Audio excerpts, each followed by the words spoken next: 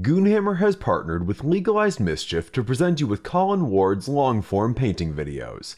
Like and subscribe, and follow Legalized Mischief and Goonhammer for more hobby tutorials.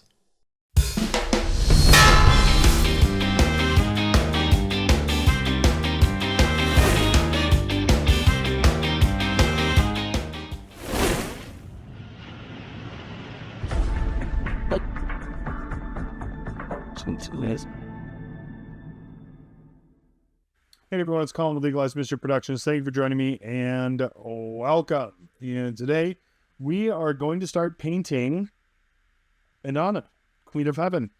And I'm really excited for this part. I've been looking forward to this for a long time. And as it stands right now, Inaana is the last model for my Feral Knights army that I have. So that's super exciting. So once she's done, that army will be current. Everything I have in inventory will be painted, and that's a wonderful feeling. So, and it just looks super badass. So, I have Sarkisati here. This is a Feral Knight Lancer. You can see with the slate mohawk and the bone mask. I love this model. And even with the slate mohawk, it's a little bit shorter than Inaana, which is cool. I really want Inaana to be the centerpiece of the collection. It's going to be hard for her to stand out with all these awesome models, but I'm confident she can do it. But this is the palette. This is the exact same approach that we're going to use for Inaana. Not a lot of bone on Inaana, but the slate coloring, a kind of bluish, purplish, gray, a little bit of OSL here on the shield. This green is actually a little bit more saturated in person, but I mean, it's fine. The rusty chains and of course the ropes and everything, and the kind of worn metallics, a little bit of copper around the collar. But other than that, like this is the same palette, same approach to painting. There's no real edge highlighting on this model. There's not a ton of detail work. There will be some. Inaana's a little different. There are a lot of skulls and everything that'll have to be painted. And, you know, I think eye lenses. But other than that, like, it's going to be pretty much the same thing. So I really cannot wait. I'm super, super, super excited to get started on this model. It's been a long time coming. It's been an idea of mine for a long time, and I finally get to bring it to life. So I'm super, super, super excited. With that being said, we're going to put Sarkisati off to the side, out of harm's way. And I'm also excited because once this is done, I can start on my next kind of masterclass projects, which will be ash waste stuff. So we're going to leave the forest and we're going to go into the ash wastes, and that's super exciting. So here we have, of course, the High Priestess, the Sinari Cathalar. I don't actually know what I want to do with that yet. I haven't done a ton of research on how I want to paint it. So for now, I'm just going to leave it off to the side. When the time comes, I may or may not paint it on camera. I'm not sure yet. Maybe I'll just do like the face and the veil on camera. I'm just not 100% sure what direction that's going to take. So in the meantime, we're just going to put it off to the side. And then of course we have all the weapon arms that have also been prepared for paint. So we're going to paint these obviously at the same time that we do the rest of the model. Now, the important thing is to do, again, kind of an order of operations. The airbrushing is pretty quick and dirty on these Feral Knights. The airbrushing influences the areas around them. And what I mean by it, so we kind of airbrush in layers. And so what I mean by that is like, we're going to do, so for Inaana, we're going to do the rock first. So I'm just going to airbrush a base coat on all of this rock here. Then I'm going to come in and I'm going to airbrush the metallic base coat here. Then I'll come back and I'll do the green panels. Now that green panel is going to spill over onto the metallic. It's going to spill over a little bit on the rock. That's fine. When that's done, then I'll come back and I'll airbrush the moss texture. That's going to influence the areas around the panels and everything and the moss texture as well. That's fine. If there need to be a couple touch-ups here and there need to be some touch-ups. But overall, it's a very messy process, and it's going to overlap. It's going to be kind of commingled. And then there's a lot of oils and enamels and scorching and pigments and things like that that really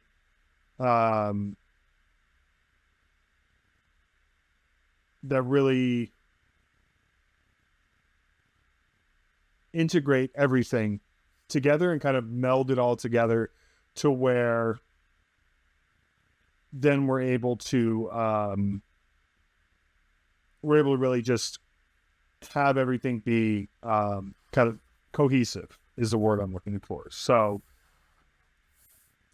we're going to start on the rocks and everything, and then we'll just progress through. We'll do the weapons as well. And this should not take long. Like these are very, very quick projects for their size and complexity. These are very quick. I painted the Acastus Knight Asterius and the Cerastus Lancer in like a weekend because it just the way that I paint these, and this is how it was designed. I didn't want a high intensity army. I wanted a low intensity army. All the intensity for this goes into the build, and then the paint is where I really just get to let loose, have fun, take it easy. So I hope that gets conveyed as we're painting it. I'm going to get set up here, and when we come back, we're going to start laying down some paint on this model. So don't go anywhere. We'll be right back. Okay, so first things first, we are going to do Vallejo model color Field Blue. And that's going to be the base coat for all of the large rocks and the model. And we're just going to give an overall base coat here. I haven't decided if I want to do something cool with the runes. I might want to do kind of glowing runes, which would be, I think, pretty fun. And I have an idea of how I would do that. I've done something similar before with like the Tron style tau, where I've used this white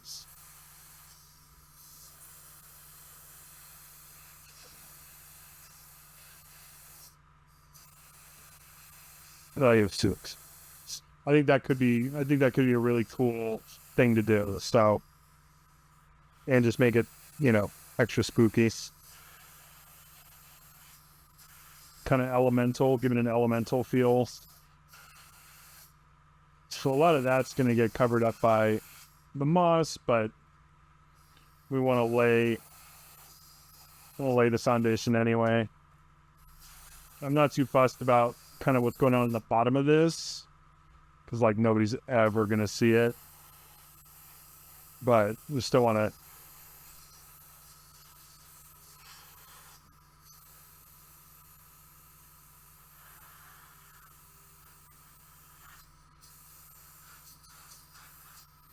and then this is going to be it for the rock until it's time to excuse me.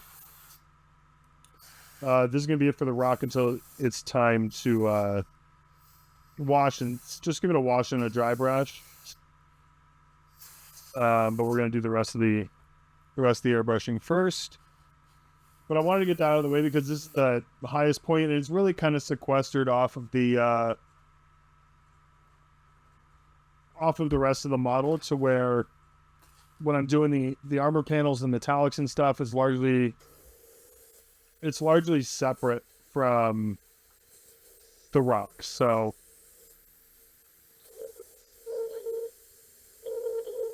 there's going to be very, very little overspray on the rock. Whereas if I were to do the rock kind of towards the end, there would be more overspray on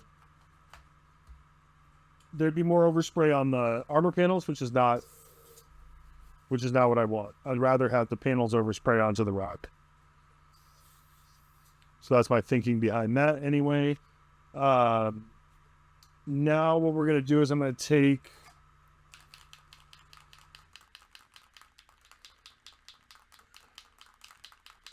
Vallejo metal colored burnt iron.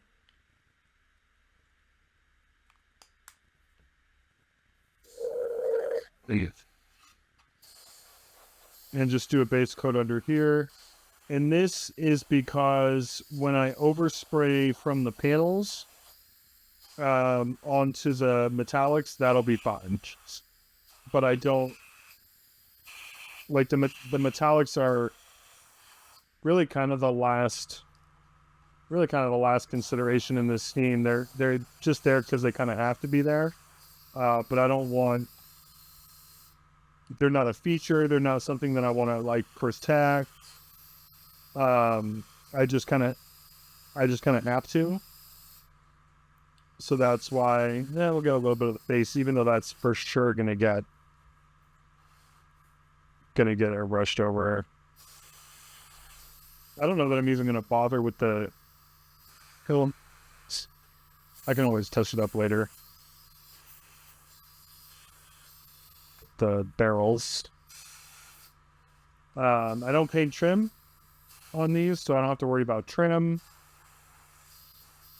The armatures were just kind of too. Oops, that's not what that needed to be. Doesn't matter. I'm painting over.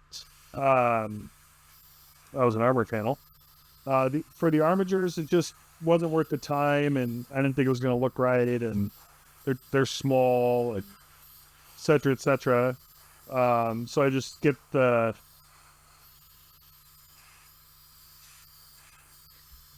trim on them, and then when I was doing the Acastus Asterius and the Lancer, I went in and like started. I was like, oh, I'll do copper trim, so I could do like a really nice heavy verdigris on the trim and get this like really cool kind of look.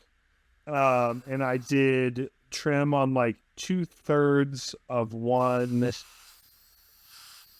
shin plate, and it's instantly turned it into like a Nurgle looking thing. And so I backed off and just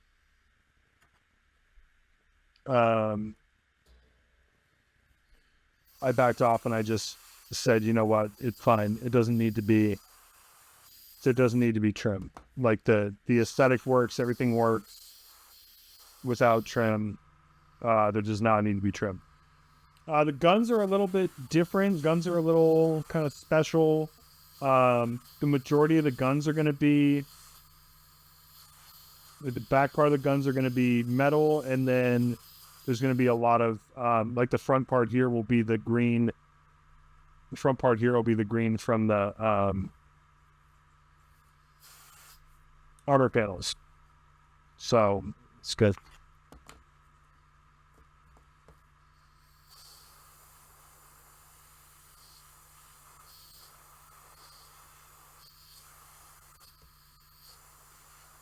It's just a nice, the metal's a nice background on the weapons for all the greenery and everything around it. It's not gonna, it's not gonna survive all the airbrushing and everything. It just looks a little clean right now. The obvious exception being the harpoon, which is gonna stay kind of metallic.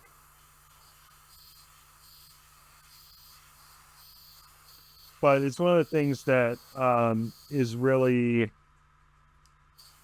an advantage to this project is how fluid and just kind of how general everything can be. But no pressure, no stress. This is no stress painting. And it's a good counterbalance to like this project explicitly is different from my other projects, where like my Blood Angels, a lot of kit bash work, a lot of detail, a lot of fine detail work. Sisters of Battle, not a lot of kit bashing, just pretty much built out of the box, but a ton of fine detail work for the sisters. Just an extremely detailed faction's worth of models. And then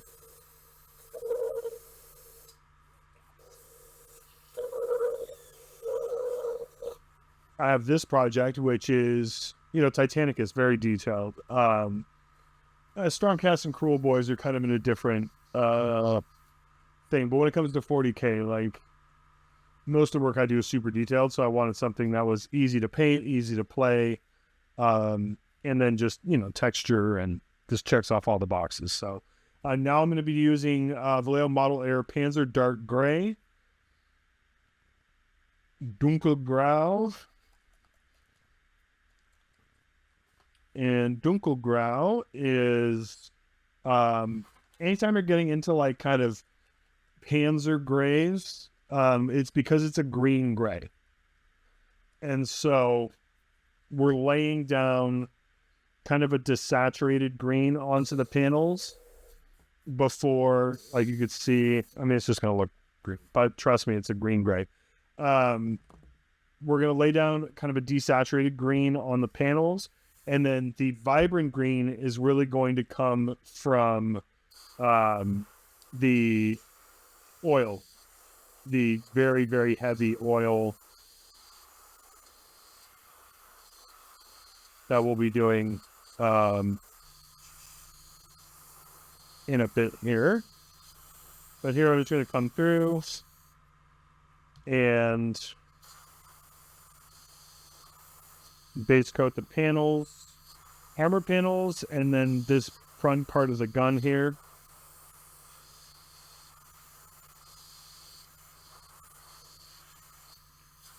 Those are good OSL probably, so those have to be repainted anyway. Armor panel.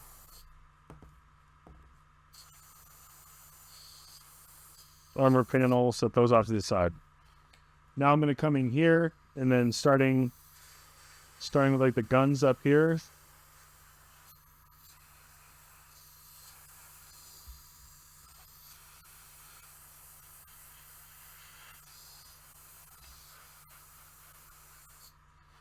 And just because we're going to be painting over this stuff and everything doesn't mean we have to be sloppy, right? You don't have to intentionally fuck around. We can still exercise a little restraint. We're not just hosing indiscriminately.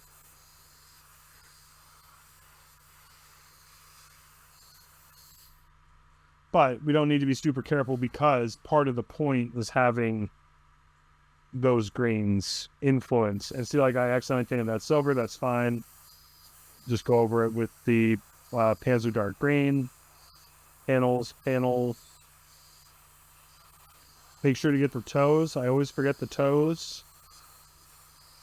And then I come back later, I'm like, oh man. I'm going to get the airbrush back out. Hit everything that I missed. It's just to my other stuff. I'll dab it up there.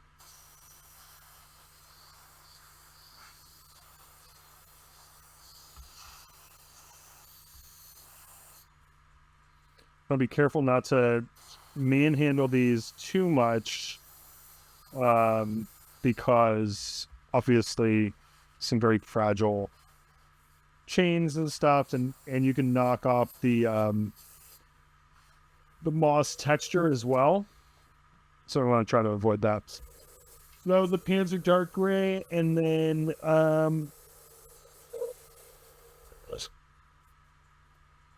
this really interesting, it's called Gray RLM02. It's not gray, it's a very light desaturated green color. And this is going to be the end of the base coat for these armor plates. Everything after this on the armor plates is going to be oils, basically, oils and enamels.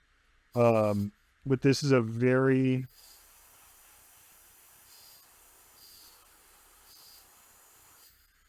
desaturated, kind of nurgly green.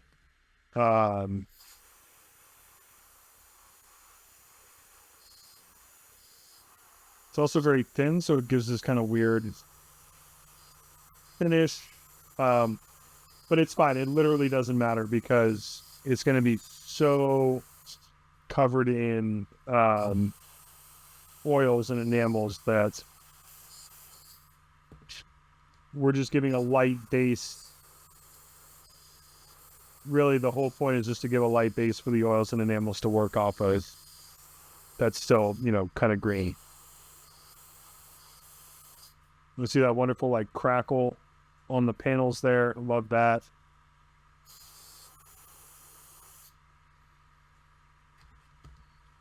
So I have this panel here.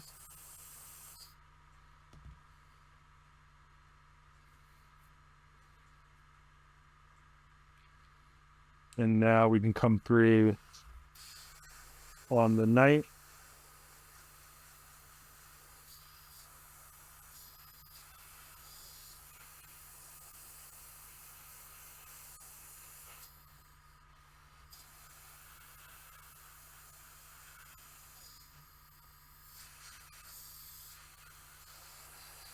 No, right. When the next step is always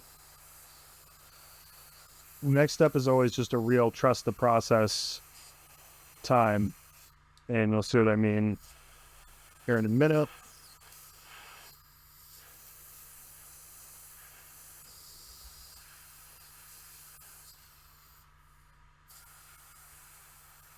Kites.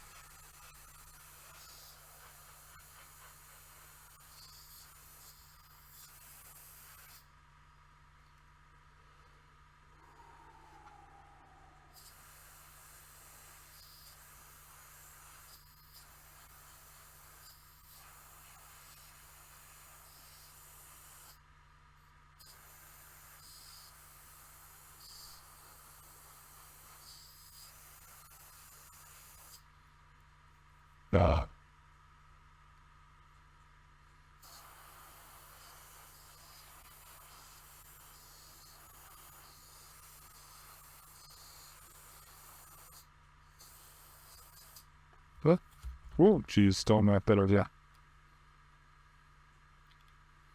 Always a fear. Always a fear. Just knock over one of those big kit bashes. You just go around the toes.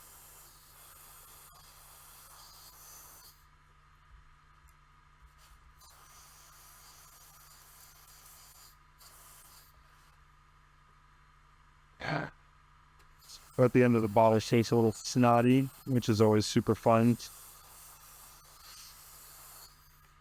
Making sure to get all the toes and all the armor panels. So basically, that's it for kind of airbrushing the main sections of the model, I guess you could say.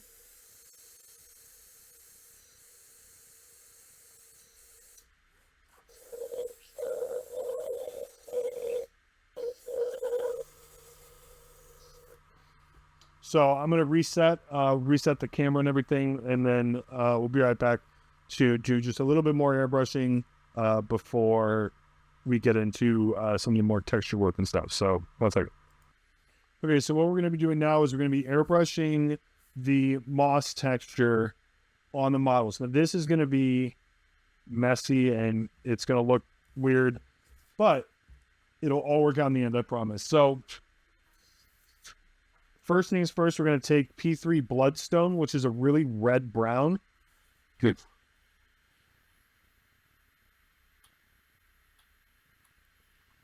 And this is the part that kind of makes the brain kind of go sideways a little bit, but we really want to overcorrect into the red brown so that by the time we finish with all the greens and the enamels and everything, it looks natural. It looks like a little bit of soil, a little bit of rust, a little bit of dirt, a little bit of, all of the above underneath all the greens that we're going to layer on top of it. So I'll show you what I mean. So anywhere that there's moss texture, we're going to get nice and close. I want this to be close because I want it to kind of bleed through the moss texture into what's underneath it. But I'm not trying to overspray onto everything around it, if that makes sense. So I want to keep this real close.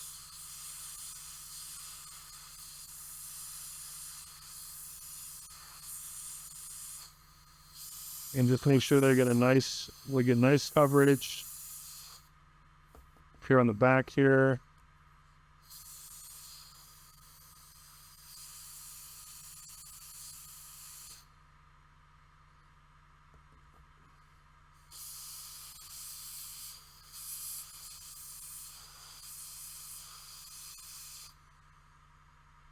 That's a little too much overspray right there, but that's fine. We can come back and address that down the road. This is when it really, the little booger in there.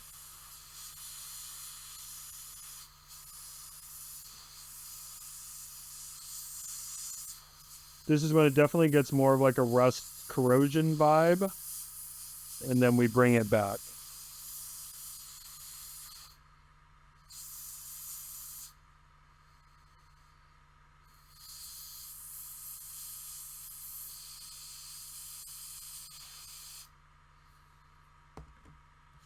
And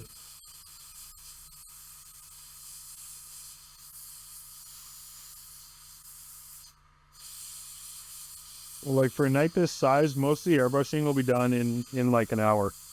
If I wasn't talking and resetting and worrying about the camera and stuff, it would take like an hour. Which, if you painted a night before, an hour to airbrush a night dominus is not long at all. But I'll keep bringing it up because I think it's important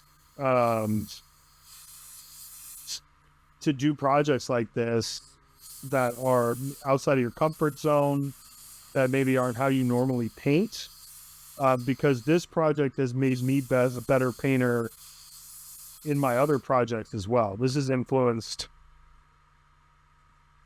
and this is like, if you're skeptical right now, I definitely don't blame you, because this is a part that, like I said, is serious trust the process part. But this project has made me a better painter in my other projects, and it's helped me kind of look at projects a little bit differently, look at kind of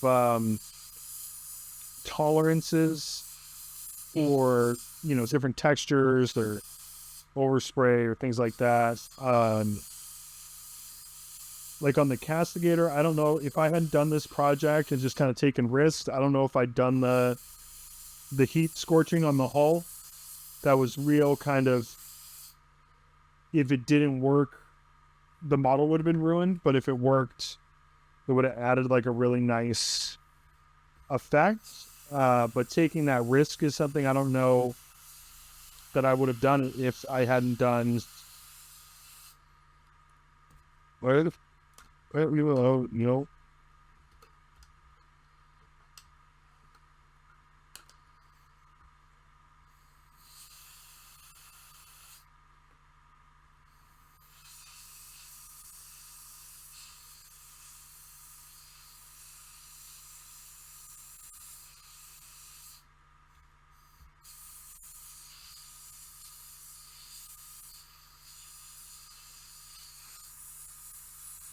I don't know if it's a risk I would have taken.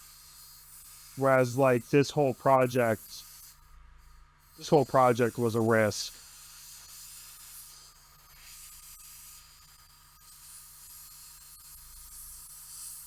And so it kind of gave me a lot of confidence to say, you know what, I think it's probably going to work. And then it worked, and it ended up being like a really nice little touch. And get in there.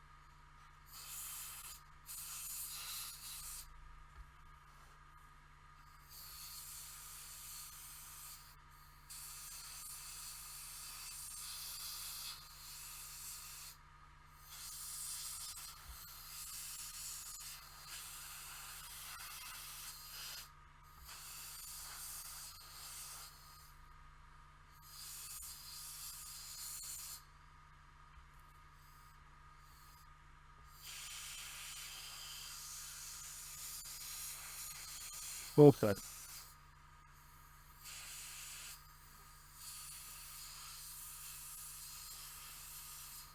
And there's I put a lot of texture on this guy instead. These gals. All right.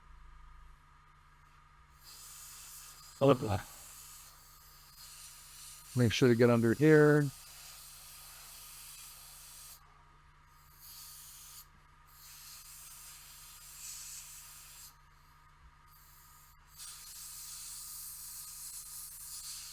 And then I really want to get close when I get up under here, when I get over by the rocks. Some of that I can paint over. Some of it will get obliterated when I come back and I do the other colors. So I'm gonna finish airbrushing the bloodstone parts, and then I'll switch colors and come right back. Okay, the next color is going to bring a little sanity to the situation. This is AK figure World War I British uniform shadow, which is to say it's like dark chocolate brown. Typically, I'll use US olive drab from AK, which is also brown. I'm out of the olive drab. I'm waiting for it to show up, and I didn't want to wait until it showed up to start filming this tutorial series. So here we are with, because really, I mean, it's brown. This color is not super consequential to the final outcome. Again, this is thin. This is going right over that bloodstone, but we're going to be a little quicker with it. We don't want to obliterate all the bloodstone, but we're not trying to protect the bloodstone either, if you catch my drift. So this is going to be faster and less thorough, I'd say, is the word that we're going for here. We just want to make sure and hit all the areas that have the bloodstone. Enough of that bloodstone's going to show through because it contrasts so much with the green. But like I said, we don't really want the bloodstone to take over the model, which is what it's doing. Whoops, why do I always do this? Why is it always off camera? Sorry, guys. Which is really what it's doing right now. The bloodstone, after the initial kind of airbrushing, really kind of takes over, which is not what we want. So, and you can see how matte that brown is, and how dark it is, and that's what we want. So that's US olive drab is like a little bit lighter and a little bit more like green brown, but at the end of the day, it's not going to matter. It doesn't really affect the final outcome. I mean, on the on the Asterius and the Lancer, I literally painted the armor plates the wrong color because I didn't look over my notes before I started painting. I was just like, oh, I've done this a bunch of times. I know what I'm doing. I just did this last week with my Feral Warlord. I'll just start painting. And I painted it, and I was like, why does this look so different? And I went back and looked at my notes, and I had painted the armor panels like the wrong color of green before doing the oils. And so I just went back and I just did a quick airbrush of that RLM02, and it worked fine. And like, you know, it's not like this is a scheme that has to color match perfectly. And that's, you know, that's some of the freedom that this project I was talking about a little earlier. That's some of the freedom this project has given me, is that freedom to be like, man, oh well, it doesn't match perfectly, but not only does, like, of course, a Bruce of Forest Knights aren't all the same shade of green. Like, why would you even expect it to match? But even within like a more formal structure, like Space Marines or something, it's not going to match perfectly. Colors don't, this is not how colors work. So I'm trying to incorporate that mindset a little bit more, you know, with my Blood Angels and stuff, because it doesn't come out exactly the same every time. I just finished 20 Sanguinary Guard, and they're like a different colored gold than the first 10 Sanguinary Guard that I painted, because I did it like similarly, but not the same. And so I'm like kicking myself. I'm like, these are, like, they look good. I really like how they look. They just don't match the other 10 perfectly. The other 10 are a darker finish of gold. And typically that will cause my brain to short circuit until I fix it. But, you know, I don't have the time. I don't want to spend the time. It's not that they look bad or they don't look how I wanted them to look. They just don't match. And so I am learning how to be okay with stuff like that. And one of the ways I'm teaching myself how to do that is by doing projects like this that are kind of specifically designed to not be this. That way, when it does happen, my tolerance for it is much, much higher than if I was just painting Space Marines and that happened. I would freak out because, you know, I want them to all look uniform as far as ammo setting and stuff like that. So these projects are a benefit in a lot of different ways. There we go. So that's the dark brown part.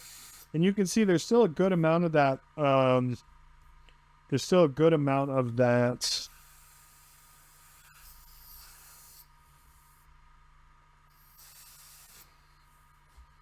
bloodstone showing through. And now the final kind of coup de grace here is going to be Russian Uniform Lights, which is a very pale, desaturated green, very matte, pale, desaturated green. This is also from AK. I like using these AK paints because they are so matte, and it gives a really nice finish to the natural elements on these models, rather than like a more satin finish that you get with GW paints, for example, or a lot of like Vallejo. A lot of Vallejo paints are more satin. These AK paints are very much more matte. So we're going to come down. And then this is going to be right kind of over everything else. And you can see this is a different green from the armor panel. This is a more natural green. And now we have this kind of putrid. The line between these Titans and Nurgle Titans are very, very, very thin. I helped offset that by doing a very healthy green for the oil wash. It's a very vibrant, healthy green. And also the basing. The basing is very green and vibrant. I put flowers on the bases. Not that Nurgle doesn't have that, but it doesn't. The initial signal to the brain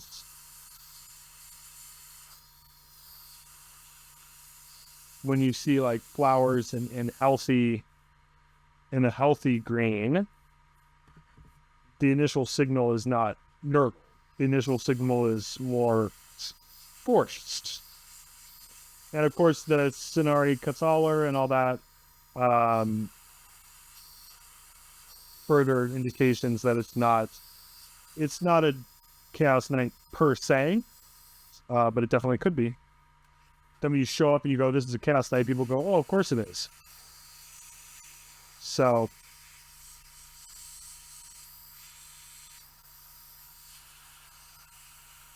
and this is a quick shot as well.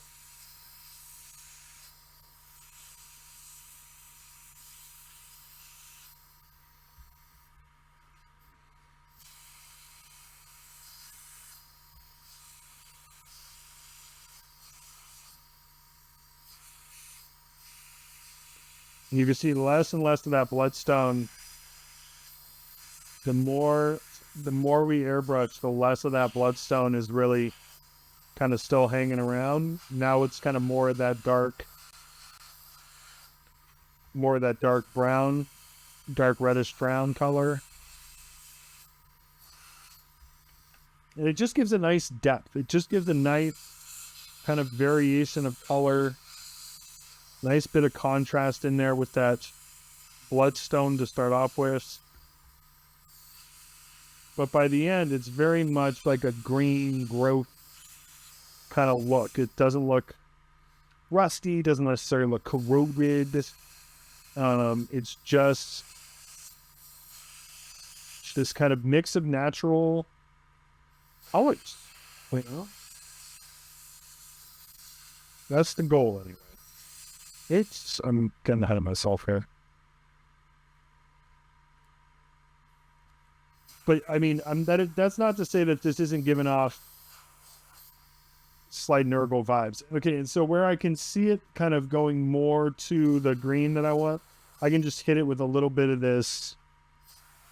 If that's not quite green enough, I'm just going to hit it with a little bit of the Russian uniform light. And that kind of helps it blend into the panel.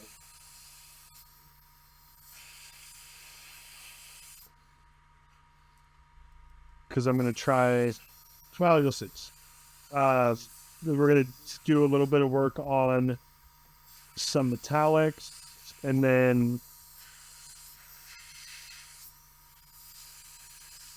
really get in on doing some detail work.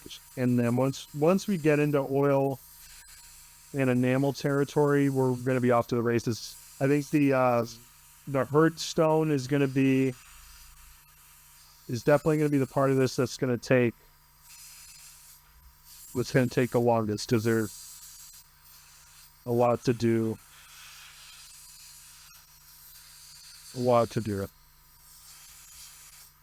But it's all fun stuff. It's all skeletons and ropes and rings, stone.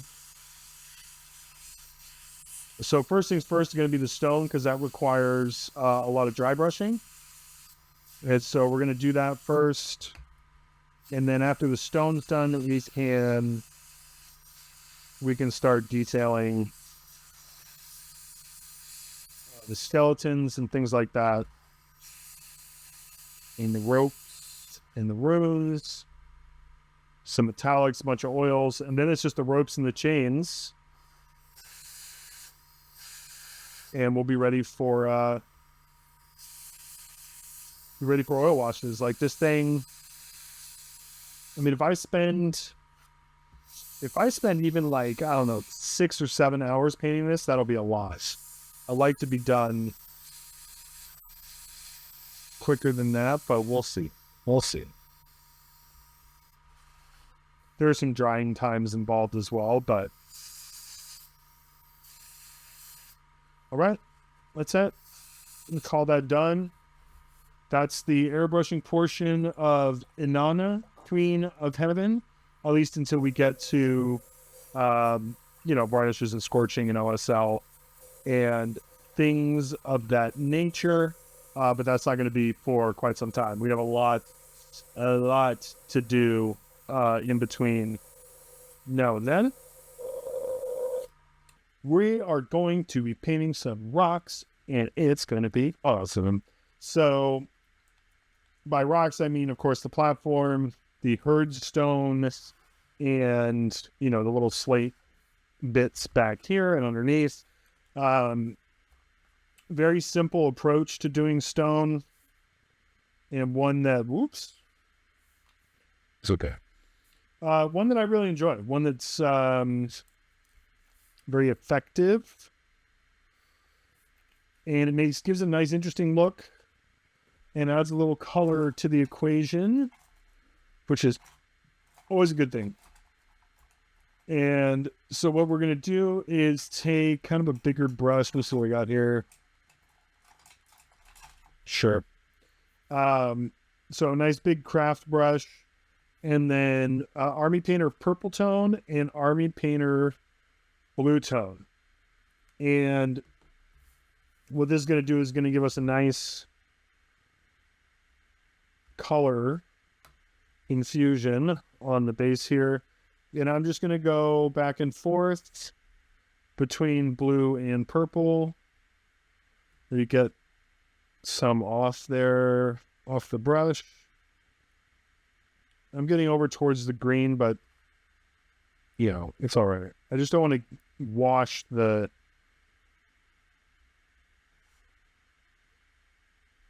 moss texture. I don't want to wash it with blue, but I can get right up next to it with purple here. I want to make sure to get the insides of the striations on the side of the slate here. Get blue. Now go back to purple. And we just kind of work back and forth.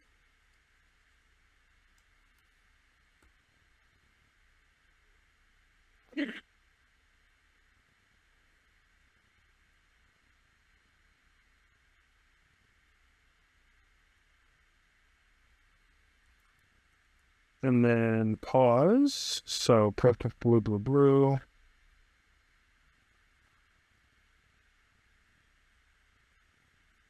And this will just get darker. We're not actually going to do anything under there, but one thing, little shadow under there anyway. Blue, blue, blue. Gonna move that purple there. Okay. How's this looking? Good. This is starting to dry a little bit.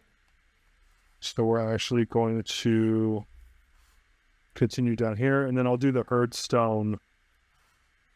I'll do the herdstone in a separate pass, because I have to reload some purple back here anyway. But I'll show you why here in a second.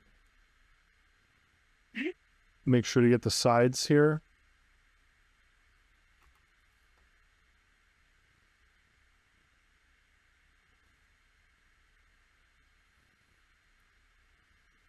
Make sure you get the sides. The blue is a little more opaque, so. All right. So now that we have that, we're going to get a bit of paper towel. And then we are going to splotch. And this is going to take off some of that excess because I don't want like a blue rock, right? But I just want it to influence the color of the rock and give it a little bit.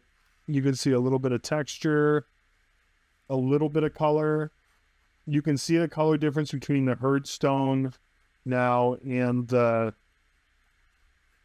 slate.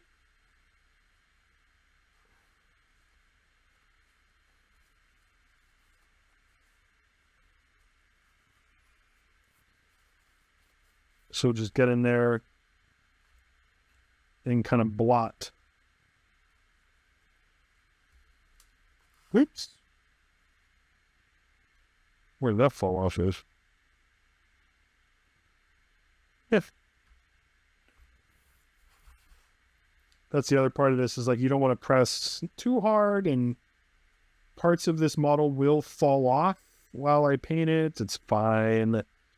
Not a big deal.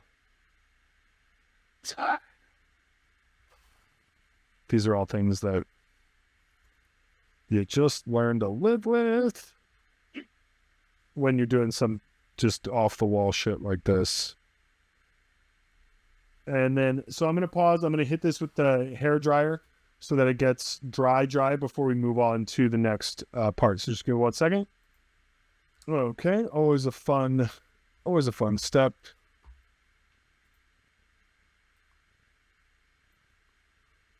And now we're going to do the hearthstone.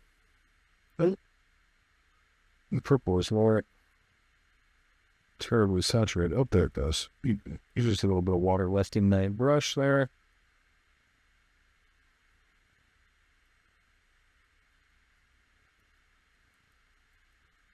And then come back and deal with the skeletons in a little bit. And so you figure out what I want to do for the rocks. I may just leave them. I may do like some, or just paint them like that hot orange. Do like an orange OSL. There are some hanging rocks, little amulets on the herdstone. I think if those were glowing, that would be cool. I don't want to go too crazy with the OSL kind of effects, but I think it adds, there's so little of it in the army that I think it adds. And for this model in particular, with how spooky I want the herdstone to end up being, as kind of like a source of magic for the entire group of knights and kind of their source of spiritual power, having more kind of glowy things I think might be cool, but it's just very hard to control. Like when you just want, these will be glowing, so I don't need to really fuck around too much with those, but it's fine. So like this rock right here next to the skull, to get just that to glow, would be pretty tough without just obliterating the skull and just kind of everything around it. So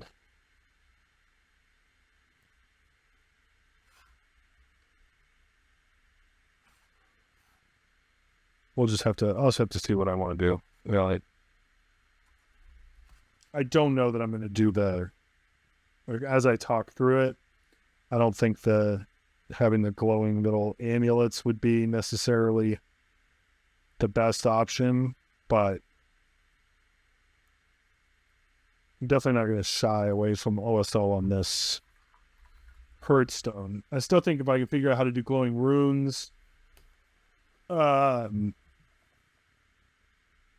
think that'll be cool, which I mean, I know how to do. I've done it before and it's worked. So I have orange. What I'll do is I'll do like a thin acrylic in the recesses. And then I have a thin acrylic white in the recesses. And then I have an orange oil paint that I will use to just put in the recesses. And that really gives it, that really makes it glow. with this hot orange. Well, this dried really fast. But that's fine. That bit does. So it gives this hot orange, this glowing orange look, which for these rings on the hearthstone would be pretty perfect, I think. So I think I'm going to do that for sure. And then the rocks I'll just paint, or I'll just leave as rocks. Yeah, or I'll paint something else. I don't know. Listen. So, but all right, and then I'm gonna hit this with the hairdryer, and then we're gonna let it dry, and before we give it a good dry brush. So we'll be right back. Okay, so now that this is dry, we are going to dry brush Vallejo model color pale blue, and we're going to dry brush this all over the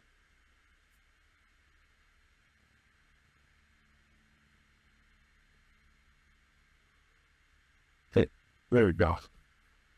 We're going to dry brush this all over the rock areas. We're going to try and keep it nice and light. We do not need to do a lot here. So I'm getting most of the paint off, just like Duncan. I'm getting most of the paint off the brush.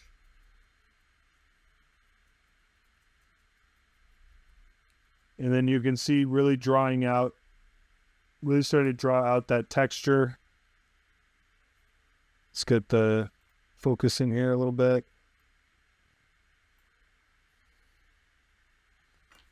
Load up the brush a little more.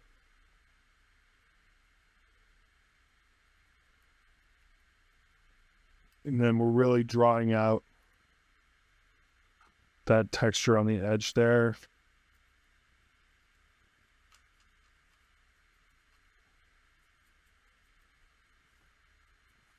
And then really want to hold it steady.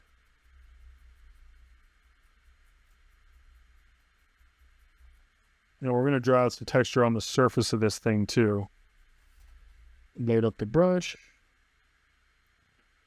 But whenever I load up the brush, I'm going to start on these edges where I really want a nice sharp highlight before moving to the flatter surfaces, just to make sure I get a lot of that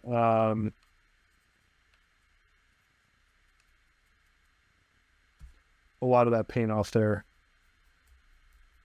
Because if I don't, I start coming over to these kind of wide open spaces, it can look real bad real fast. So I'm going to load up the brush there. Very, very gently. I don't want directional brush marks. That's the last thing I want over here. And then if I have too much paint on my brush, or I'm going too fast, or I'm moving too fast, I will get those directional paint marks, and then it looks dry brushed. Then it looks artificially painted. So you just have to go very, very light, not be impatient, which is, extremely difficult for me. But you see we're starting to build up some texture there.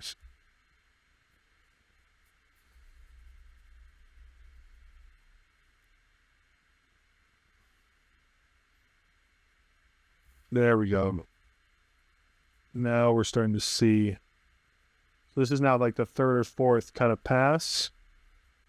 Now we're starting to see that build up a little bit. And you can see that bloodstone kind of outline on the mossy areas it's not bloodstone anymore. It's not this reddish brown color anymore here. But it's not like, it's not going to be moss just directly on. There's going to be a little dirt, a little bit of decayed matter, a little bit of moisture. There's a whole like ecosystem that goes into moss growing on stone, and without getting too far in the weeds about it, or without getting, diorama modeling level crazy about it, we still want to, represent that. And it's not like necessarily a conscious thing, but it looks more natural. The eye will recognize it, even if it's not a conscious, like, oh yeah, that's what happens when moss grows.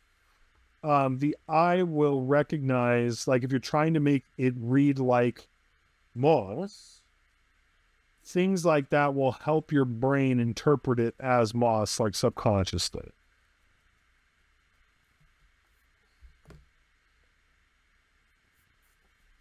Versus like, oh, there's some green stuff on there, right? Like, it looks in place. It looks in situ, as they say. Oof, that was a little aggressive kind of first brush stroke.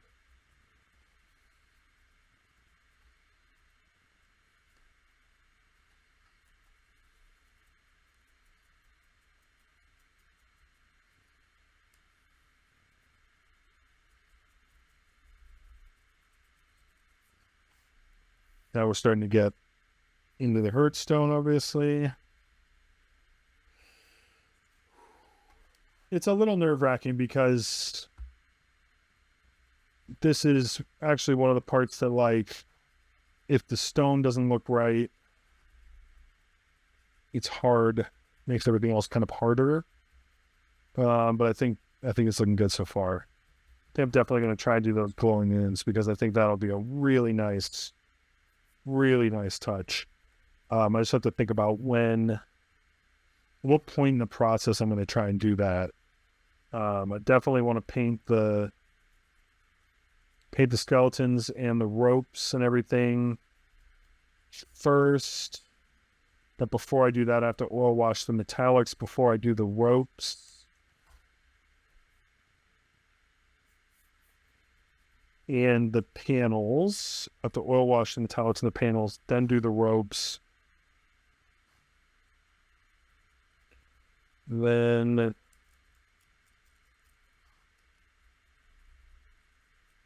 just that.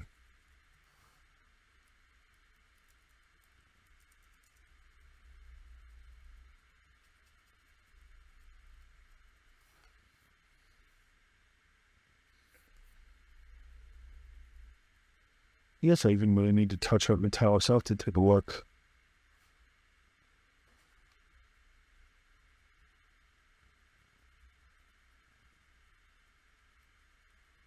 So a lot of the texture is being picked up on the skulls and the ropes. That'll all be painted over.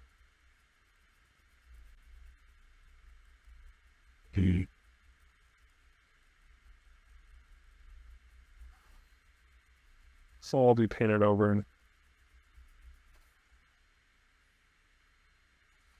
going a little aggressive on the eyes there.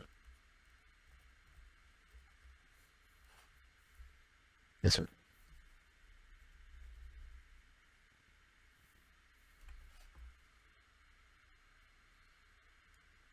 Oh, it's a little dry. That's what it is. It's looking.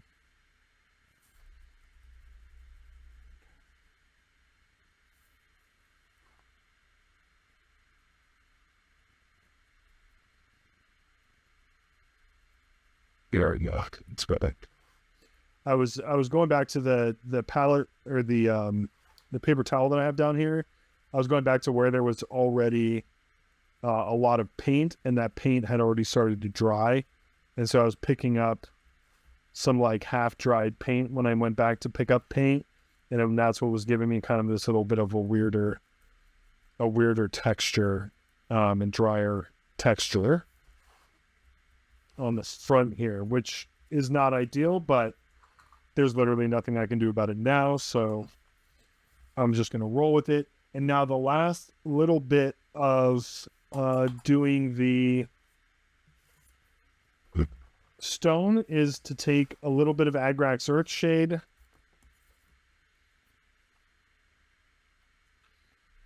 She's got a bit of Airbrush. And then some Lamian medium.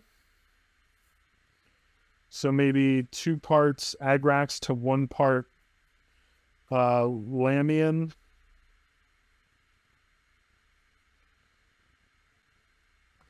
And then just very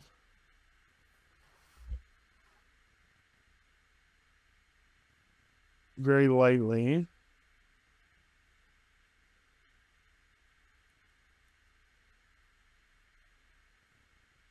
Just give a little filter over the rock.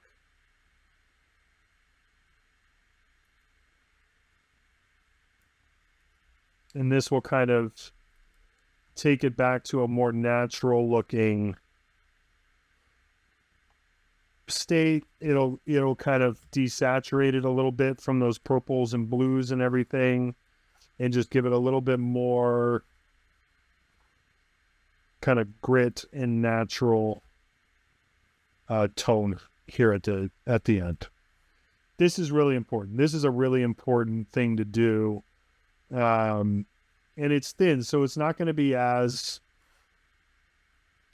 profound as if I were just to take some Agrax and slap it on there. This is thinned with Lamian. But if I didn't do this, it wouldn't look as natural. It would look like a purple and blue rock. Versus now with this filter on it, it looks more like a rock with purple and blue coloring, if that makes sense. Right? Because we've used kind of more saturated colors with the original washes to kind of build it up. We now have to kind of come back at the very end and desaturate everything.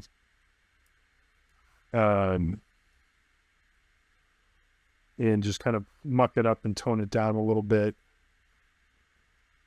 to make it look natural, to make it look like a natural element versus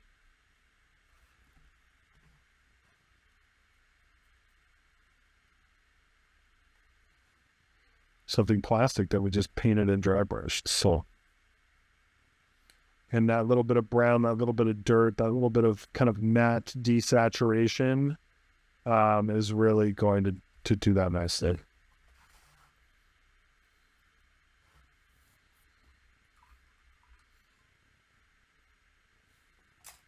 You can already see how much that helped this rock here. And then as it dries on the hurt stones, it's really going to make a difference.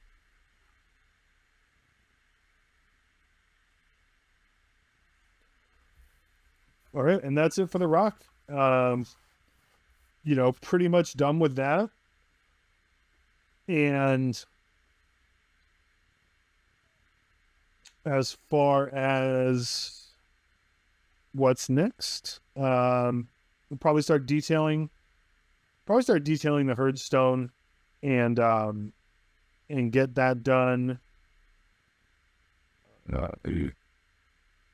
And just kind of figure out what's going on with that, painting some skulls and whatnot, bones, and then take it from there. We're going to be working on Inaana, Queen of Heaven, and doing some brushwork now.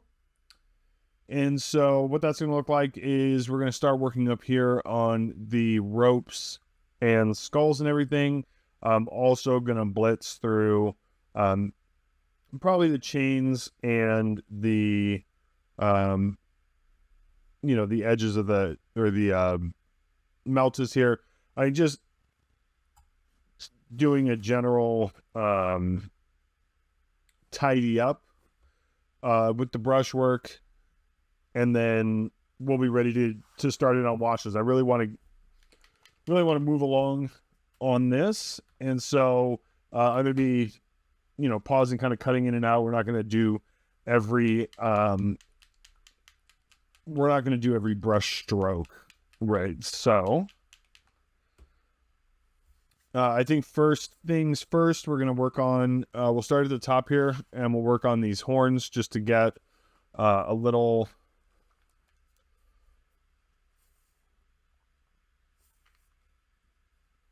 to get because this is the furthest part in. So it's the horns and then the wraps, which will be that same rope color, and then the chains on top of that. So by the end of this segment, a lot of this brushwork will be done, and we can go back to, you know, really just airbrushing and washing, especially with oils, and that's when the whole thing comes together. So trying just to get to that part, because this part is, you know, it's nice to know how to paint this stuff, but really the value in doing this series is with the oils and the enamels and everything. So right now I'm just giving it a kind of rebase coatings with AK black just to give it a nice base, and then we'll make this kind of a gray, kind of like a brown gray, for because these are like sticks, really. This drapes down this way, like so. And then we have some metallics on there as well. You see that? I love the blue and the purple in the rock there. I think it just looks, I think it looks really nice. I'm excited. I'm really excited to get this night finished and get the Zinari Cathalar, the High Priestess, to get her finished, because it's just going to be such a statement. It's going to be such a statement model, and really, I get to check the Feral Knights off on the done column, which will be pretty excellent. Let's do a little kind of tidy up on the guns here, and that's really it. I don't want to come down in here with the metallics, because it's just gonna kind of muddy the waters as far as what's even and kind of well defined versus what's more textural. Overwhelming majority of this I want to be textural. Buck that out. Okay. But like the face and, you know, some of the gun barrels and stuff we can leave. But really I got the metallics out for. I got the metallics out for just the anchors here, which I'll also, I probably can just paint those the same rusty metallic as I did everything else. And, oops.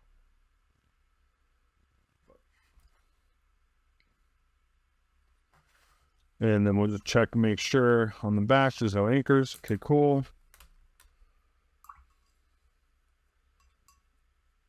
And then while the black is drying on the horns up there, I'm going to get German Camo Beige World War II. And this is a kind of khaki bone color.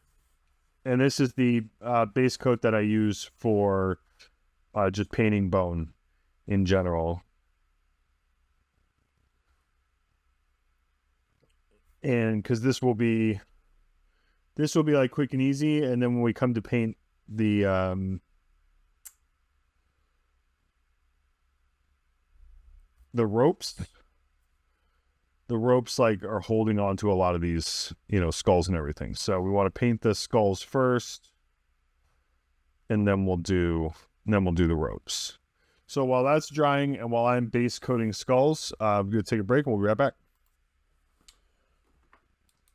All right, now the bones have been base coated. Just going to give it a nice, generous helping of Army Painter Strong Tone.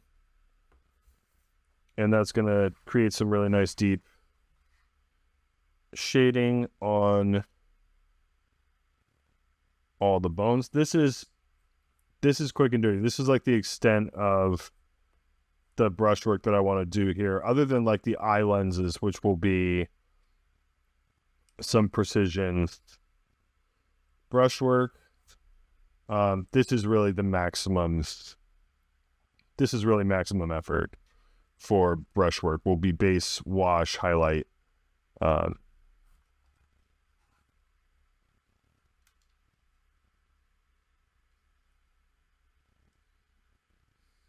Because again, we're aiming for efficiency with this game. This is the centerpiece, so like, you know, there'll be not gonna like cut corners on this one. It's not like I could just not paint all these skulls and everything. It's kind of a feature.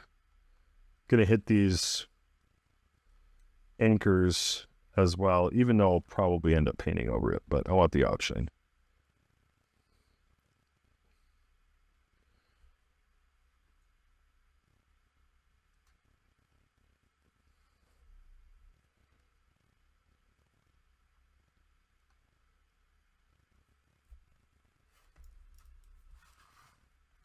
Moving to the back.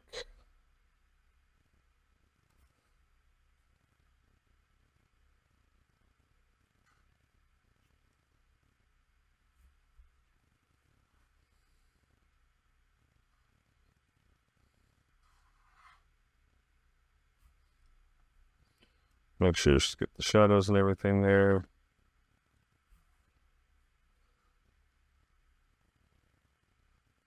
Okay, I'm going to finish.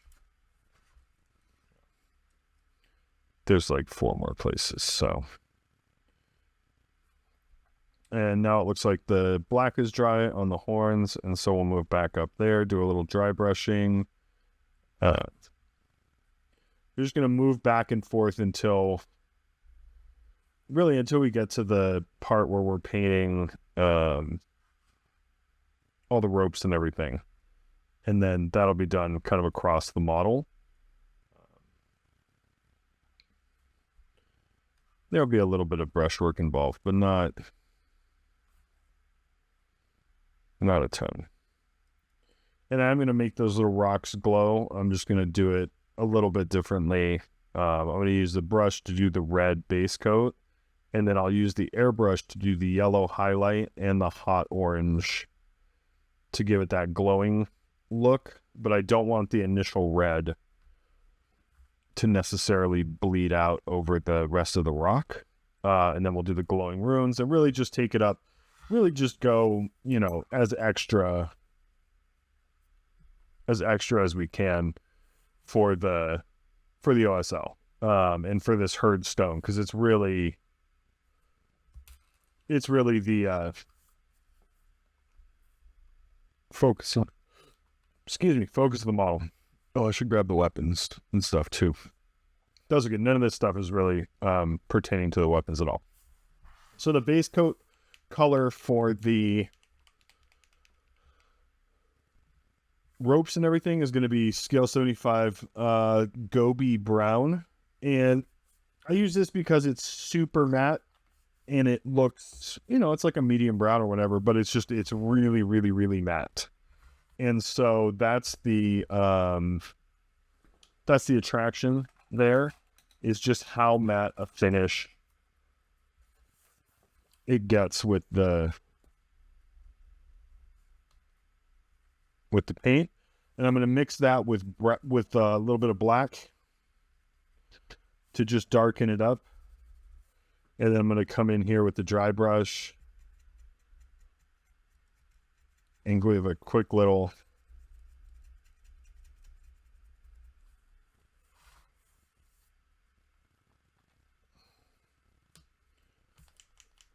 first pass is not going to be very distinguishable. But this is, you know, experimental, to say the least. Like, I don't know how this is going to look necessarily. I haven't done this combination of paints before, but part of the fun of doing a project like this is just experimenting with new stuff. You just want like old desaturated wood is like the color. And if you look at like old shipwrecks and stuff like that, wood that's been in the forest for a long time, it's very, with all the moisture and everything rotting, kind of brownish, blackish wood. There's not a lot of yellow in it. So we want to keep it very neutral, very low.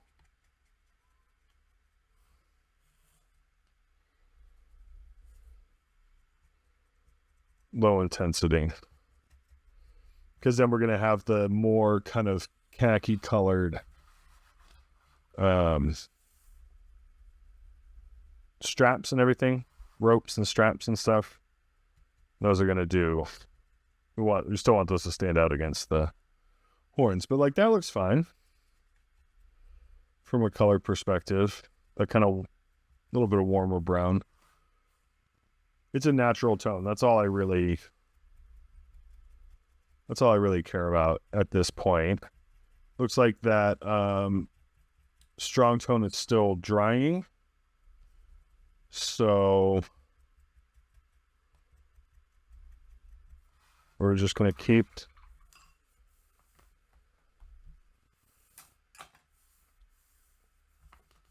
moving on. I'm going to grab the weapons and just 1 second here. It's kind of a like a tan, really desaturated khaki tan color, grayish. It's great for bone, put it that way. And then we're going to come in here and just get like the top of the skull and then the eye sockets and the nose there.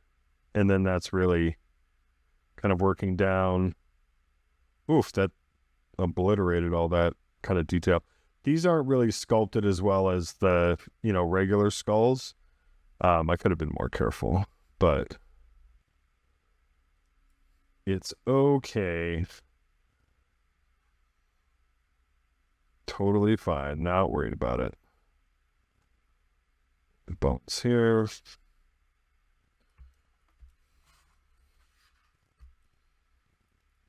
And then same thing here. Really just kind of dry brushing these, getting a little texture.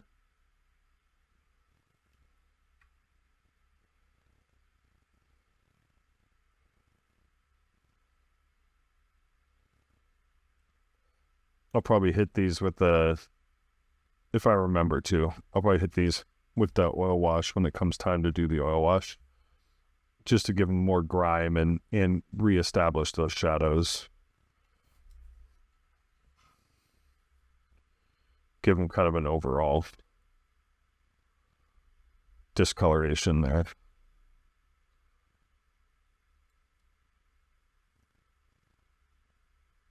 But in general, like that's going to be fine. Sure. You can tell it's a skeleton. The focus is going to be like everywhere but the hanging skulls or the hanging bones. So big part of doing army painting and completing armies and completing projects of this size, which is, 15 armigers, a Knight Lancer, a Knight Dominus, and a Castus Knight, just like Warhound Titan size, is knowing where to cut corners and where to say that's good enough. And this is definitely one of those places. So, especially if I'll remember to hit it with the oil wash and it'll just kind of pump everything back up. So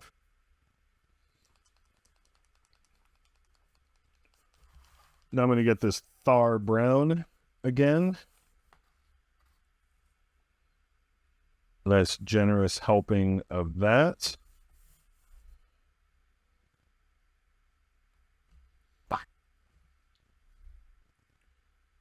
And then we're going to go through, and we can start up here and work our way down, but we're just going to come in and do these wraps. And this is all going to be the same material, the wraps, the ropes, and the these here straps here, all going to be the same material. So even though you could really get creative and do a bunch of different leathers and stuff, ain't nobody got time for that. And I think part of the palette for this, and part of the reasons for the scheme, are very limited resources and very limited palette.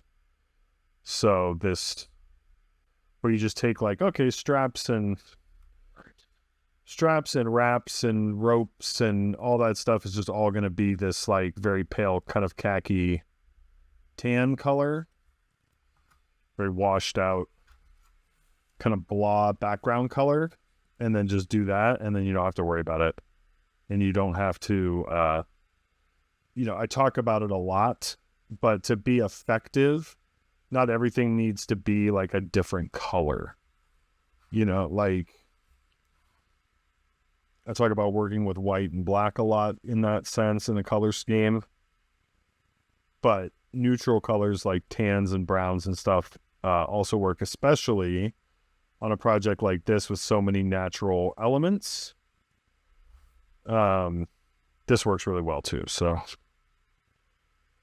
just get that wrapped, and then this kind of continues down the skull to hold these in place. But it's not, and this brush is absolute shit, but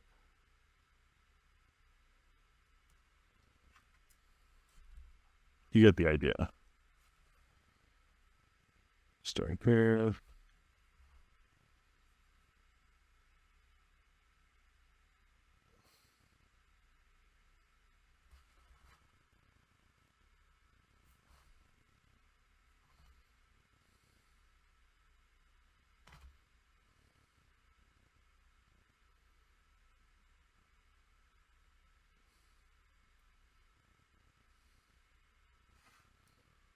Got Sims in his wrist there.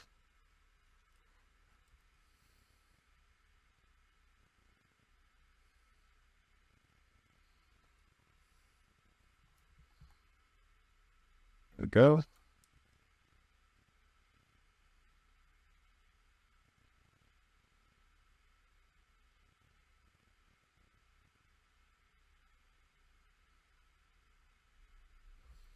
Okay, so I'm going to go around and paint these straps, and then we'll be right back. All right, now those ropes are base coated. We're going to move down to the ropes, the big ones that are wrapped around these armor panels down here. I'm going to thin that Thar brown way, way, way down, get it very watery, because I want it to really kind of penetrate. I want to get good coverage, but I really want to get good penetration on the paint there. Whoops. And so, I'm just getting up close to the mossy texture, but I don't want to paint the mossy texture. I want the rope to, if I have to decide between painting the rope and just letting it be kind of discolored from the mossy texture, I'm going to leave it discolored.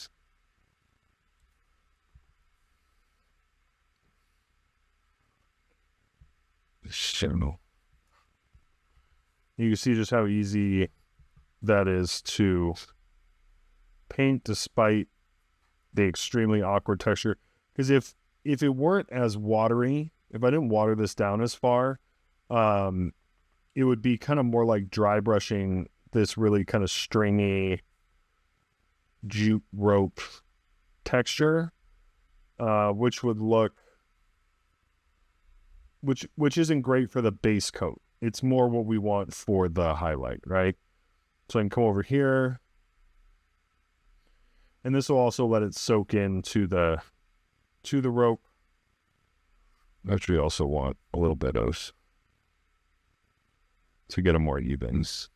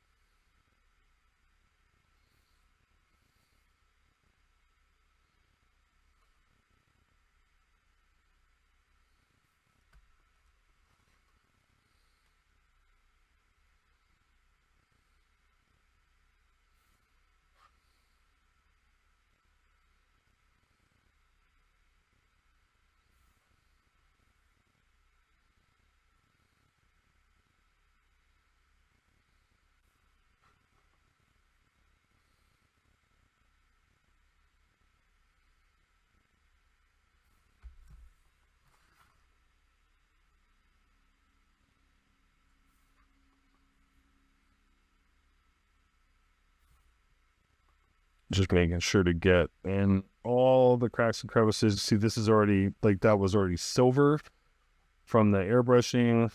No big deal. We're just going to overpaint it. And then when we come back and do, like, the oil wash on the metallics, that's also going to hit the ropes and everything. So there's a lot of painting that still needs to be done in and around the ropes that will get rid of all of that and make them just kind of the natural-ish color that they're supposed to be. Can't forget around the waist, where we elongated the torso a little bit and just gave it a quick wrap.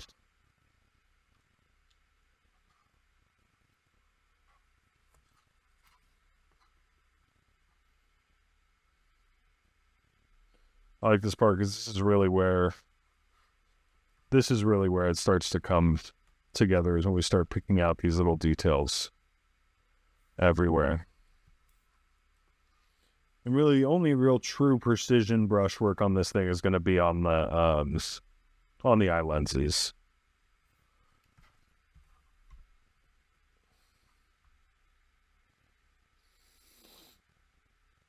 Which I think I can just link, because I think I've done a green lens. I have to have done a green lens tutorial at some point. Probably Titanicist.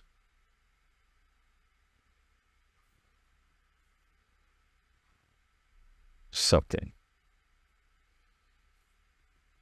It's not an important part of this aesthetic. Not why I'm doing the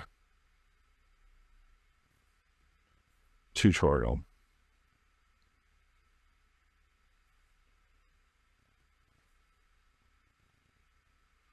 Okay. Coming up on the end here. But then while this is drying, we'll go back over to the brass bits.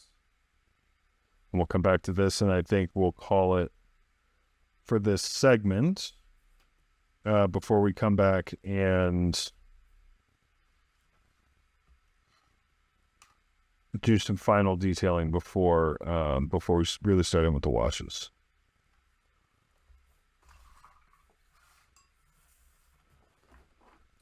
And paint the priestess, which is going to be a hugely, hugely important part of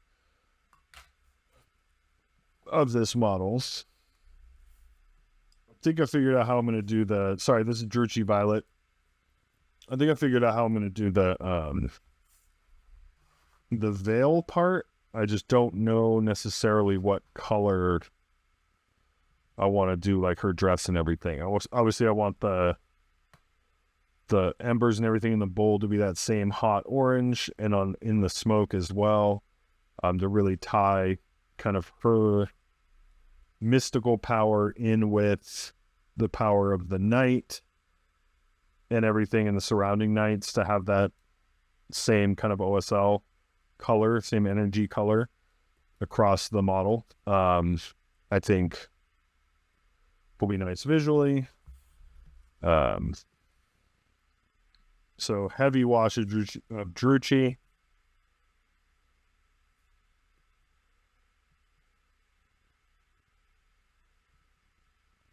Even though these will get scorched, the entire thing won't get scorching.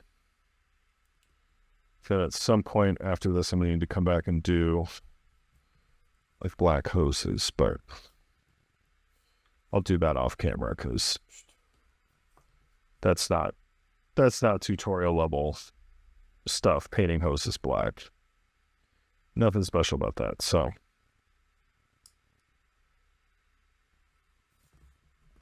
all right, bunch of Drucci. Heavy.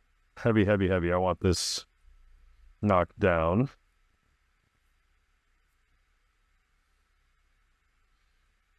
There as well. Put Drucci under here. I actually skipped the verdigris on that because, well, there's nothing on that gums. Cool. So now I'm going to grab the Thar Brown, which is the kind of khaki highlight color.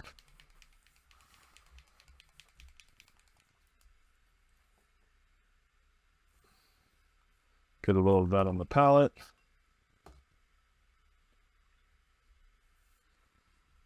And then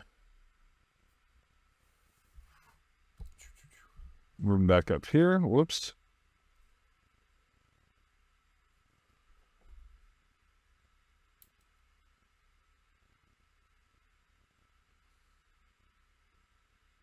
Yeah, I'm gonna have to hit this with the kind of black brown oil wash just to get some of these details back in. Which is fine. That's why, that's why it's there. And it'll give it a little grit and everything. It'll be good. These wraps and the ropes on the rock really don't have a lot of detail, and they're kind of this funky. They're extremely raised in some places, and it's just kind of they're just kind of odd to paint. But they do kind of command a lot of attention, so I can't just be like totally half-assed with them. Not these wraps, the other one, the ones holding up the bones. But they're not going to have like much shading. When I just come back and do this with the khaki, like it's not a lot of shading, and it's not a lot of differentiation like from the bone, which is fine. I don't need this to be like contrast central, right? I just need it to look natural. But, and this is a little overexposed as far as the color goes, right up next to my paint lamp. But I think a nice little oil wash over these bits will do a lot of good. So I just have to remember to do that.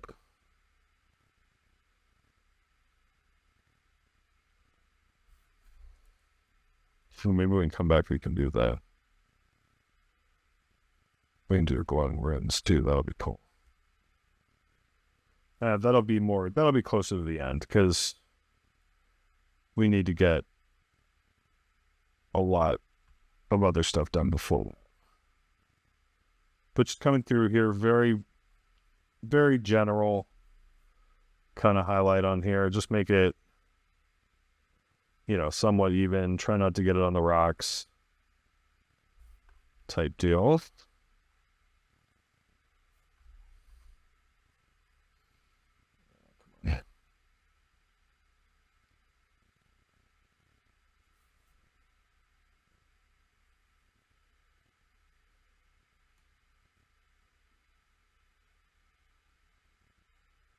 Oh.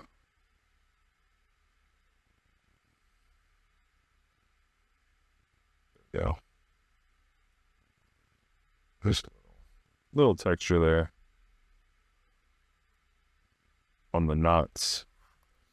It's kind of a mushy sculpt. Going from the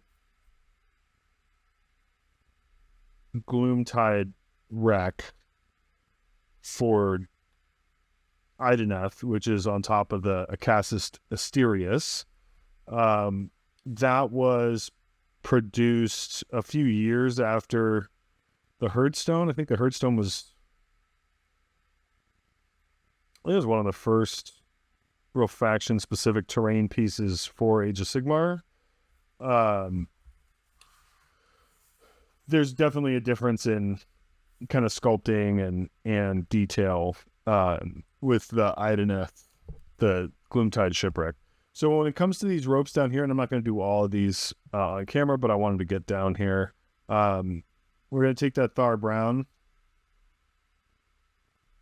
And this is more of I'd call it like a heavy dry brush. The paint is not that thin. So we're really kind of staying on top of those textural elements.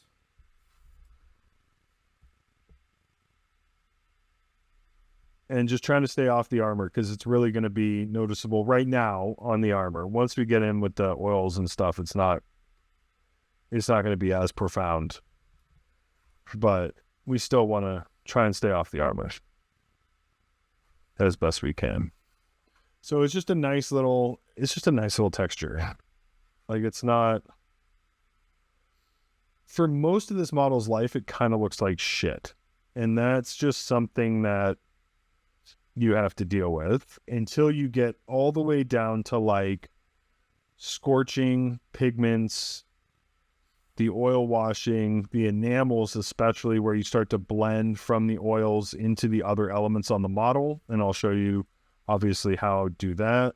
The enamels play a big role as well of filtering that. And that's when everything, and then when the OSL in that kind of final push happens, that's when it really comes together. But for most of the time, these feral nights look like hot dog shit. But so like the first round of doing these was a real kind of let it go experience where I just had to really trust that I kind of knew what I was doing, and by the end it would look something like what I wanted it to look like. And then after that is just trusting the process, right? Once I get the process down, even as minimal and messy a process as this,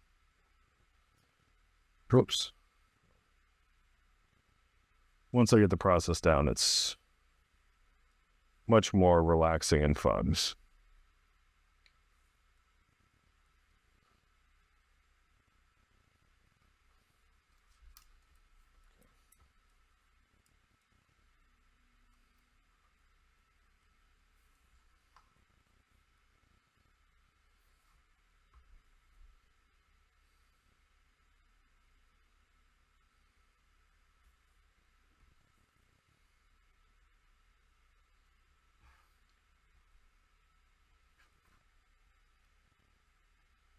Ropes.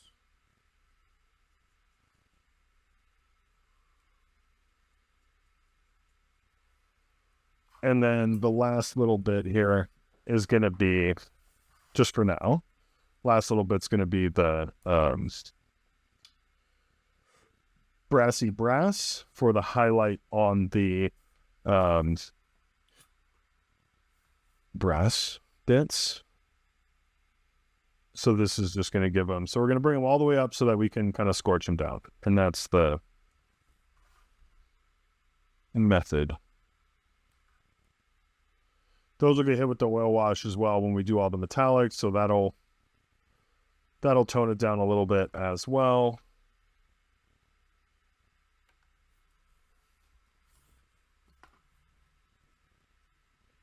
Because it's an overall oil wash, really, for all metallics.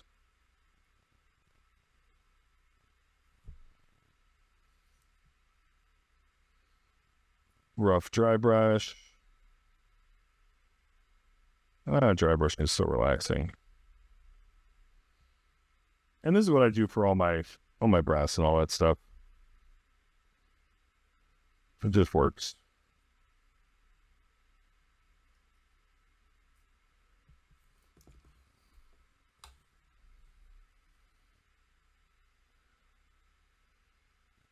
And these have got a little bit of fur degree oil and stuff, so.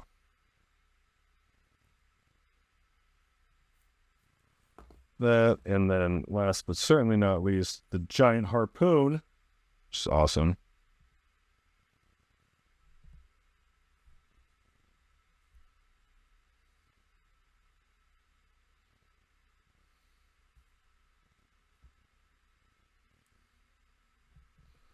All right.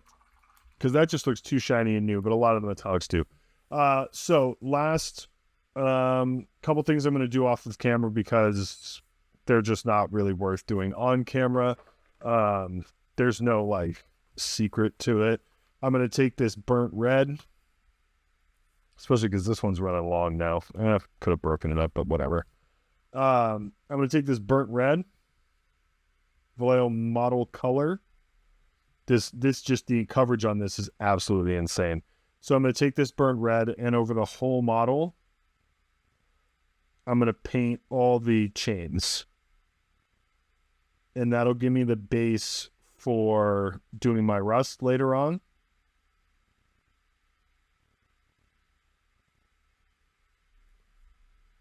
God, part of me feels like I should have done the oil wash before I do the chains, but leave this. I don't think it's going to matter. It's not like they're going to rub off. So I'll just come through and literally just a base coat. Doesn't have to be 100%, doesn't have to be perfect. But I'm literally just going to come through and base coat all of the chains on the whole model. And then at the very end, I will come back with pigments to supplement and to get it to look actually kind of naturally rusty. Don't want to leave the big chains out here. And then there's actually chain link in here as well on the harpoon. So I'm going to go around and I'm going to do this on the whole model. I'm going to do all the chains. And then I'm also going to take the AK black, and I'm just going to paint all the hoses and stuff black. I may throw a quick little blue-gray highlight on some of them, but probably not. So I just don't want to spend the time on that. So, and I'm just talking about like there's a couple hoses under here. Ooh, I didn't do the ropes on the guns. Excellent. Well, I'll do that. I'll get that to that. There are a couple hoses like on the back of the legs and stuff like that I'll do. But so just a little bit of detailing as far as the chains and hoses. And then when we come back, we'll start. I think it's time to start doing some washes and stuff, which is exciting. And today, we are going to be starting on the super fun part, which is the oil washing. So, as you can see, went through and painted all the chains in this burnt red, which is really just a wonderful base to do under the rust pigments. The rest of the rust is just going to be pigments at the very end. Went through and did the rope on the guns and stuff. Just like, this is like housekeeping style of detailing. I forgot some stuff up here. I painted the eye lenses green. They're green on all the Knights and Titans have green eye lenses. And I had forgotten to do this brass, so I went back and did that. I did the black on the hoses. It just kind of gives it a little bit, just kind of breaks up the coloring. It gives it a little bit of like functionality, rather than everything just being this kind of really washed out green at this point. The guns are looking good. Got the hoses, the brass, the rope. I mean, everything's looking pretty standard. Everything's looking pretty good at this point. And this is pretty much, as far as brushwork, I'm trying to think. This is pretty much the end of the story as far as brushwork until we get to the priestess.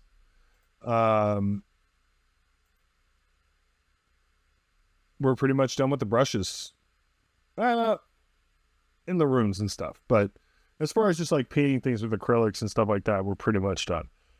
So I have here my 2 oil washes. This is going to be the first pass with oils. We're going to do a few different things with oils on this model. We're going to do a dark oil wash on the panels to really set the shading on the panels here and get that nice crackle texture, get all that exposed, all the detailing. So we're going to do a quick little oil wash on the panels using the dark wash.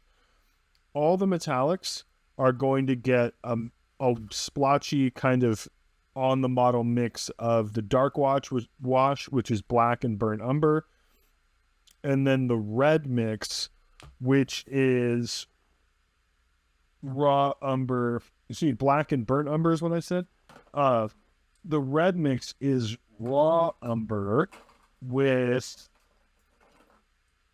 some Indian red, which is an incredibly strong reddish brown. And that's how I get that red. And maybe a little burnt sienna in there for a little bit of orange, but it's pretty much raw umber and burnt sienna. And then this is the orange that I'm going to be using, this cadmium orange hue. This is the orange I'll be using for the runes in the Hearthstone. So we'll do that more towards the end. But no varnish on the model. This is all going on unvarnished.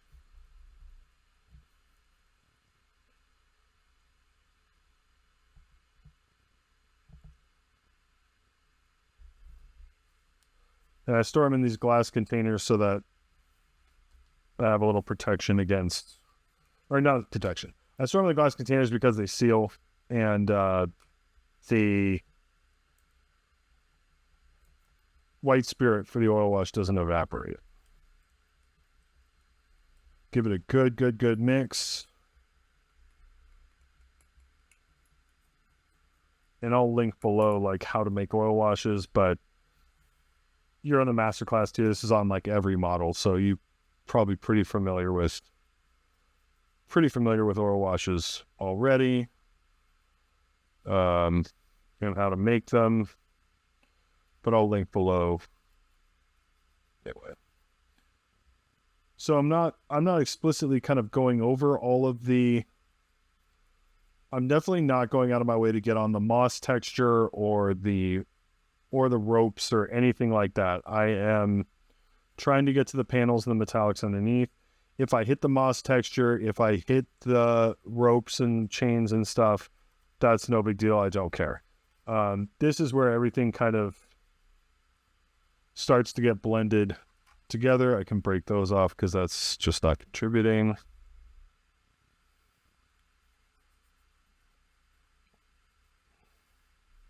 This is where everything on the model starts to get blended together.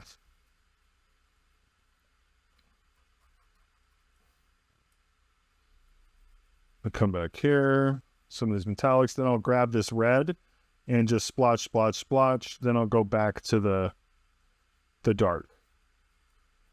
And it's very fluid, it's very back and forth. It's not like, this is not precision work. It's not intended to be precision work. This is a rough exercise here. I should have gone all the way around. That doesn't matter. So red. Now red's going to be a really nice contrast, obviously, with all the green that we have going on as well. So that helps kind of differentiate the metallics and gives them their own little bit of character.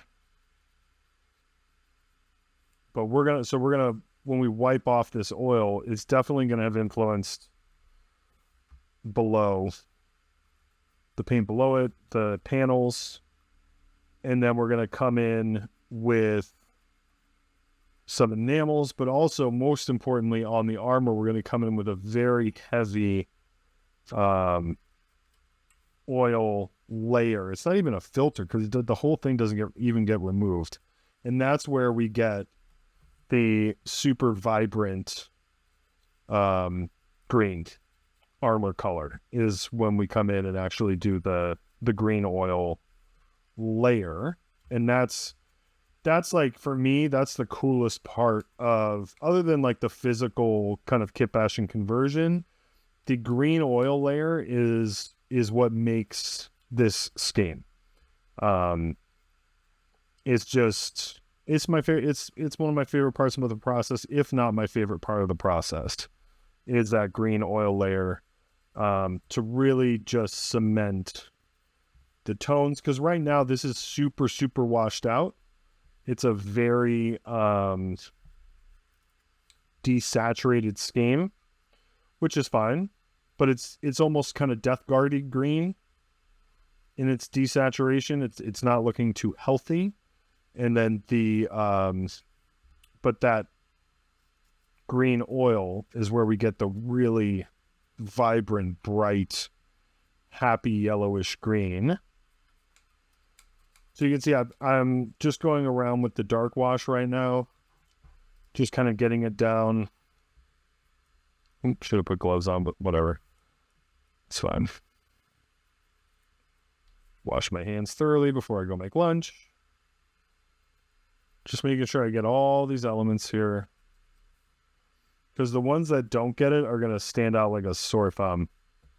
Because there's nothing really coming back besides like scorching to affect these areas once we come through with the oil wash. After that, it's pretty much scorching. The metallics and everything are going to be left mostly alone from this point out. So we're just going to come in here, then we'll go back around with the reds before we get too far afield. I don't want the red on the panels. That's the only thing. I don't really want the red on the panels. I want it on the metallics. That's fine. So we're turning, coming in here. And it's just going to give that little bit of, it's not rusty. I'm not going to come back and do, rust pigments over this because it's not necessarily rusty, but it's definitely not like being polished ever, right? So, and here we can see on the shoulder, now we're really starting to bring out that wonderful texture that we laid down at the very, very beginning, and this is an exercise in layers and texture. And, we haven't thought about really that cracked technical paint since we put it on the model before we even really primed it, So here I'm going to hit these skeletons and, because these are just too stark.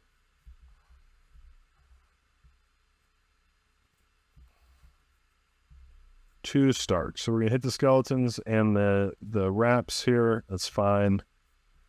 Real quick. Coming here on the shoulder. But now you can see, now that we do the oil wash, here towards the end of this painting journey, now that texture is starting to come back. So that's really a rewarding part of this, is seeing all that work that we put in at the beginning start to come to fruition. Obviously, it has in other areas, with the chains and, all that stuff. But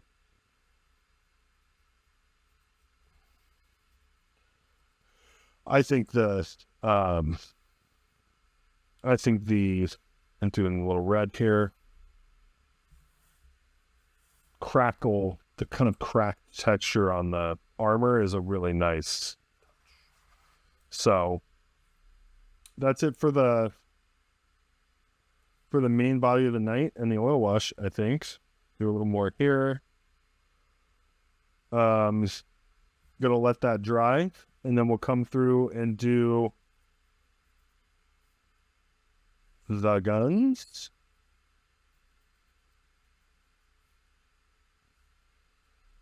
I'm glad I left this like the armor color. That's gonna be good. This thing's gonna be like OSL to the max, though. It's gonna be cool.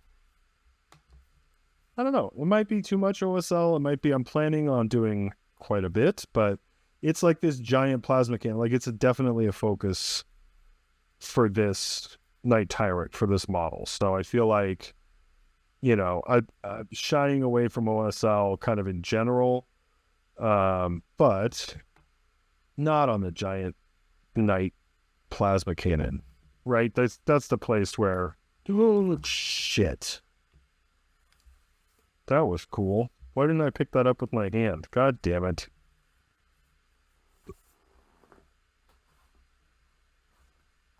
Well, that was so dumb.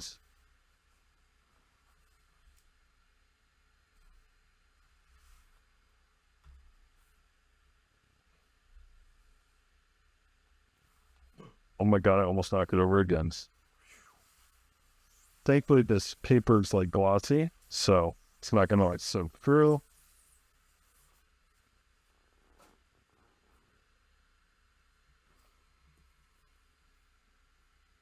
Okay.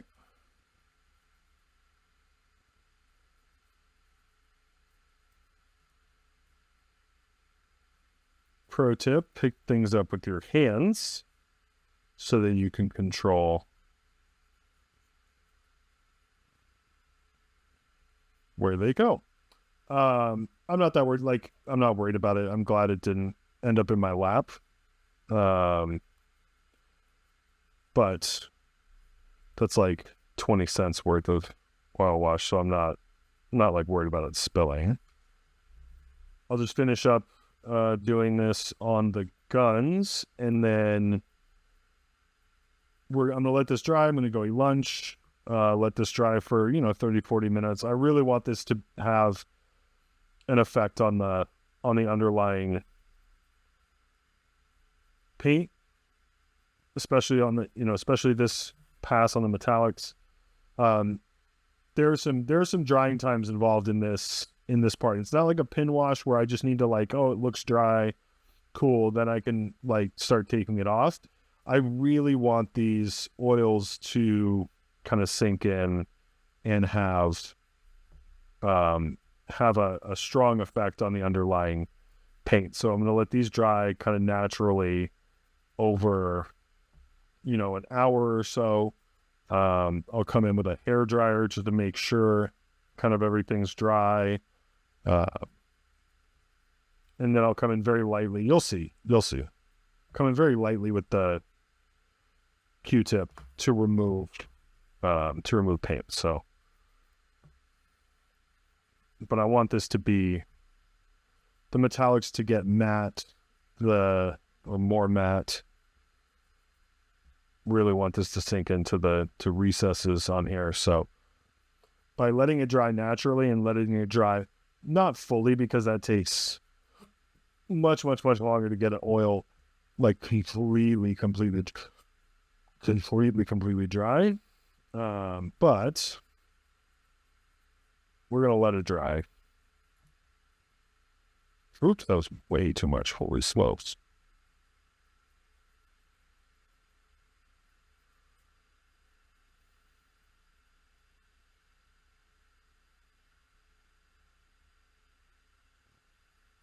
Okay. There we go. And like I said, we're going to let that sit. And then when we come back, oh, it's some red in there. I need to hardly any. I want this harpoon to look suspect. Like, how is that thing still working? Some red here. I think got someone there. A lot of red in here.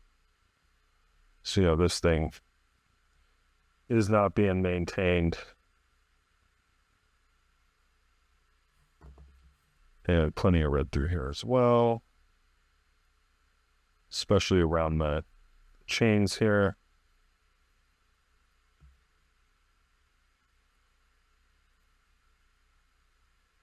Sorry. All right, then we're going to leave all that to dry. And like I said, about 30-45 minutes. And then we come back. We're going to take it off a little bit. And then we'll have a little bit more painting to do. Really, the thick, the kind of green oil wash is pretty much the very last step before, just final pigments and whatnot. So, when we come back, we're going to take this off, and then we're going to do a little bit more painting before we finish off with the oil wash and the pigments. So give us a break, and then we'll be back after lunch. All right, we are, excuse me. All right, we are back from lunch, and everything here looks dry and suitably grimy and like matte. And it's just, let's turn this down just a bit here.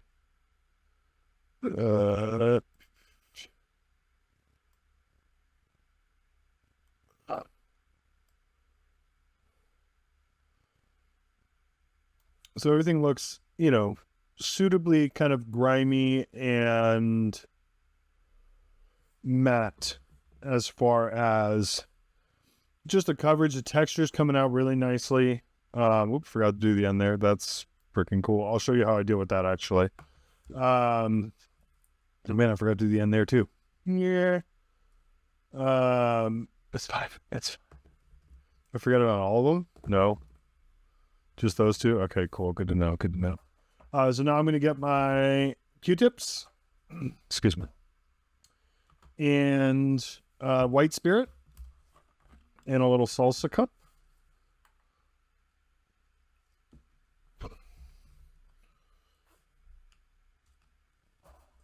Grab a nice handful of Q-tips here.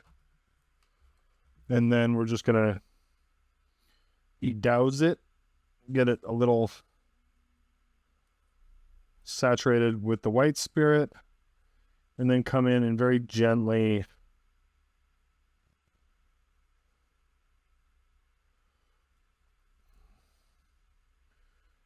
rub off the oils on the surface here. That's going to get scorching. I'm not terribly concerned about that.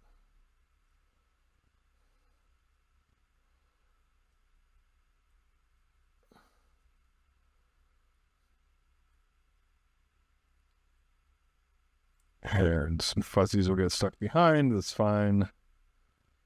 Again, more white spirit, and just kind of run through here real quick. Because even when these dry, it's gonna be more matte and everything. That coloration, that discoloration in there is gonna stick around. So now that this has some oil in it, what I'm gonna do is I'm going to kind of rub it on the back here and let it. That wasn't a great example of that, but maybe we'll get a little bit more from some of these other areas here. Basically, if you get the Q-tip kind of saturated with oils from just rubbing it off, then you can come back to like one of those areas you missed and just kind of splotch it on there. And it will deposit some oils just from the Q-tip onto that area. But worst case scenario, I just go back to the pots and I just plop some oil wash back there. Not the end of the world by any stretch of the imagination. Oh, forgot to get this up here. And we're going to obviously come back and do this again with the green oils, but this is mainly clearing out and just getting nice definition. Just you see how nice the definition is on the plate. That's going to be a really good base for the green oils to work off of and to be shaded. This does get pretty messy because these are just, kind of loose Q-tips. And whenever they hit this moss, pieces of cotton and stuff get pulled out and little fuzzies get left behind. So that part of this is not ideal and it's a little messy, but there's really no other way to do it. So when you can use sponges, you can use, different things, but to get this done efficiently and as little kind of pain and expense as possible, we just use Q-tips. It's fine. So that looks pretty good on that. And then here's the big hoss, the harpoon.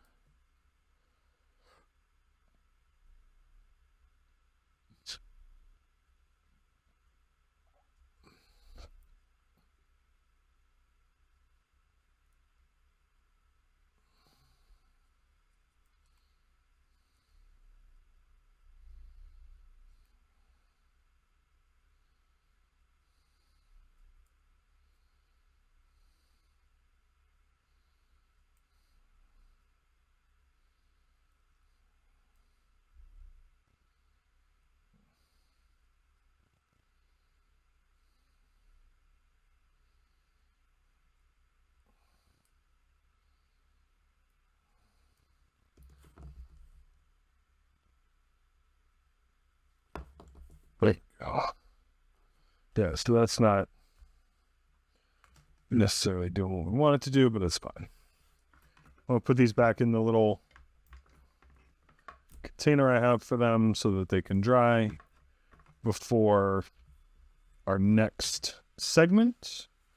But before that, we're going to come back to the knight herself and then just get around all of these. I don't want it to just be discolored around the ropes and everything where we put some oil. So I want to wipe a little bit off of the rock. I want to wipe a little bit off of the skeletons. You could see how that made a difference. It made a difference on the ropes and you being able to see these knots and everything. And it gave more shading. The skeletons aren't as stark now as they were, so it was definitely the right call. It made a difference. And moving down, typically I move up a model, but I don't think it really matters as long as I get to everything.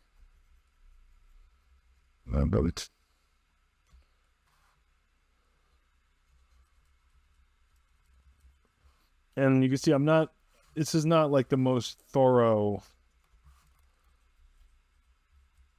job ever. Definitely leaving some on the model.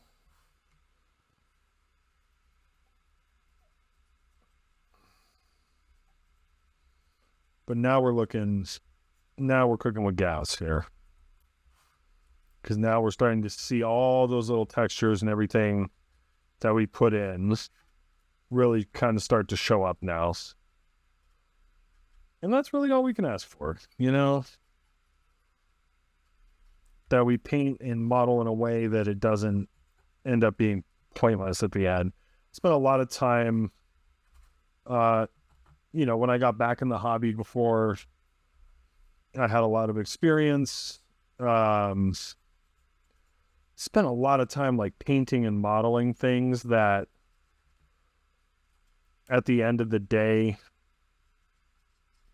nobody was going to see. I would forget we're even there. And over time I've moved away from that. This is kind of the extreme expression of that, to where I'm barely even going to use a brush again on this model, or at least like a detail brush. But in anything I don't like, I just covered in texture.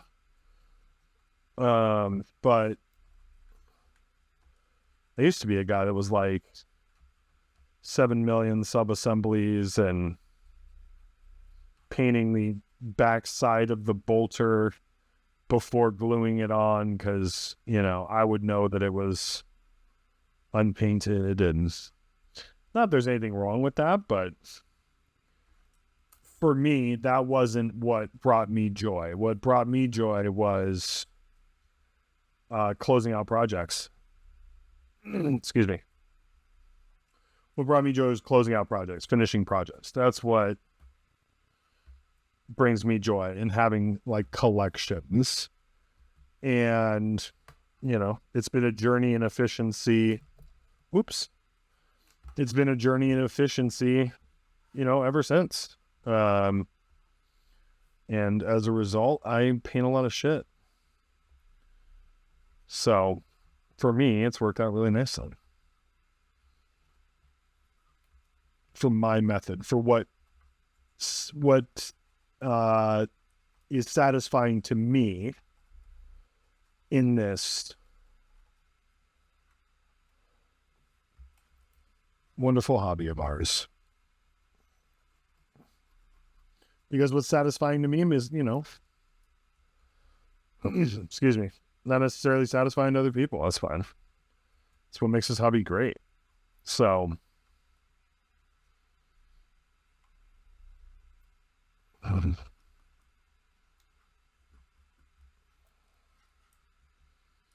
all right. I think that's fine. that's fine. I think that's just where it needs to be.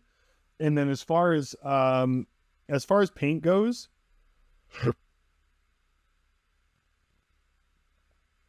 we just have the moss texture here, and then glowing runes on the herdstone, the green armor, and Scorching and OSL, and Pigments, Scorching, Pigments, OSL.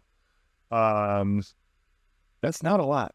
It's not a lot. It's a few hours of work, but it's not much. I'm gonna let this dry. I'm gonna actually get my hair dryer out because I want this to dry quickly so I can move on to the next thing. But so I'm gonna hair dry these. I'm gonna get them dried out, and then we're gonna embark on the next segment here shortly. So thank you for following along.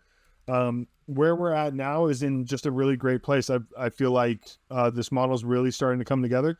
But you can see it's still all kind of this like medium, like whatever green. This is not popping yet.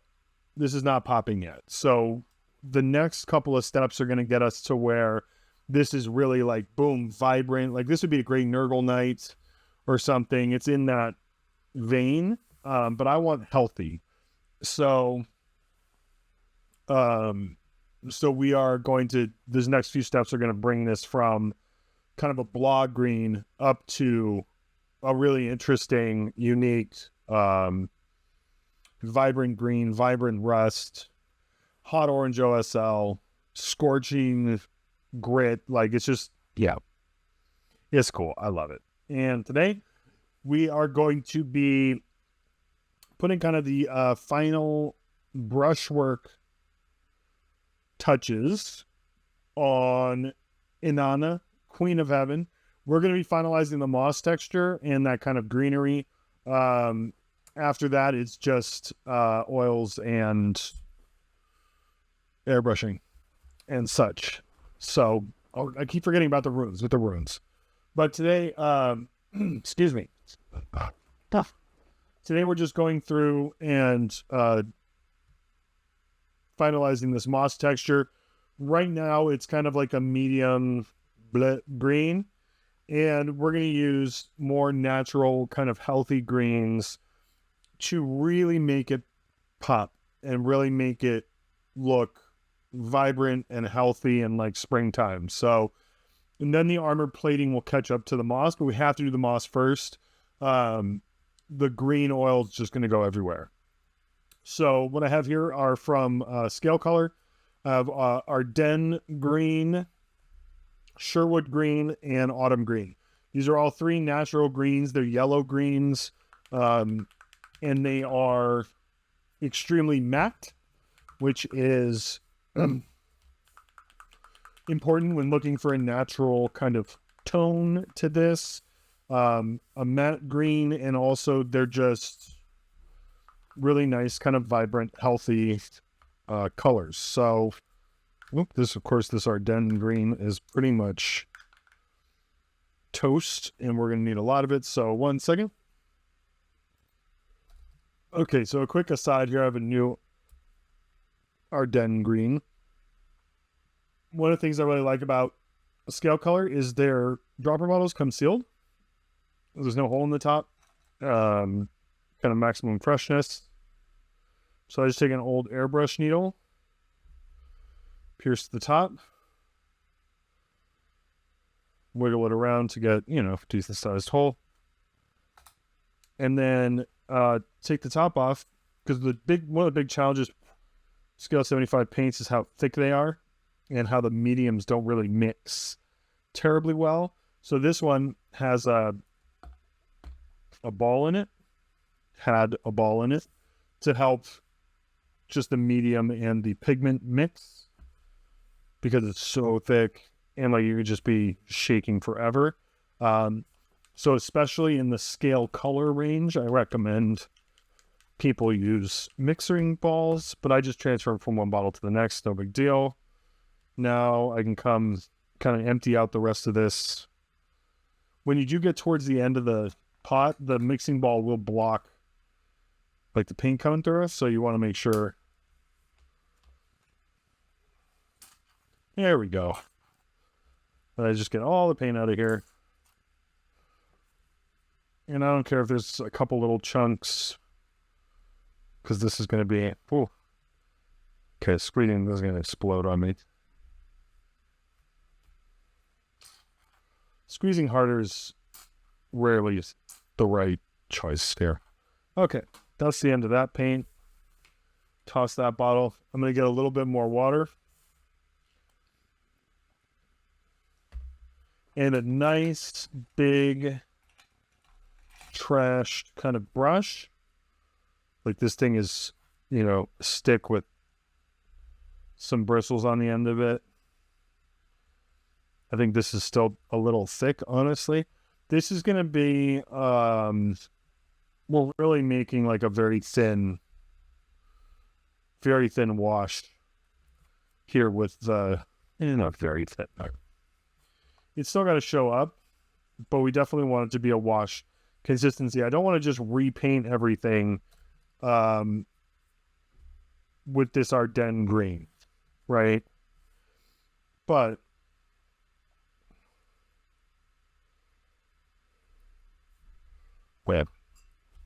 I think that brush was a little too trashed. Let's go a little short of that one. Here, this synthetic brush looks kind of grimy. And then we're just going to go over those mossy areas. The pre-shade with like the other greens, the airbrushing, you know, it matters. That's why we do it. But like if this was just going over the bloodstone, it wouldn't look as good. Instead, oh, Jesus. Sorry. Let me get the focused in here.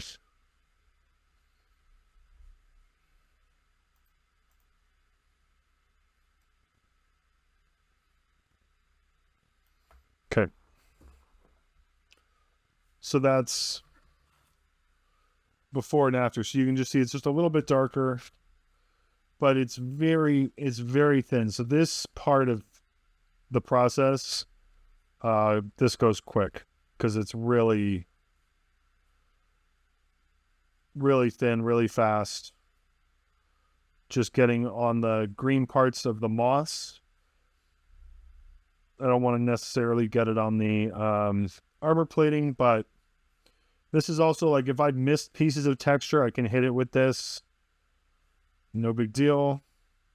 But this is definitely like wash consistency. This is not saturated paint consistency. So we want it to sink in. We want the lightness of the original color to kind of show through.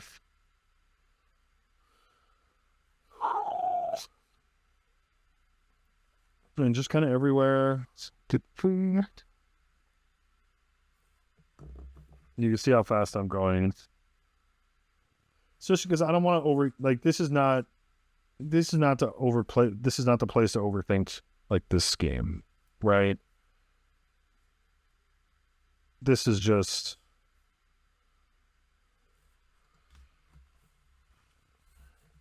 and then when it comes to the night itself, come through here.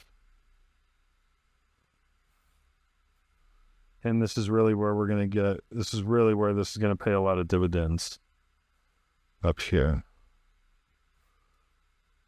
So we'll get a lot of vibrancy coming up through here, which will be great for setting our scene. And that'll be reinforced with the armor plates, and then especially a little bit of enamel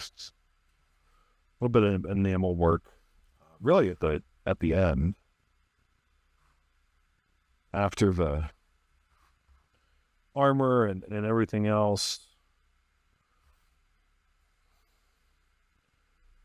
But you see how fast I'm moving through this. A lot of that is just a function of how thin the paint is, and I'm not oversaturating it. Right, I'm not like soaking the moss in this paint. I'm letting the viscosity of the paint do a lot of the work for me. So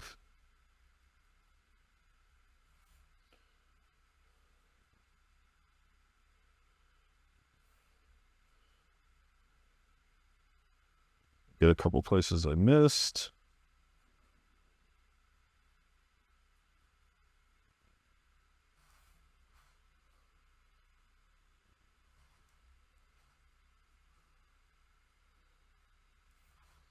Really make sure I get in here, because the stone and all this moss has really kind of been gone over a few times and been adjacent to some things a few times. So we really want to make sure that we get a nice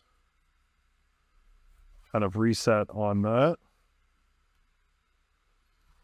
And then I'm just going to go around. I'm just going to do the Ardennes green on the rest of the areas, and then we'll come back with the next color. So 1 second.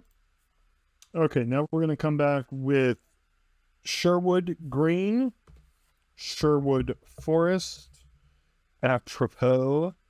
Now we're going to come back with Sherwood green, still very thin, but this is going to be more of like a dry brush coverage. We're not going for full coverage on this.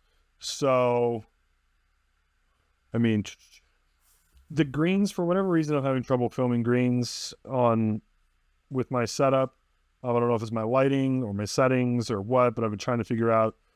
You can see that it's more vibrant. It's looking like typist corrosion green, but it's definitely like lime greens. The tone of it is just off. But we're definitely not going for full coverage here. This is very much a controlled kind of dry brush action here. It's like the same color as like Slimy Grime Light is more like this color. I totally forget to whatever. I don't think so. But you can see how fast I'm moving through this stuff. But this is when it really starts to come alive with like vibrancy, is when we do this moss kind of effect using really bright, healthy greens. You want to use, the exact greens that I use aren't, totally necessary. In the States, there are a lot of different distributors to get Scale 75 paints. But I like them because of how matte finishes, especially for natural colors. But you just as easily use Paleo paints or even GW paints. As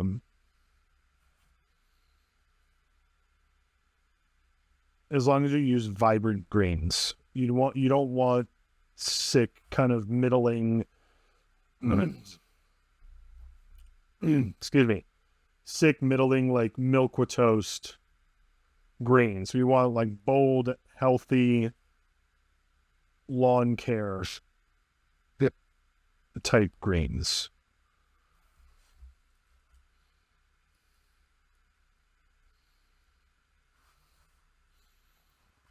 Like that's looking nice. It's looking like somewhere you want to hang out, right? Like a nice meadow come to life with giant guns on them to, repel whatever needs to be repelled. And like I said, I view this more as like a chaotic neutral force than like pure, like actual chaos.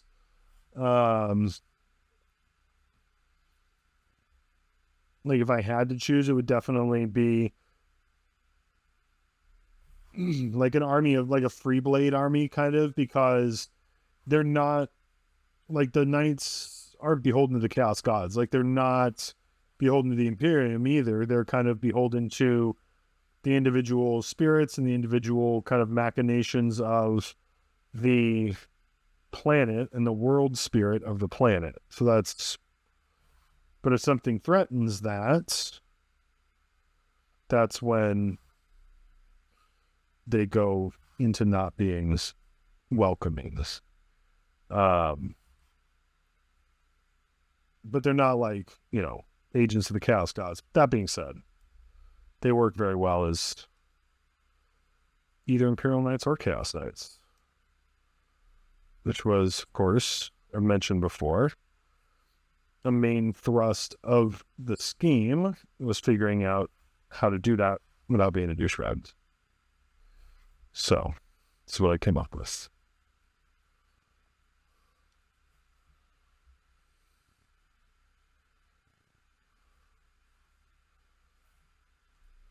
And if I get some on, some of the panels nearby, no big deal. I'm not trying to, because this is going to be more saturated than like the really thin enamels that I'm going to come back with at the very end. But it's not a big deal.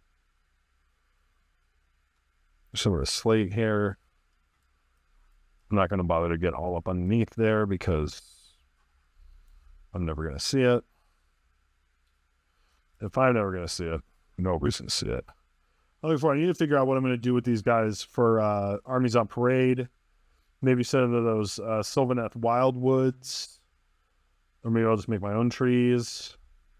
But I think definitely like trees and maybe some overgrown ruins of some kind that I can later use in like a photo setup, I think would be cool.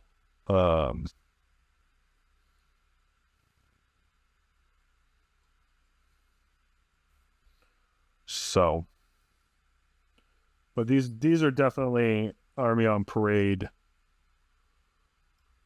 appropriate. I think these would catch a lot of attention. Versus like my Blood Angels, which are cool.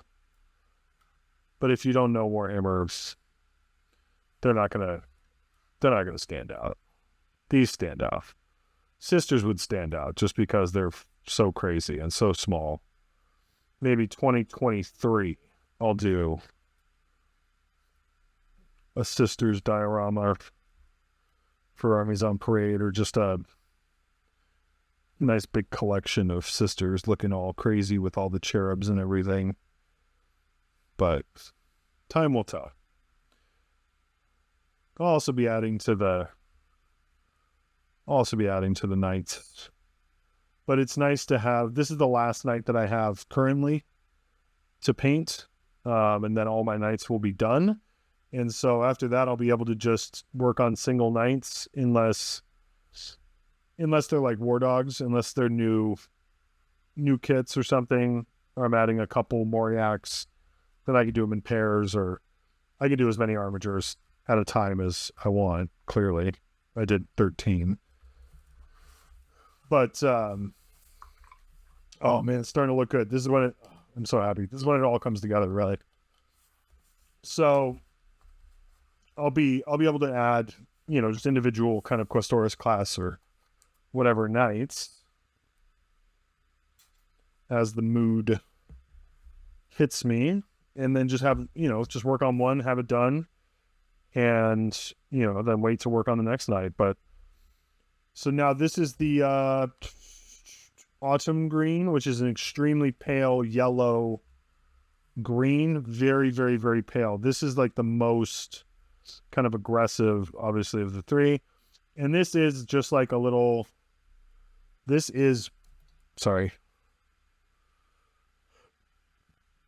just like a little dry brush here on the greens. And that's pretty much it for the moss texture. But we have some nice, this just looks so washed out and like weird, and I just don't know how to get it.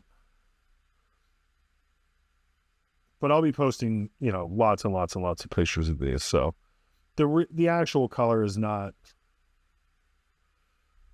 hugely important. You just want to make sure that you're using healthy looking colors and not kind of sickly greens, or like uniform greens, or, US armor green or whatever, like really neutral kind of blah. greens, you want to use like healthy, vibrant greens for this part. But anyway, like I was saying, the next night that I'll be doing for this army will be Bauninshig, the Beast of Urach-2, and it'll be a Khorne Knight Rampager Despoiler. Yeah, I just haven't figured out. I haven't really done a lot of research on kind of what I want to put on the carapace, and whether there's some AOS scenery that I can do, or whether I just want to do like, I don't know. I'm not sure yet. So that'll be down the line, though, I think a little bit. But I have a nameplate for him already, so that, it's half the battle. But that one will be fun. But I'll just be working on that one, and then when that's finished, I'll, figure out which one I want to do next. One of the things I thought would be cool would be to do little, not like mini dioramas, but just a little homage to each god on their bases. So I'll do a night for each of the chaos gods eventually. And then have like some flesh hounds, like a flesh hound or two on the Khorne Knight's base, and have like a couple screamers going around the Thousand Suns or the Tzeentch Knight, or have Seekers on the base for the Slaanesh Knight. Just have little like homages to the gods, like the gods' favor following them into battle type of thing would be pretty cool. So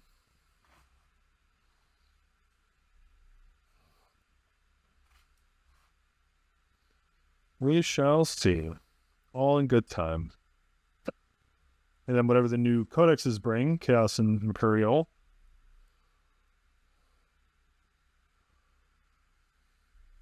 But it's an easy army to add to. Once you get that baseline force, a night modeling and painting project like these every once in a while, every 6 months or so, super fun. Super fun. I think it would be very successful at armies on parade locally. So they're just cool. They're just cool. Take them up to Storm of Silence up in Spokane Valley, Harvester. And Bob will get a kick out of these. So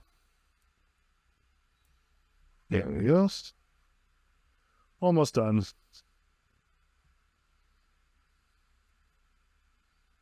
There we go.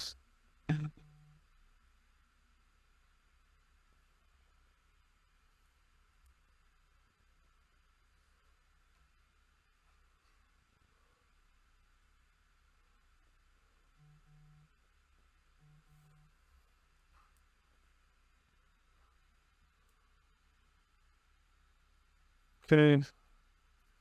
Finishing up.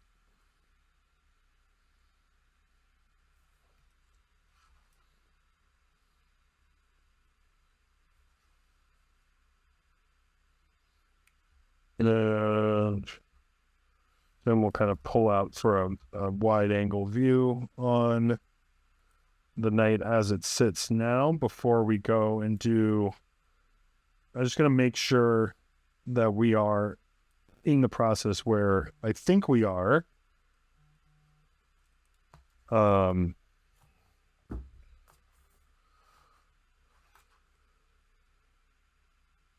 Last time I jumped the gun a little bit. No, it didn't matter in the scheme of things.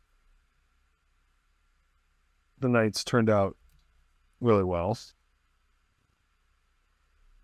But I got excited and moved like to the oil wash the panel stage way, like, before I even did the moss texture and stuff, like, way before I should have.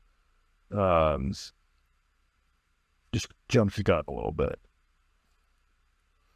I think I got everything. I can always come back if I miss something and hit it again, but I'd rather not, you know? So, but this is looking cool. Like, the rock is looking pretty cool. Now it looks a little bit more vibrant. It looks a little bit more chill, right? So we're going to zoom out, or not zoom out, but focus out to where the knight kind of stands now.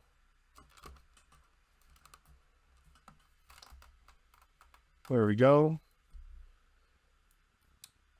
With the herdstone. Now you can actually see the head and everything. We'll throw a couple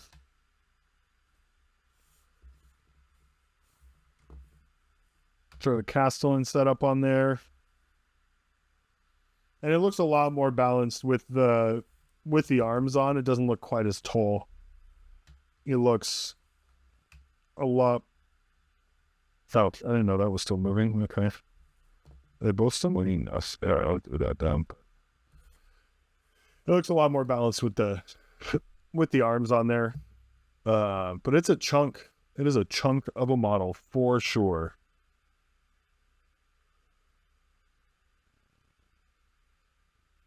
Glorious.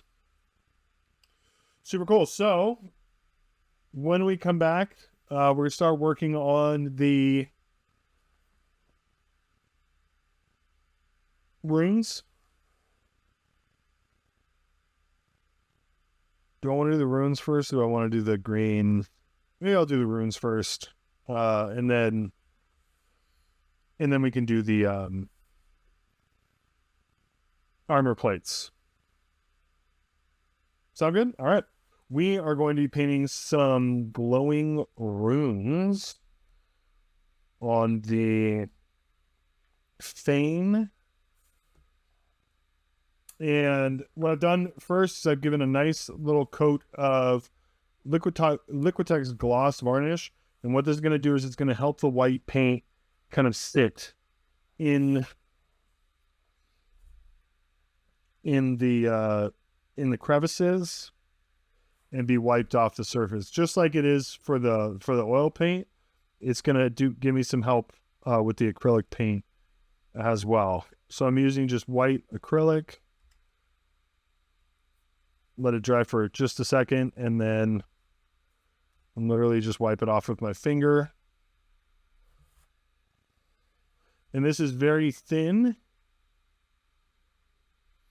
because without doing the white, the orange really doesn't show up too well.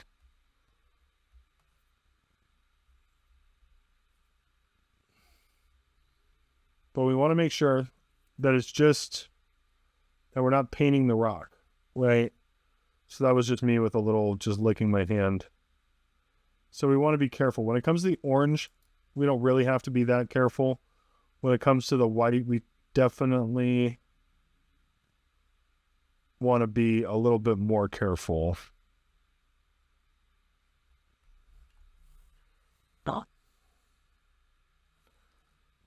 But we're going to have like varying degrees of success here. I'm like very nervous about this. I haven't done this in a while. I think it's worth it though, because I think it's going to look super cool. So, we'll just endure pain of possible failure while we do this.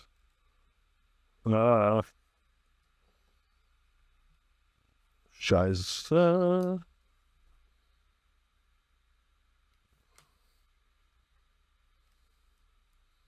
There we go. I think that fixed it. Okay.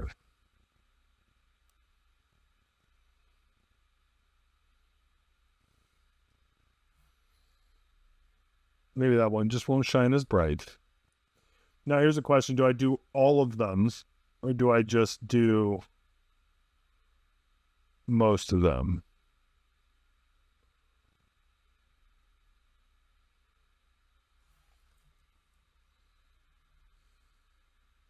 I think the knight is like in motion and in battle. So I think all of these would kind of be lit up, right?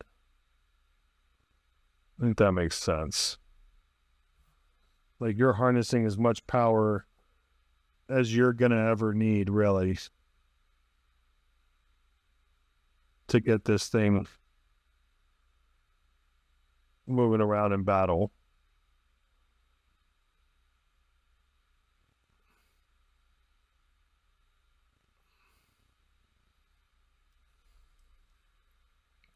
This was a good decision. For as, and I was just using the very tip of the brush, trying to let the capillary action kind of carry me.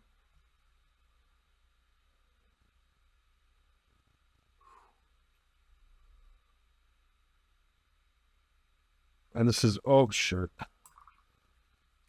Nerve-wracking, though. You see it's like not coming off. That's why when people say, like, oh, I use varnish as like a save point. Like that's not how that works.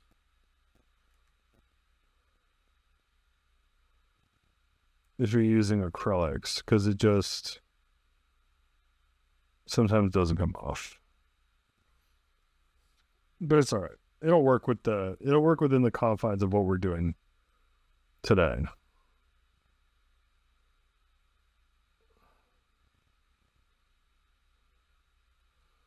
This will also just be a nice backdrop for the priestess. Pull out the glowing orange shit in her offering bowl. Hearthstone will be glowing. The weapons will be glowing.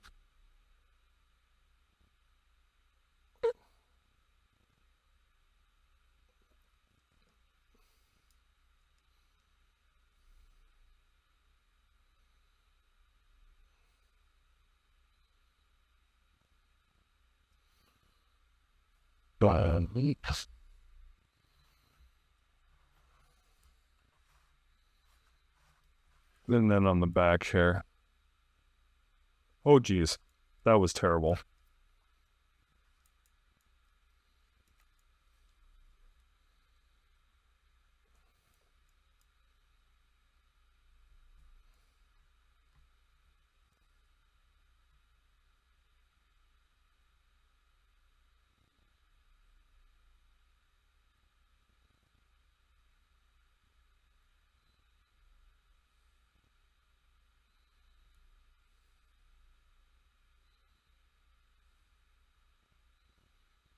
Okay.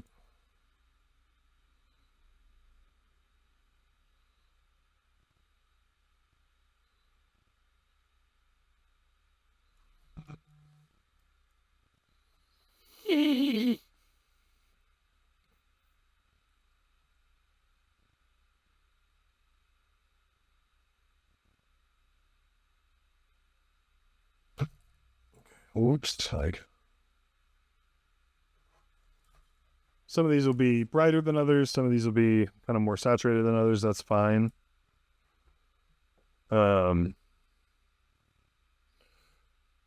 Extremely awkward angles to be painting at and resting my hands on. This is not my best line work, but I am confident that it's going to work out in the end. Because of the power of oils.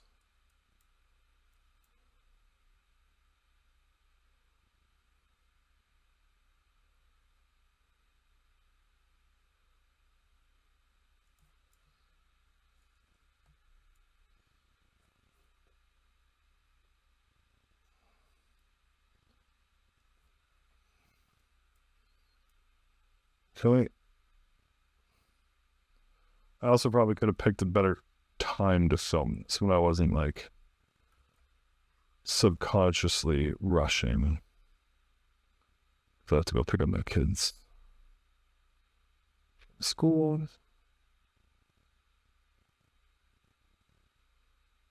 But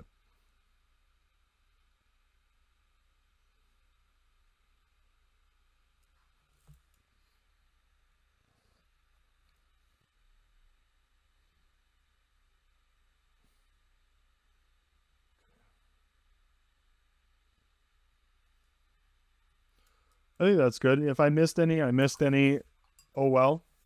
But I think that is what I want it to be.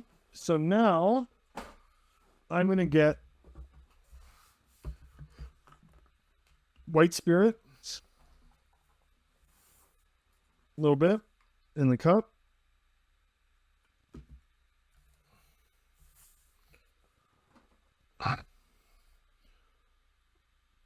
Cadmium orange hue, which is about as orange. Is extremely orange. Like this is like basically neon orange, which is what I want for this. Exactly what I want for this exercise. I'm going to destroy an old hairy stick brush here. I don't want this too thin. I really want it to be bold. This I can be a little less fine with because of, obviously it's oil, so it's gonna come right off with that gloss varnish on there. So try to just get the capillary. Really just make sure it's in the recesses there.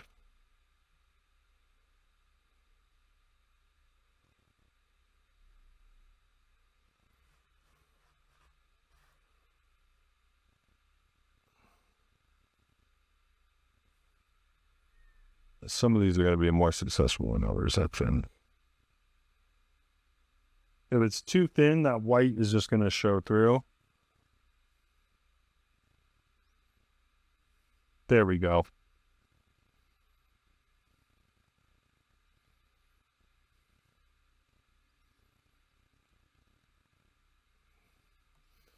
And I'm going to let these like dry. I really want this to be dry before I try to remove the oils.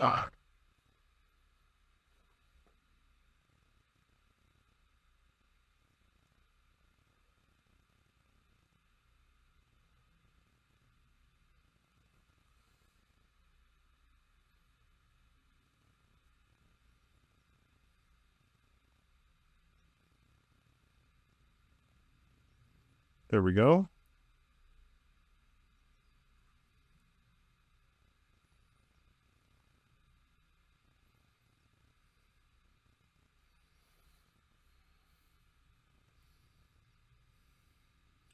And then actually I can hit these with a little bit of the, that's going to be perfect.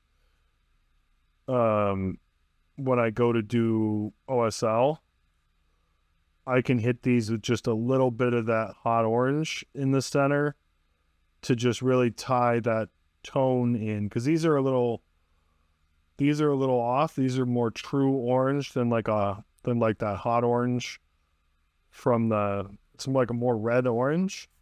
These are more kind of a true orange. That looks fucking sick though. You know what I'm saying? Like,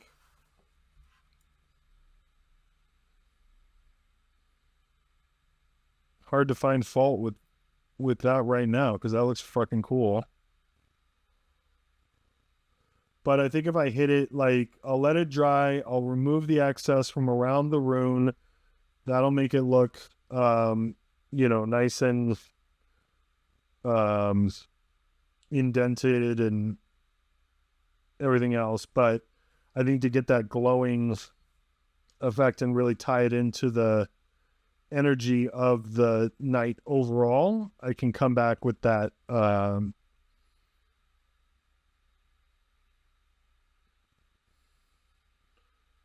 with the hot orange and do a little bit of glow with the hot orange at the end to really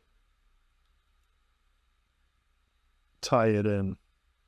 Because like that stone will be hot orange, the rocks will be hot orange, all the OSL in the night will be hot orange. So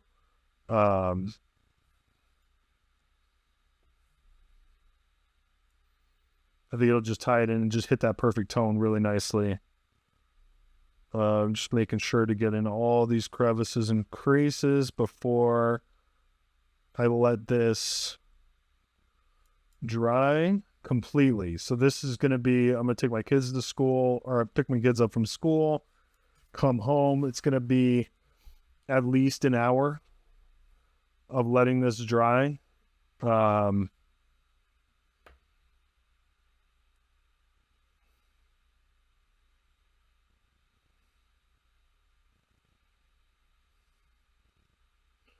I want to make sure it dries all the way to the bottom, and then very lightly I'm going to come grab the outer portions with the Q-tip. Very, very light. But you'll see that when we come back after the short parenting break, as it were. We'll be right back. Okay, so we're back, and this is like fully dry. This is still going to be a little nerve-wracking, but I think it's looking pretty cool, and I think it's going to be great.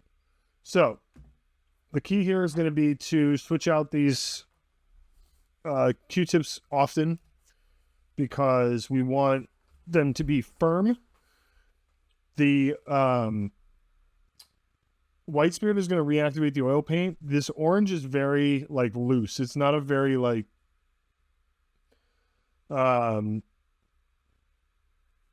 it's not a very assertive oil, I guess you could say. It gets reactivated easily and it wipes off easily. And so if the end of the Q-tip gets loose and we're just kind of mashing around in there, the cotton in the Q-tip's going to go into the groove and just pull that orange right out. And for that same reason, we don't want a lot of white spirit on the end of the Q-tip. So just a little tap in the white spirit, and then very gently, we're just going to take off the excess. Now, the plus side to the orange being very non-assertive as an oil is that it comes off super easy.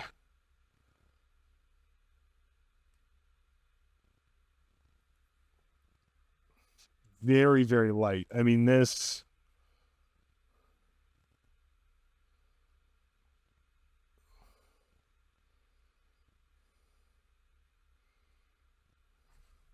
But you can see how easy it comes off. But you can also see like a little bit of white starting to show up around the edges. Not the end of the world, because again, we're going to do a little bit of airbrush magic with the hot orange when it's all said and done. So I want to make sure to get the orange off of the surroundings.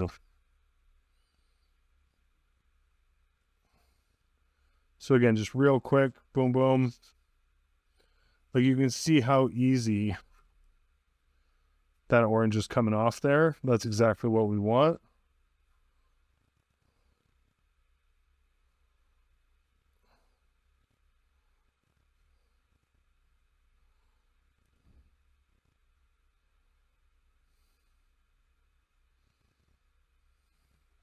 Yeah, so we're definitely going to need that hot orange to kind of just tint those white areas. I'm definitely going to need that because the white is showing through more than I would have liked. Just on the edges there. Which is not the end of the world. It's just good that we're already thinking about it. Like this looks fine. The white's showing through a little bit because the orange is going to sit lower than the white is really what's happening. And so on the edges of the runes where I hit it with the white acrylic,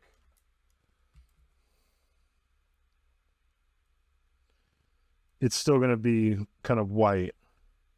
Which also, I mean, it kind of works with the stone a little, but I'd just rather have it be more orange, and so we'll just hit it with the hot orange there at the very end. but there we go. See, that's nice.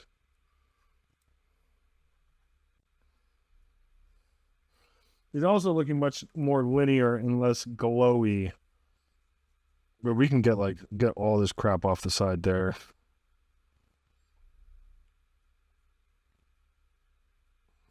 There we go. There we go. Okay.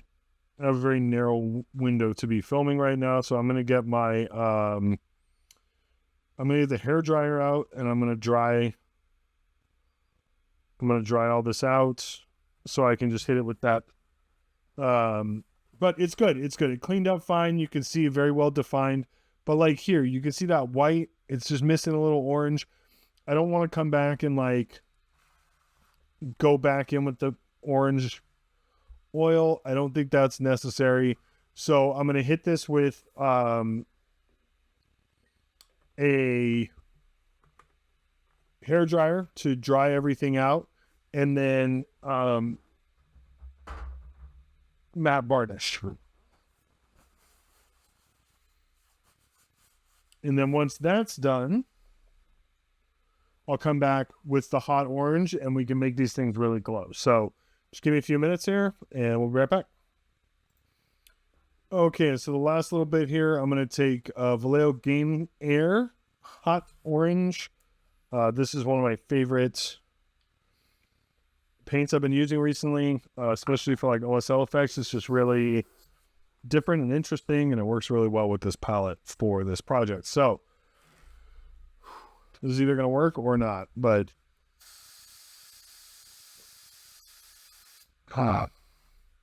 just like a little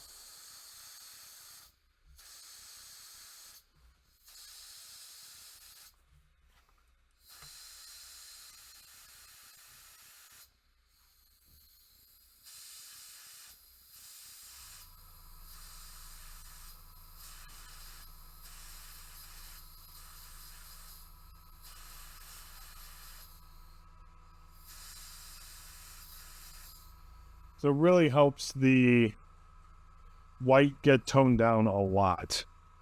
So that's a huge plus. It is very kind of OSL-y. And I want to make sure not to put on too much to where I have like orange circles. That I don't want. Right?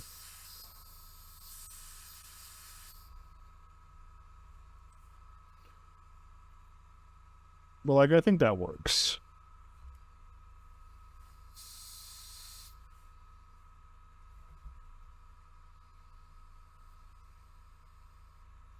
I think that definitely works. So like comparing that to that, right? This is much, much, much better. And this is going to be more in line with the rest of the OSL on the model as well, which is important. So it was very light, keeping the airbrush moving so that I'm not just doing like a little dot in the middle. So I just want to make sure I do it enough to tint the white areas.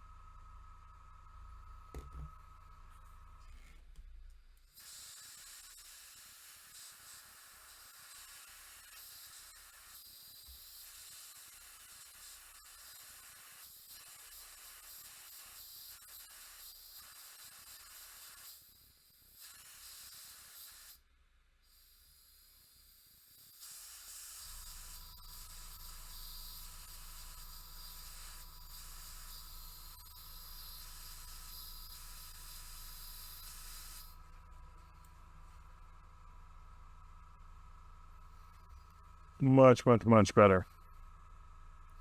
All right, and that's how we got the glowing runes Yeah, that looks pretty cool. Overall, I'm happy with that. It'll be a nice little, I like it too. It's not too much. It's not too much. So like if you're looking at the night as a whole, they're not standing out too much. It'll work with the rest of this game. Whereas if they were kind of brighter, kind of neon orange, it might be a little too much and kind of distract from the priestess and just the scheme overall. So I'm happy that now we're just going to go in with a little matte varnish, and this should tone everything down just a little bit as well. Some of that shine. So just hitting it with some air to...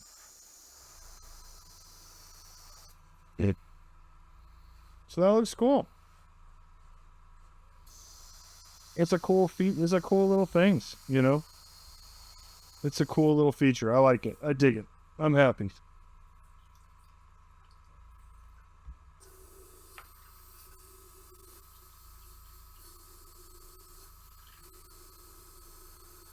Yeah.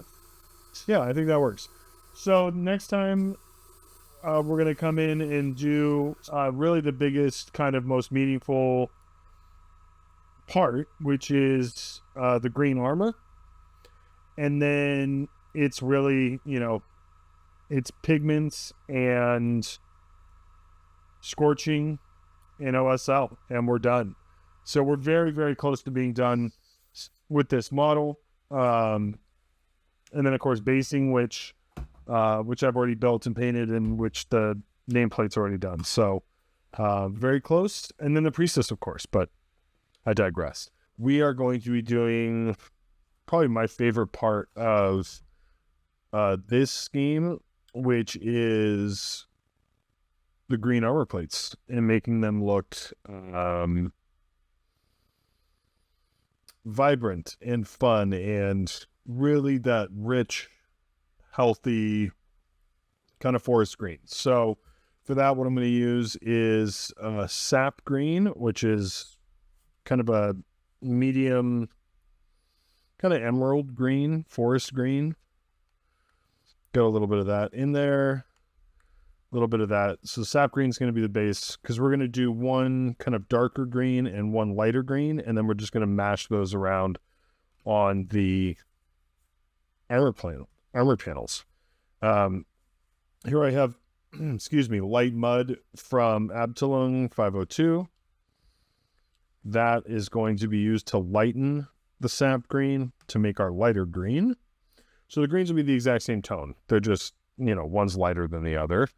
And then I have my regular brown black mix here that I'll use to darken the pure sap green just a little bit. Not a ton. This is a very fluid process. As you'll see, you may have also noticed I did put the model on its base. I did that because I wanted it to be a little more stable, but I also just wanted to stop messing with it after it's painted. It requires a lot of handling to base a model this awkward. And I didn't want to do that after I finished painting it, especially the panels. So I don't anticipate anything like happening as far as the oils and everything. Like everything that's going to happen from here on out, none of it would really affect the basing at all. So it's no risk. The base has these big thick pieces of slate on the base. The base is very heavy, which is good because this model is very top heavy.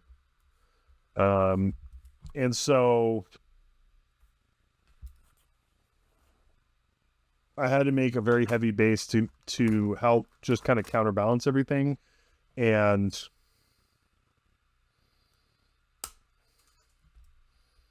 perfect. There we go. Pin was a little So I wanted to use a very heavy base to kind of counterbalance everything and just make it as stable as I possibly could. So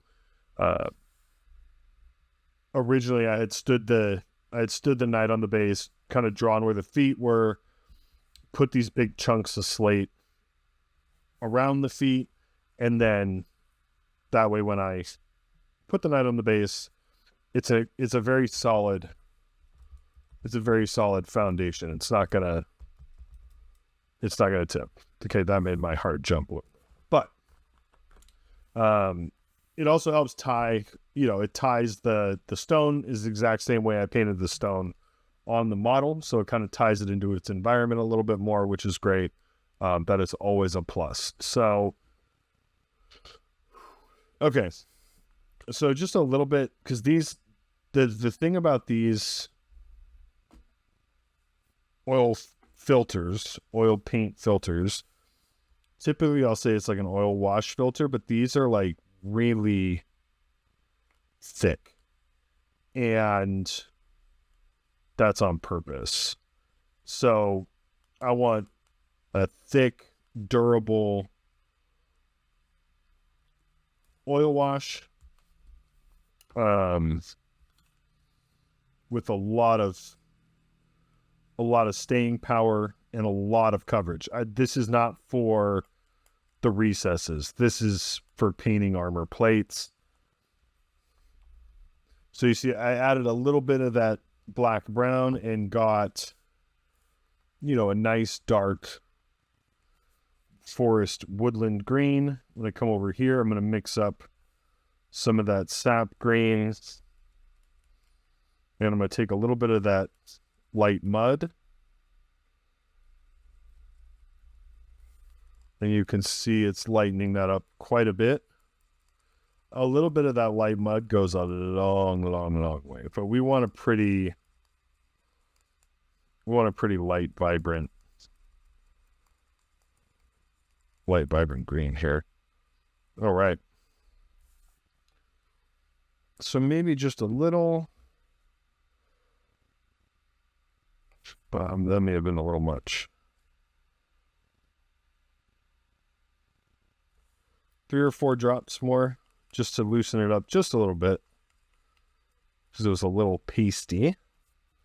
Same thing here. Loosen it up just a little bit. Let's get that a little bit lighter, because it's going to be mixing with the dark green too, so we have to account for that. Okay. So here we have the darker green and the lighter green. And I have to bring these over. I have to bring the weapons over so they don't. So I don't forget, because I'll get excited and be like, hey, doesn't that look great? And then I'll just have to come out and do it all over again. And very heavy. Right?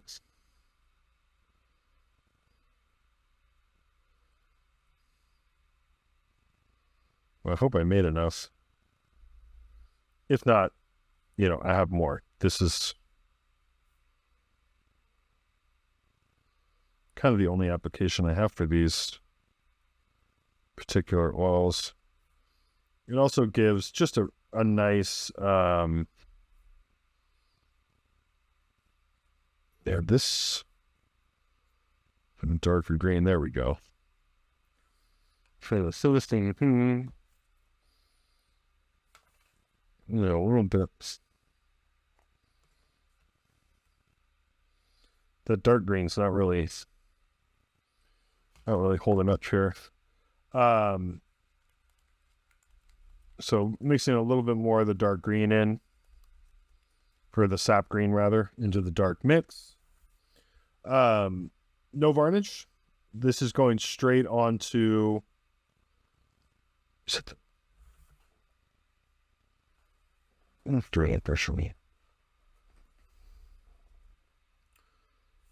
going straight onto the paint, and then I'm going to set that off to the side. And this stuff we're going to let dry for quite some time. Like after after I get this laid down, I'm going to move on to the to just a completely different model. I'm going to move on to the Priestess model that's going on the platform, and I'm going to let these sit. Do I have time? I'll let these sit for a couple hours and let these really saturate and really lightened.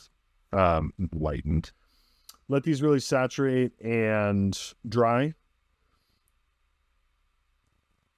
and tint and just work their magic on these panels, because this is not a very persistent oil paint. Like, this is not a very tough oil paint. The the black and burnt umber mixture is a very persistent mixture. It has a profound effect on the panels it goes on. If you let it sit for a long time, it sticks and it discolors, and it whereas you saw like the orange comes off very easily. It's a much less durable and persistent oil. The green is more like the orange. It's not very persistent. So if I were to just kind of wait for this to be somewhat dry, mostly dry, and then run over it with a Q-tip, it will pull most of the oil off. Not just some, and pull most of it off.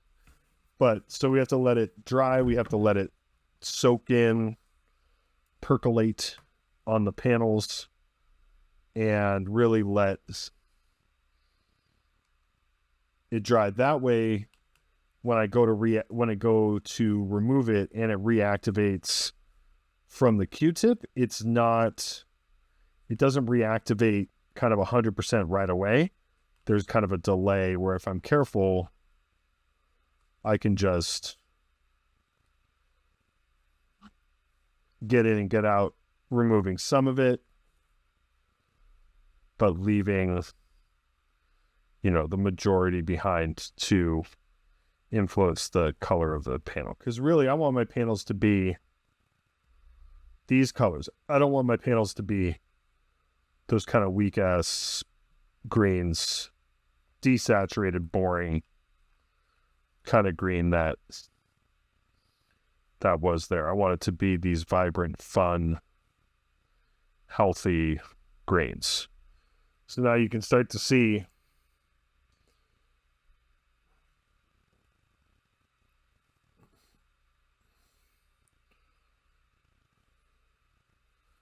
how much different these colors are from the existing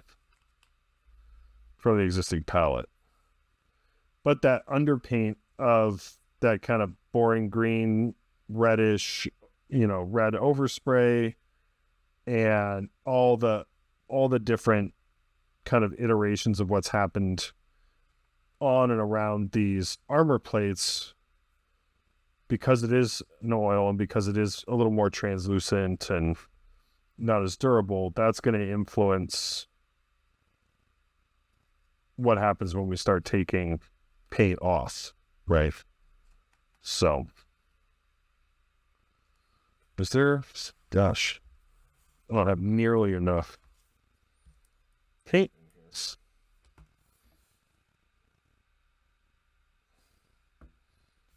Then we have more.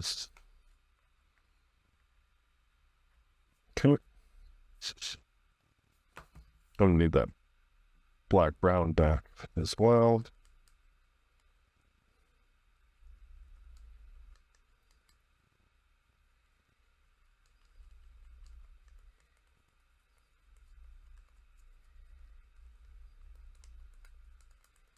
Okay.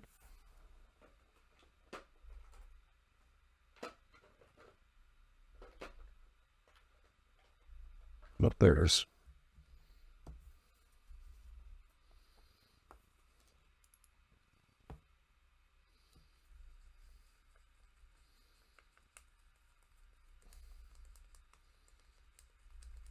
There we go. So, okay. Get back at it. There aren't that many. That's too thin. There we go. When it comes to just pure armor panels, there aren't that many on this model. The toes are really where that's going to come up a lot. I just want to make absolutely sure that we're getting a nice coat on kind of everything here.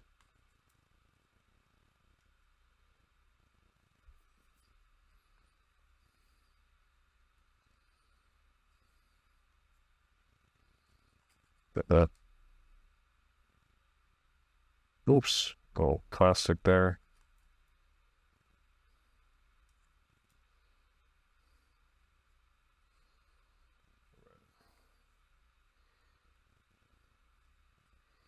That was probably a little much, but that's fine. All right, lower half. But why is this?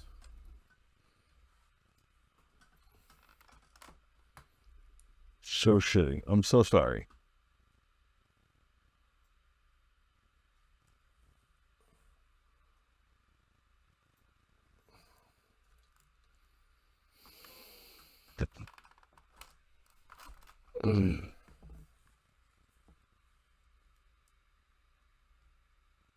Get in there, especially on the head.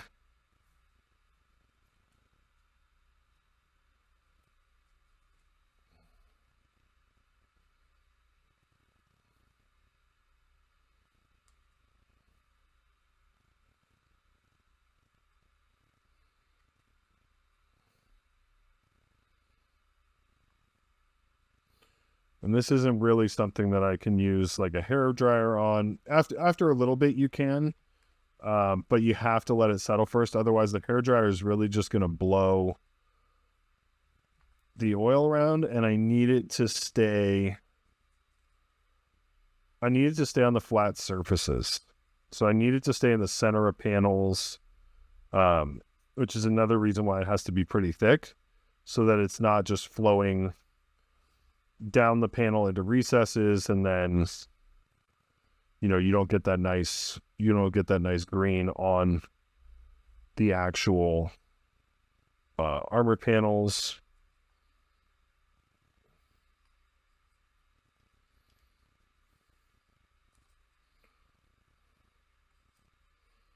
So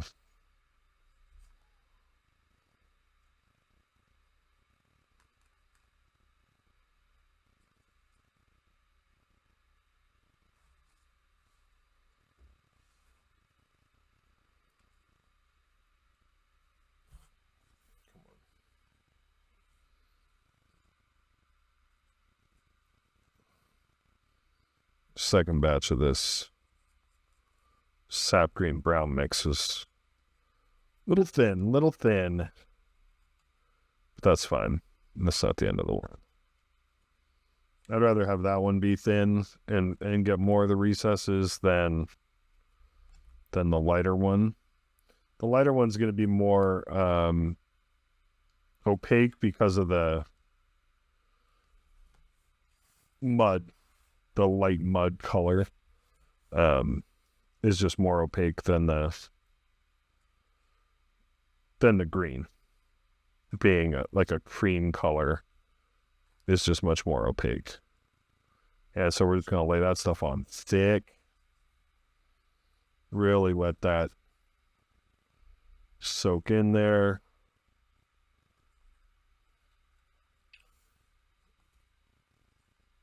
This is just for armor, though. We're not going to get this near the herd stone or anything. This is just for the armor plating. And then just as a special little aside, I'm going to get this Viridian hue, which is like, I don't like this at all. And I've been meaning to replace it with something from Abtalung, because it's like the least durable oil in the history of oils. But I use it a little for verdigris. So I'm just going to put a little bit on the kind of crown area there, or the collar above the head. And then I'm going to come over here. And it looks like it's going to be a lot of, turquoise or whatever. But when I come back to pull this off, you're going to see just how weak this oil paint really is. And it's kind of sad. I almost feel bad for the colors because it's just so lame. Nothing on those. And I guess I'll drop a little bit under here just to give it a little character, I guess.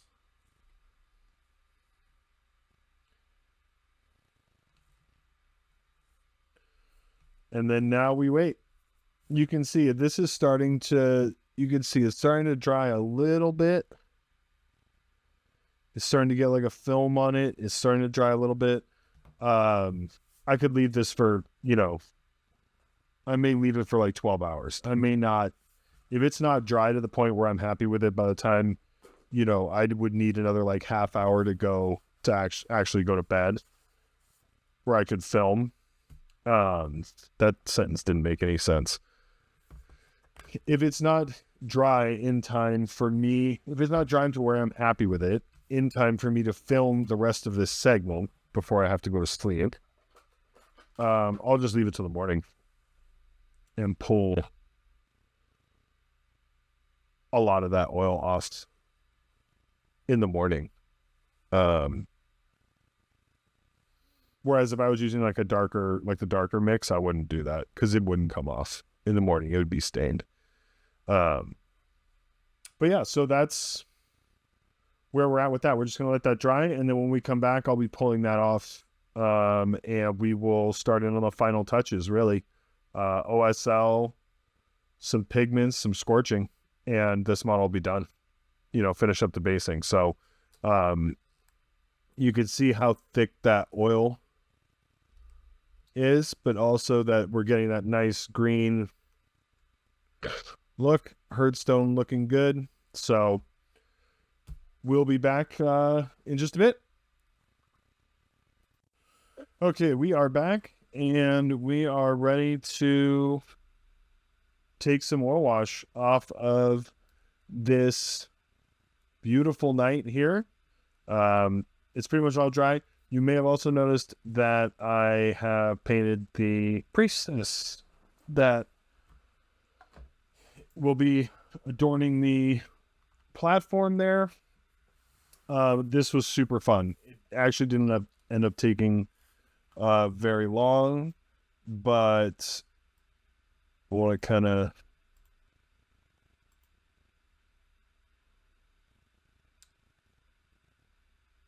I think I did the veil pretty well. I think that turned out really well.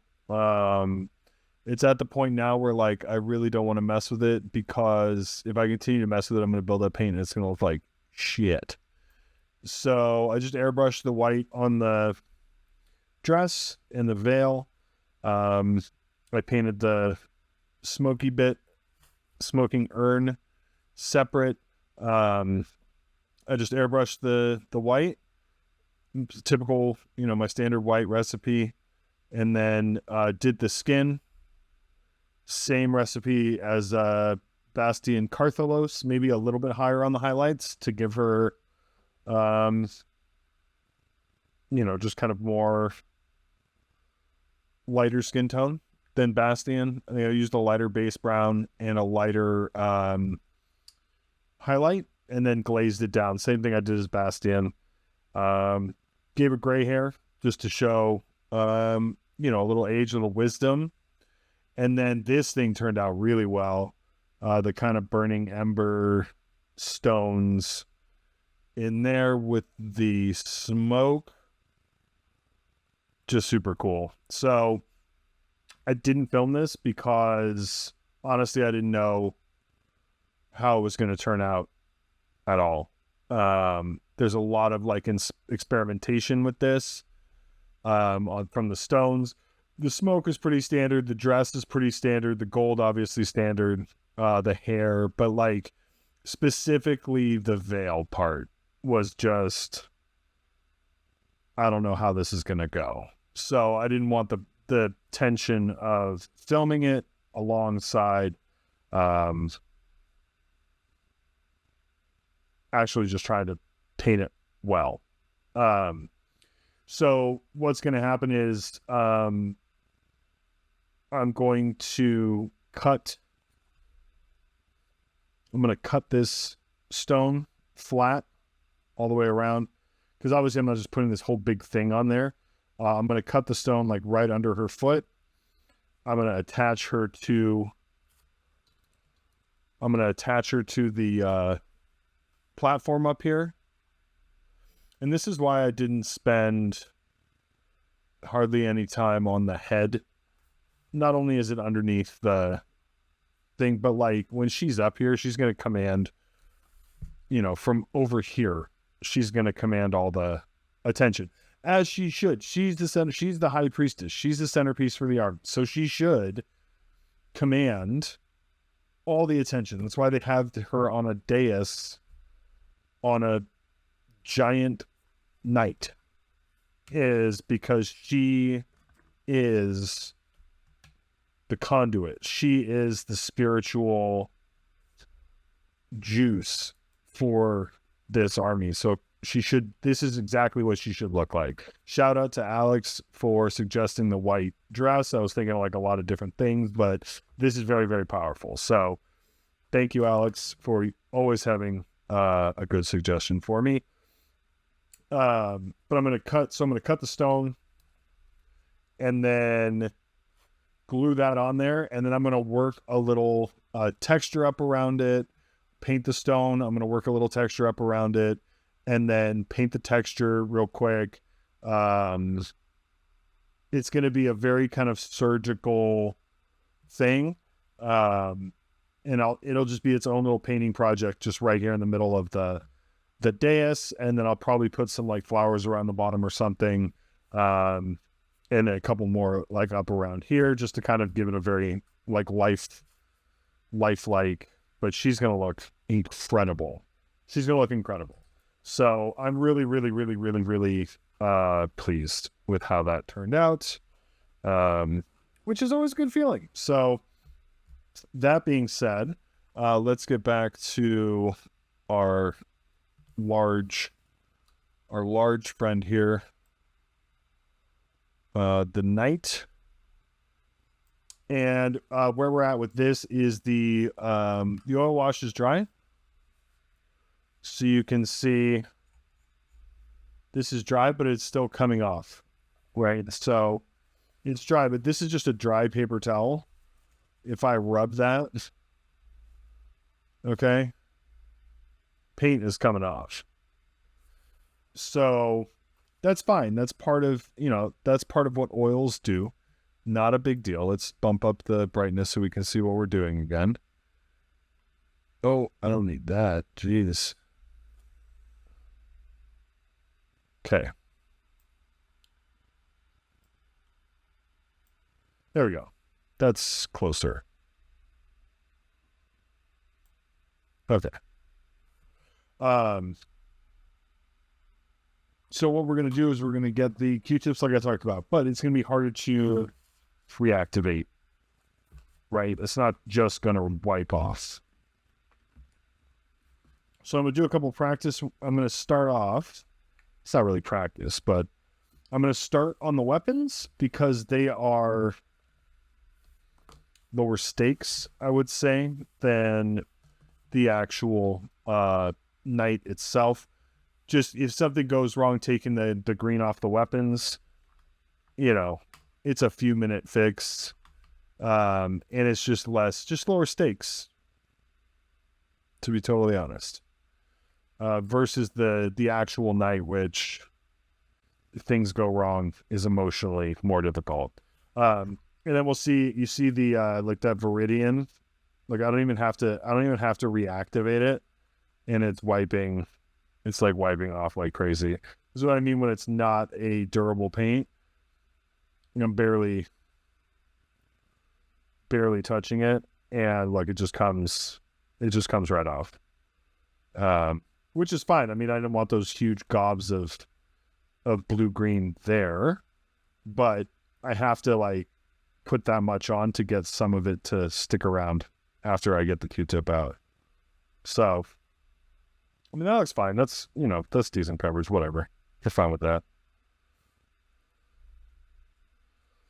Not a concern, because we're going to come back in with just a little pigment work.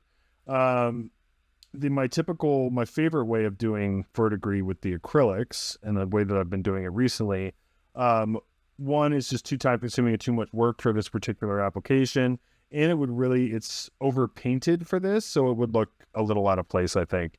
And now we're going to come in with the Q-tip very, very lightly. I really just want to even out the green here. I don't really want to remove a ton of paint. So you can see there, I removed some, but not a lot. And now we're looking at the difference between these two panels. This one's still green. It still has that nice hue to it, but it's not streaky like the one behind it. It's a little less green because we have taken some of it off. But like this is done, except for like a little verdigris stuff in here. This is done. We're done. Unless I decide to do some scorching or something, we're done. All done, which is awesome. This will have some, but I'm going very light. I mean, lighter than I typically, because if you've watched these before, I typically advise not pressing too hard when you're doing oil wash removal. But this is the lightest kind of touch that I do because this green is not the most durable oil paint in the history of oil paints, and I don't want to just rub it all off. I want to have some intentionality here. And I think that looks really nice. It's just this like forest green armor. It's cool. It's bespoke forest armor. They're like Ents, basically, is what these guys are. And gals. But look at that. Fucking done. Some scorching on the end. Boom. Done. Little OSL, little basing. The temptation to try and finish this model tonight is like enormous because that's just how I am. But I always get caught in that trap. See, I saw Pigments, I have Scorching, basing, OSL, like it's a lot. I get caught in that trap of like, I could finish this up. And the closer I get to finishing, the less likely I am to stop, obviously. So, but then I get caught where something that I'm this will take like an hour. I'm usually off by like 2 hours. I'm not off by like an hour because there's always little stuff. There's always like the little things, and it just takes a while, So that's cool. That looks all right. This is the OSL and the rust pigments and stuff is just gonna make this shit go crazy. It's gonna be great.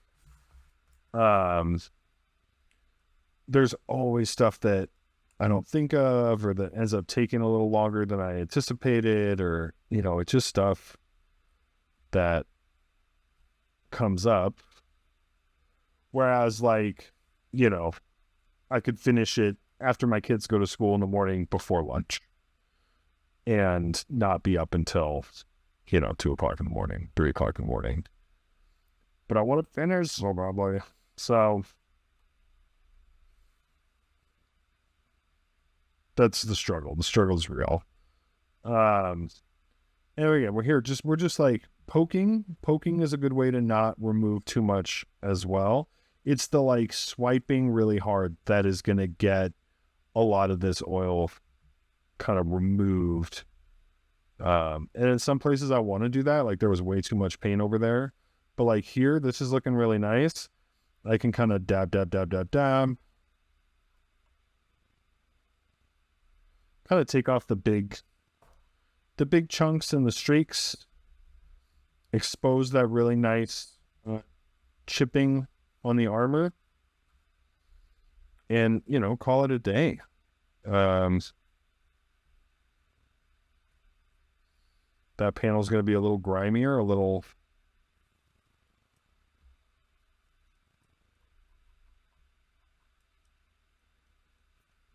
Oop. There we go. There's too much of that light green in there. But the whole point, and you can see like the influence of that kind of less green. Oh, come on.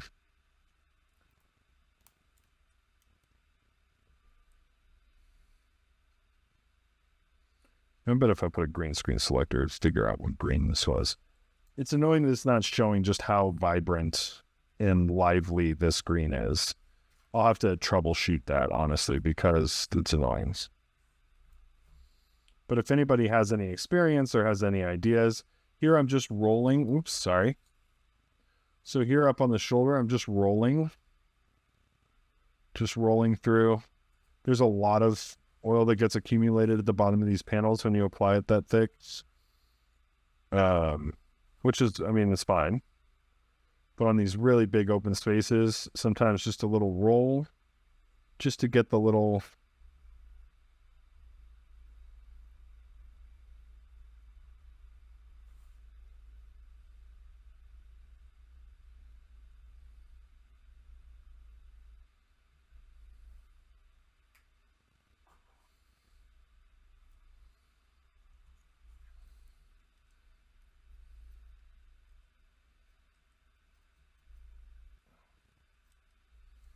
And most of that's gone. It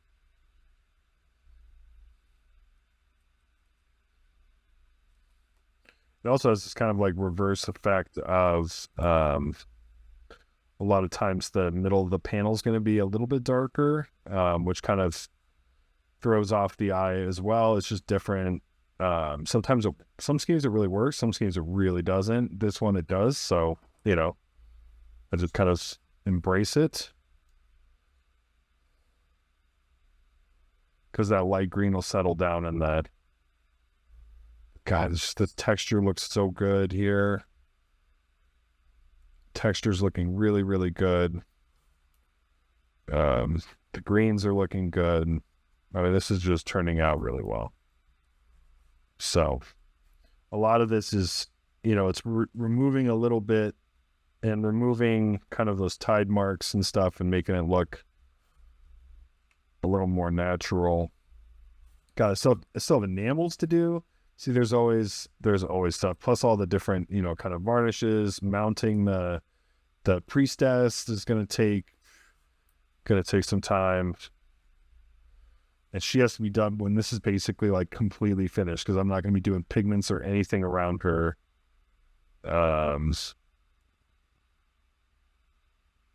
She must be protected at all costs. So if like some pigment powder got on that dress, I would be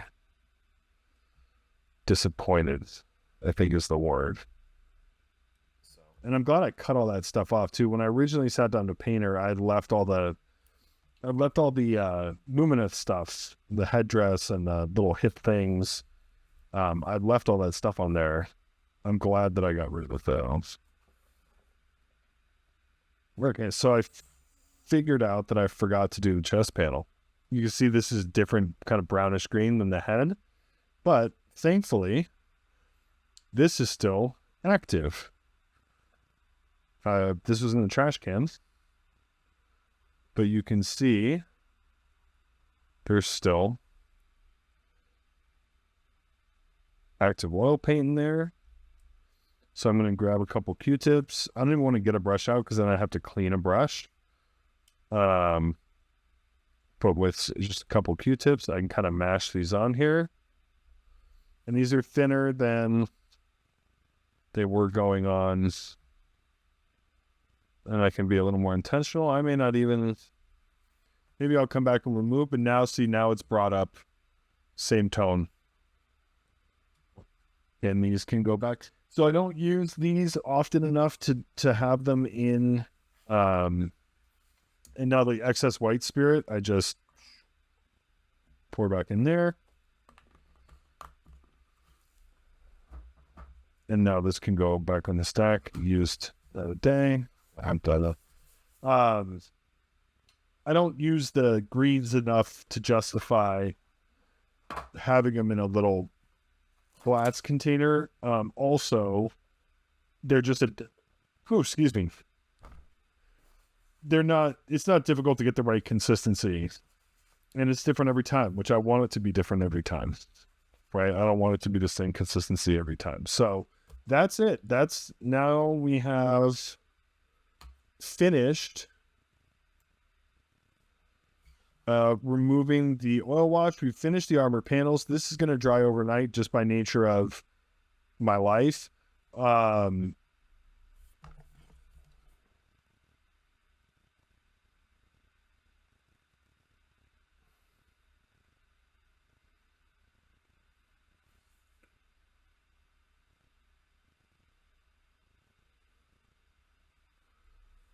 So sorry, this is gonna dry overnight, and so my wife's not feeling well, so I should have paused. But this is gonna dry overnight, and then when we come back tomorrow, I'm gonna film. I'm gonna finish this thing up, take some pretty pictures, and it'll be done. So the biggest portions of this are done. As far as the night itself, Scorching and Pigments, and then finishing the basing and mounting the priestess, and done. The weapons need a little OSL and Scorching and a little pigment work on the chains and stuff, and they'll be done. So just really pleased with this project. This is turning out very, very well.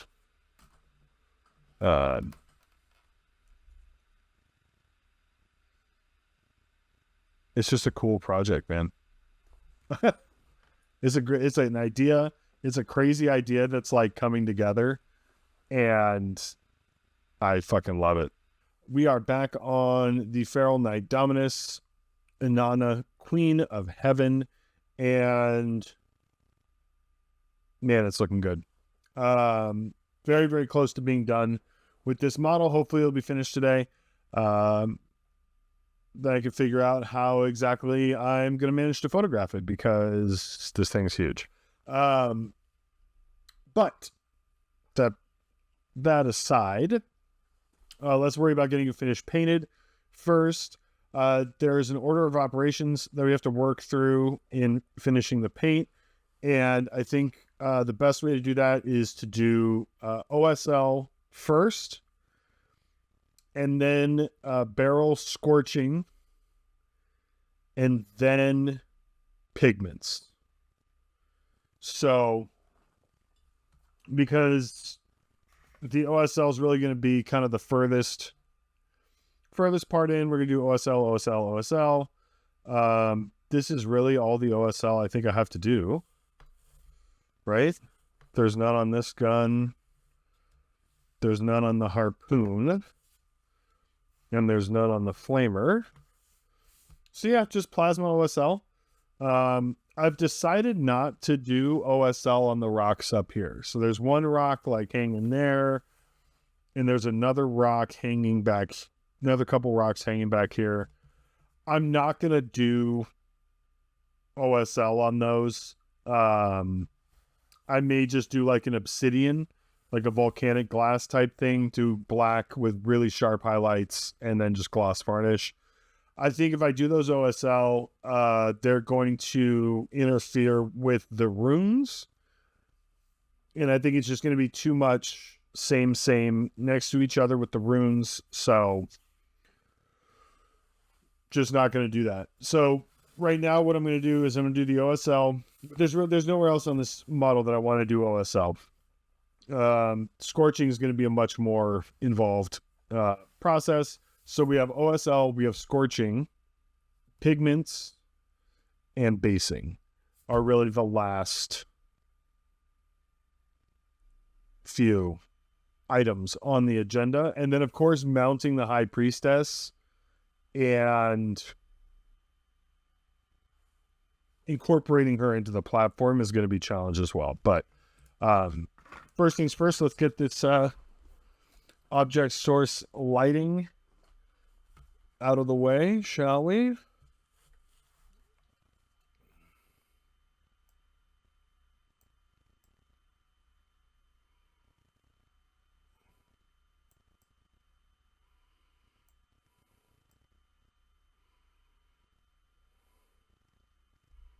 Okay.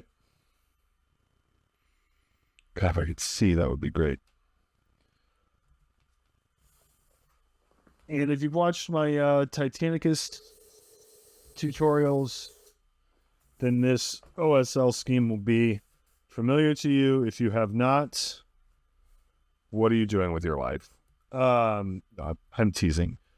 The hot orange OSL. One of my favorites, I think, that I've come up with. I've used it a bunch since I came up with it for, I think it was the Stormcast is where it came up first. But anyways, it's been fun. So this is Evil Sun's Scarlet from GW, which is my favorite red paint.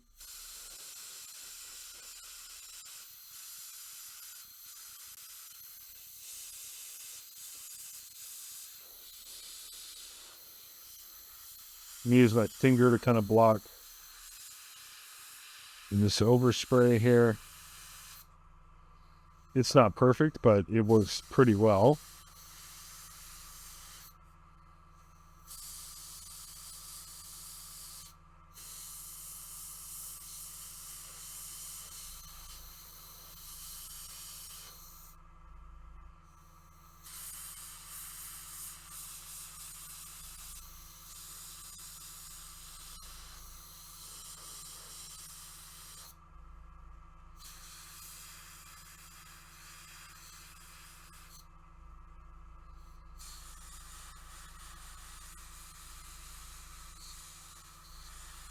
So I don't like, as you may know, I don't like, like OSL 10,000. I really want overspray. Some overspray is fine.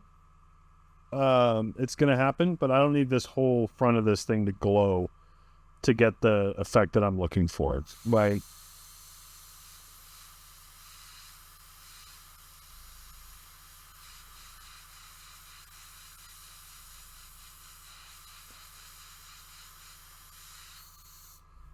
so that's like nicely contained in there. I'm happy with that. And of course, this is just the first. Oh my gosh. Uh-oh. That's right.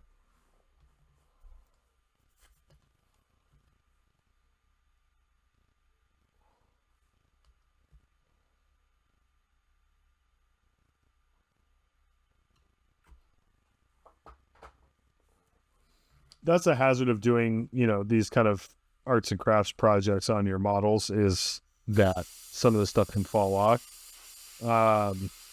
That was way too big of a piece to just kind of like pass by. I hate that seam in the middle of the plasma coils. That was really disappointing. Really not a ton you can do about it. Now that I'm at this point, I wish I'd at least tried to attack it with like putty or something, but there's really nothing you can do. Before I dump this, I want to make sure I'm not skipping anything as far as OSL. I don't think so. Like, I just don't want to make like a bunch of crap glow just to make it glow. Like, I could probably make this thing glow.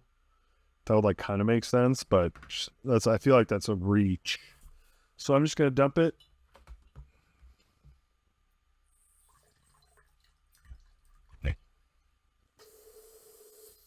I can always come back and add more if I really want to, but I don't. I don't want to. I don't come back and add.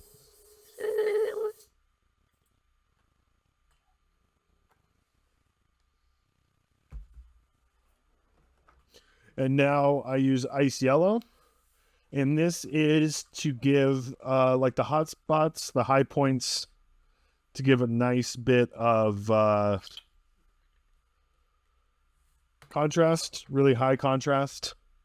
Because ice yellow is super bright, especially in this application. I want to make sure it's nice and thin. So there's less chance of spatter.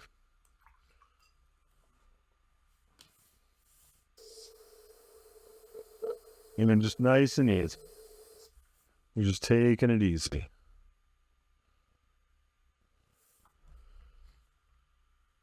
And always test on your hand to make sure everything's coming out okay. And I'm gonna go with the big. This is gonna look white on the screen. It's almost, it's almost white on the model as well, but not quite. Because if it were white, it would just be the one tone. This is why I don't use white to lighten beats for highlights either. Because I want that tone to change between the red and the yellow. When I glaze over it with the hot orange, that tone is going to change. Whereas if I just did red and white, the tone is not, you're not going to get a meaningful change in tone. And I want to try and leave some red. I want to try and leave some red here and just get in these.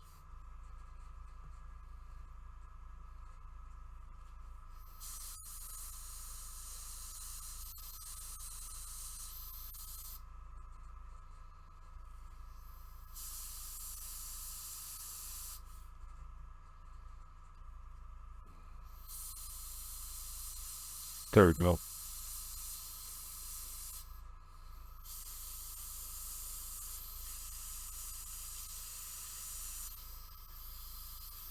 These little squares here, a nice little spot to aim for.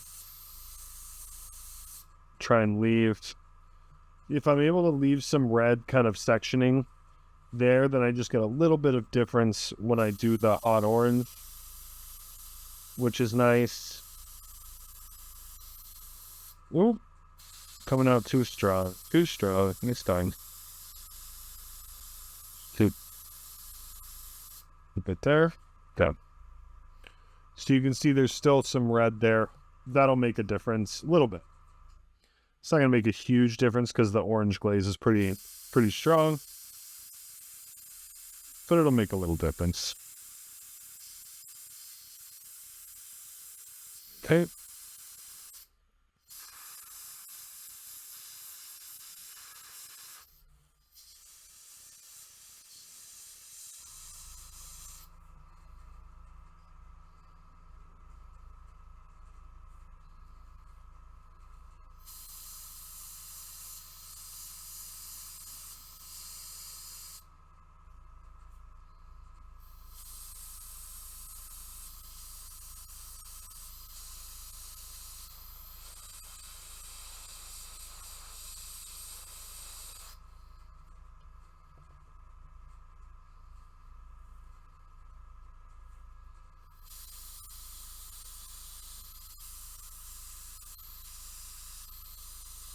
Okay. Not as successful on that side. You can see how there's less red. Just happens that way sometimes.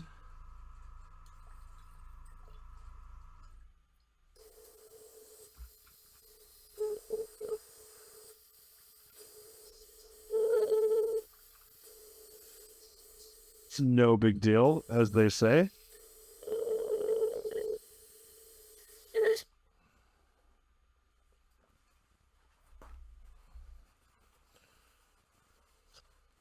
This is pretty straightforward. I mean, this is a pretty straightforward way to do OSL, but it is going to be a little bit different here at the very end in that we're just going to take this Vallejo game color or Game Air Hot Orange.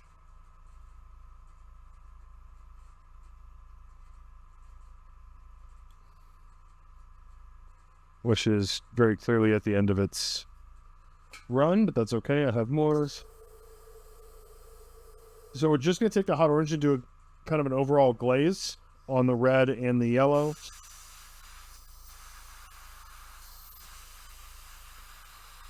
But we're not going to come back and do any kind of like highlight again.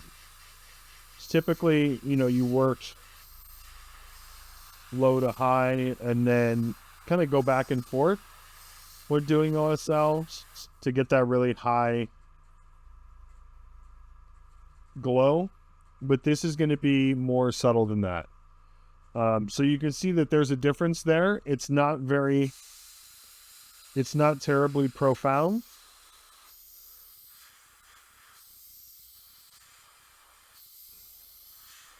And this is just the first pass of the overall glaze. Like, I'm not going to come back with the yellow and make it like really burning really hot. It's just going to stay this kind of like really hot orange. And that's just where this OSL ends. That's the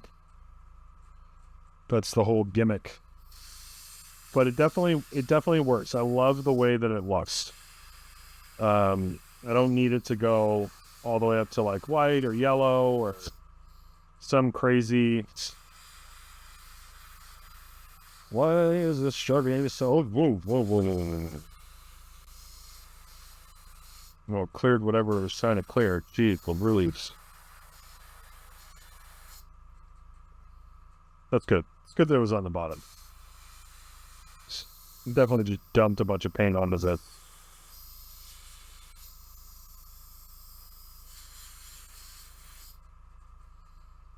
And that, as they say, is that. So I'm going to leave that for a second. Let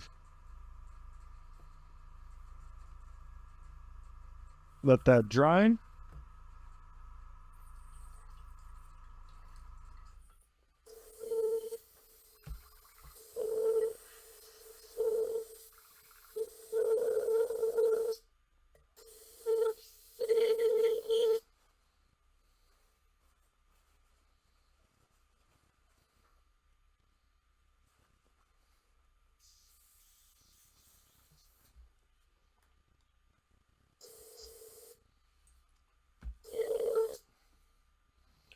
And then a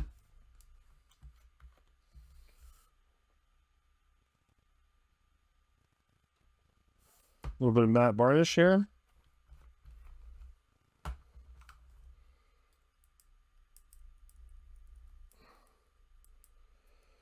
Actually, let me hit this with the 1 second.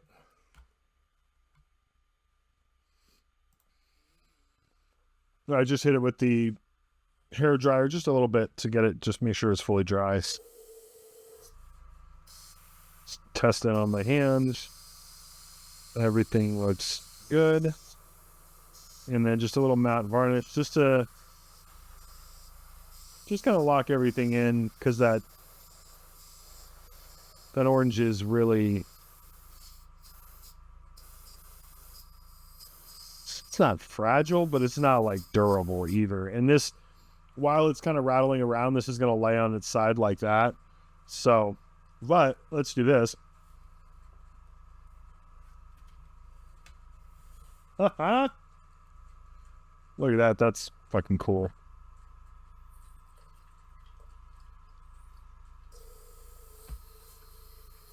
And then the other gun.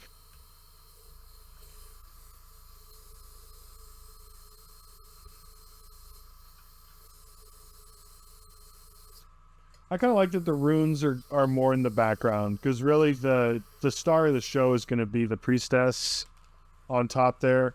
But it's good. I mean, the plasma is going to stand out as well, which is cool. Very cool. Okay.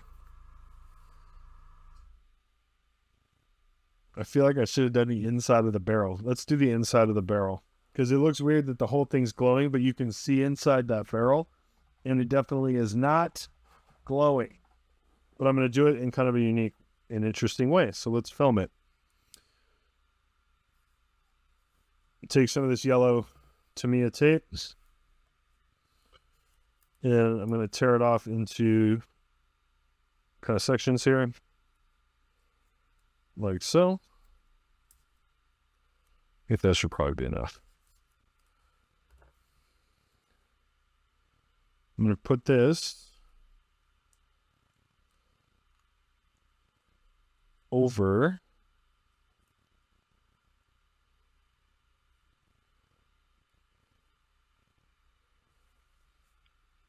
the barrel.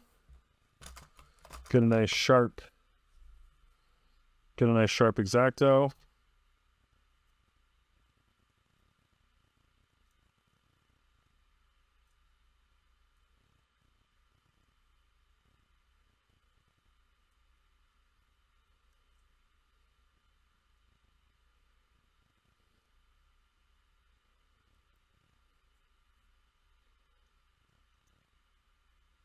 This one's not feeling super sharp, to be honest.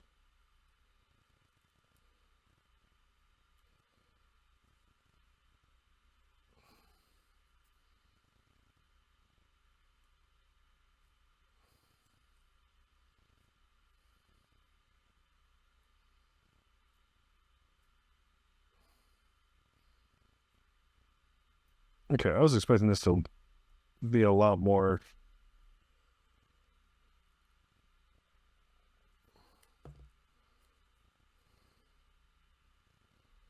slick. Like, wow, that was so easy. Look at how easy you did that. Fucking struggle bus over here.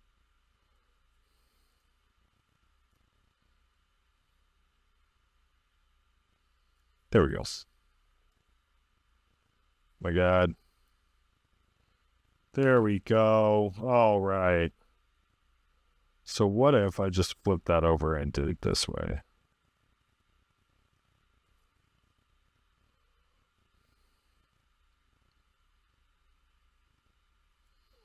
Because the scorching is going to end up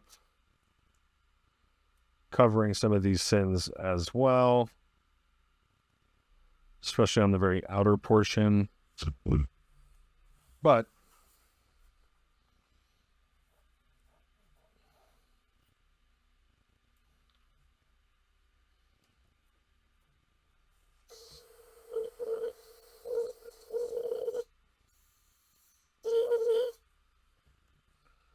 just get this real close.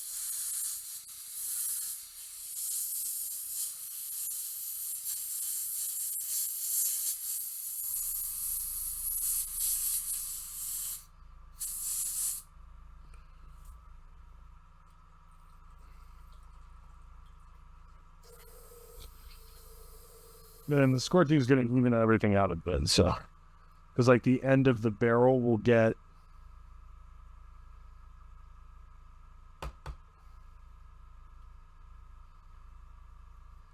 way too much nice yellow.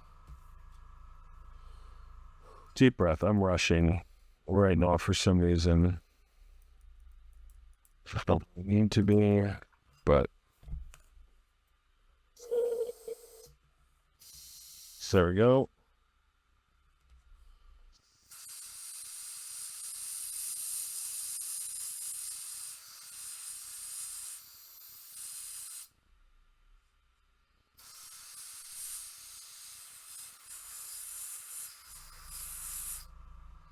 Okay, there we go. A little ice yellow.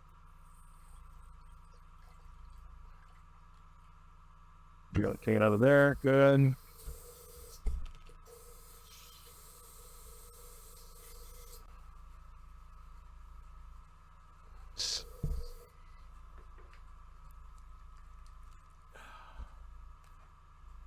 Oh. Oh, plenty of hot orange. Come on.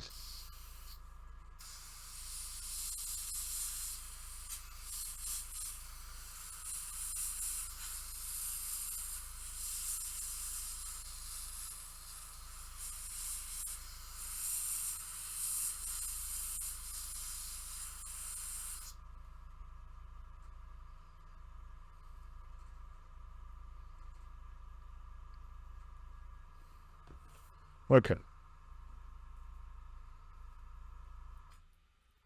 Clear that out.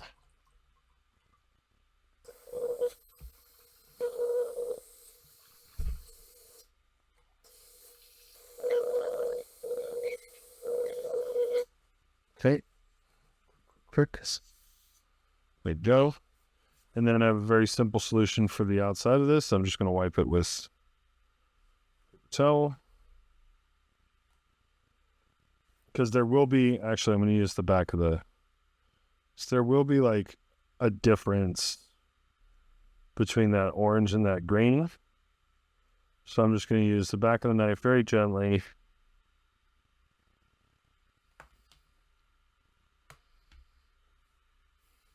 Okay, now that looks better. That definitely looks better with the orange inside the barrel there. Fan of that. So that's how I do the hot orange OSL on the Night Dominus, Inaana, Queen of Heaven. We are going to be doing some scorching on barrels, which is honestly, it's like one of my favorite things to do. And it's super easy. It looks great. And it's fast, which is probably why it's one of my favorite things to do. Extremely effective, extremely efficient. That's my brand. And that's, you know, that's why you're all here. So, theoretically. What I mean by scorching is just doing some heat bloom on the, it's not necessarily heat bloom. I am not talking about the Technicolor Dream Coat overheated chrome look. I am talking about muzzle burn and the back blast from powder weapons and shit, right? So black and umber, brown and like a really dark brown and black level of scorching, which I realize does not make sense for energy weapons, but I do it anyway. So full disclosure, we are going to be using FW inks, burnt umber, and black. I like these because the umber in particular is a little transparent. So is the black to a certain extent. They shoot really well and they're transparent. So it sells that I don't use paint because I wanted to have the similar tone and undertone of the rest of the model, whatever the armor color or the barrel color is. The transparency of the ink helps keep that and sell that, versus if I were to just use a paint, it would just be painted burnt umber. That makes sense. So no thinning, no nothing, just straight out of the airbrush. And what we're going to do for scorching is I'm going to look for barrels, obviously. So like the flamer barrels, everything but the harpoon. And then the Meltas here up top and the mini battle cannons here up top. But also the exhausts under the back of the Knight there. Those are also going to get some scorching treatment. We're going to need a little piece of paper to mask the rest of the model. So like, I'll just put the piece of paper under the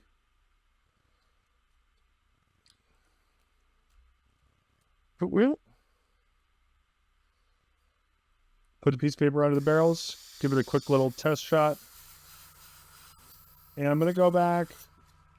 So I'm not going to go back that far, but I'm going to go back far enough that when I go to do the black, there's still a little bit of black, a little bit of umber showing. Now, when I'm spraying this direction, I don't have to worry about masking because it's just going to spray out past the model. And then I'm going to turn it upside down, same thing. Then spray past the model. So while I'm over here, spray. bring the mask. Whoa! Don't knock over the whole thing. Bring the mask back. Spraying away from the model. Away from the model. And there we go. So that's just the umber portion of that. Then we'll come down here. And we'll do the same thing on these. I'm going to go a little further back. So you have to kind of exaggerate on Melta to make it sell because it's kind of the same color as the Barrett. So we're going to do a lot.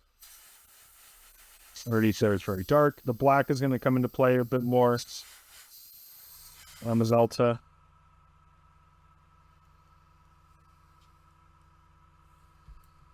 And then I'm going to put the mask right under it so that I can spray kind of right on the end of the gun, but just a little bit of a downward angle there. So, boy, the focus on this is really just taking me for a ride. Sorry. And then we're going to turn this up.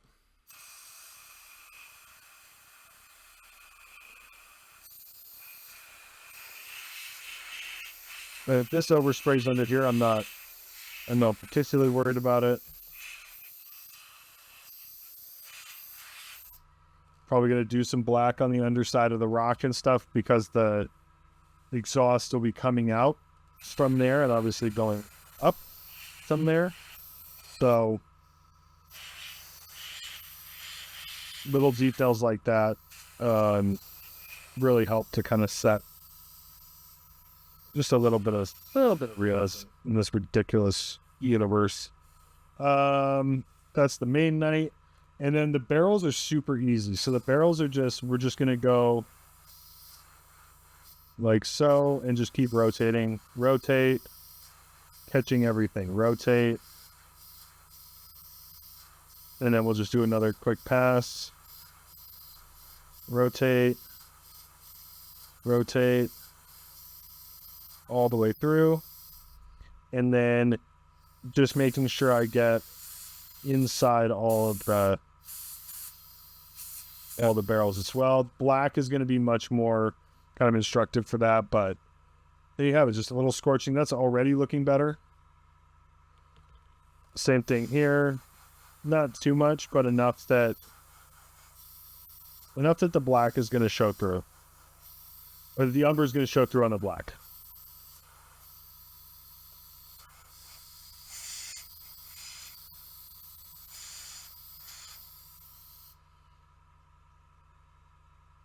Looking good.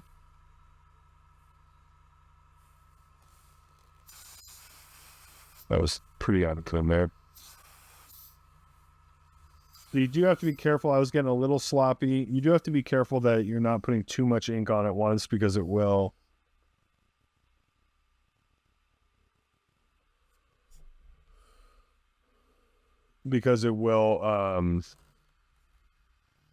pool a little bit. For this, I want to be a little bit careful because I don't want to get inside the... I don't want to get inside the barrel. I just want to get the front of the barrel, if that makes sense. So I just have to be a little bit more careful about the angles I'm spraying at on this one. I'll get inside the barrel a little bit. It's not a big deal. But as long as I can see in there, it'll be fine. I like to look at that. I think that's fine. Now I'm going to dump the umber.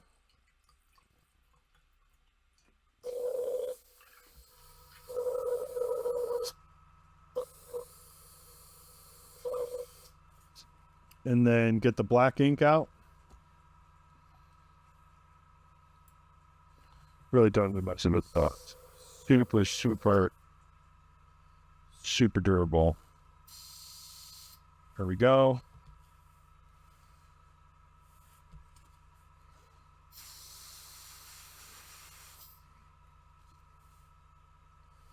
And now the issue with the inks is that they're very glossed. They dry very gloss. But that's why at the end we just hit it with a little bit of matte varnish, and it looks spot on. Absolutely spot on. So just getting really the ends of these here.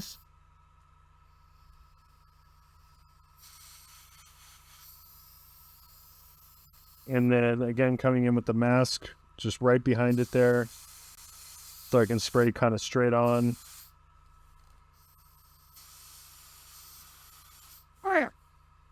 Get it inside the barrels.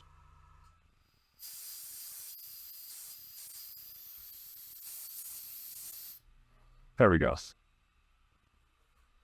That looks good. Now those are kind of sooted up barrels there. We're going to come in and do the same thing here. And you can see, especially on these barrels, it goes from steel to like that brown to black. That's what we want. That's what we're trying for, being a little bit economical with the blacking, so that we make sure we leave a little bit. Oh, I didn't OSL the eyes on the book. I was going to do that. That was going to be cool. Oh, well. I'm fine. The eyes on the herdstone, I was going to do like a really strong OSL on the inside of the eyes. But I probably forgot for a reason, which is, now that I'm thinking about it, it's just not a great shape for that. Start with black, and then of course turning this thing upside down, just for continuity purposes. Getting a little more black in there, a little more black in there. Okay. Yeah, I think it's fine. I think if the herdstone were going to be the focus of the model, I would do that. But because it's really the priestess that's the focus, I think no OSL. And then I'm just going to come up here. I'm just going to do a little kind of soot underneath there.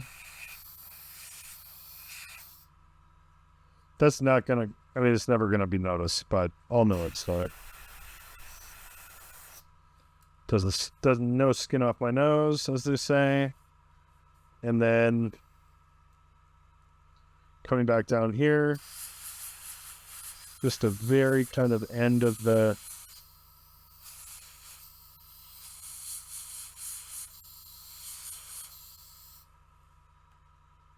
there we go. I can live with that. Happy with that. And then for like the flamer, again, we're just going to go black and then make sure we get everything, go all the way around. Make sure we get in there, the black. And that's really it for the flamer. This is so easy. This is so easy. And it adds a nice little dab of realism there. Which we don't want too much of course. But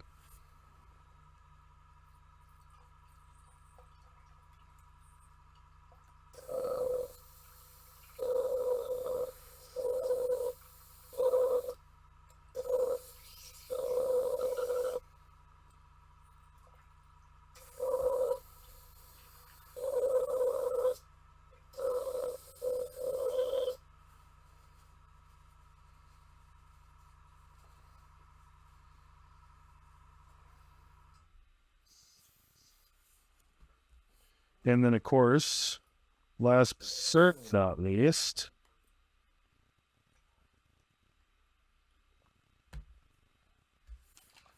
a little Vallejo acrylic matte varnish.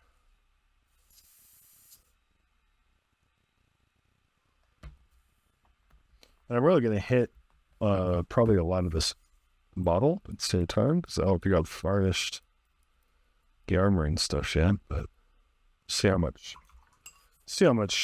varnish I have here.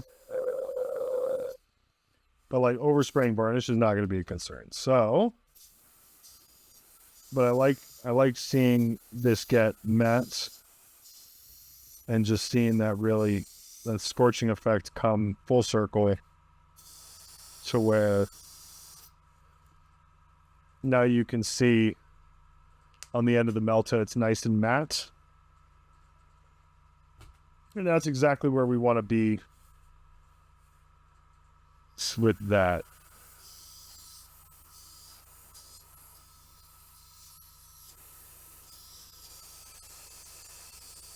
But now it looks like soot. Burn, kind of scorching deposit. Pin it with there. That looks nice. That looks nice. So you see here, it looks, it's unnatural.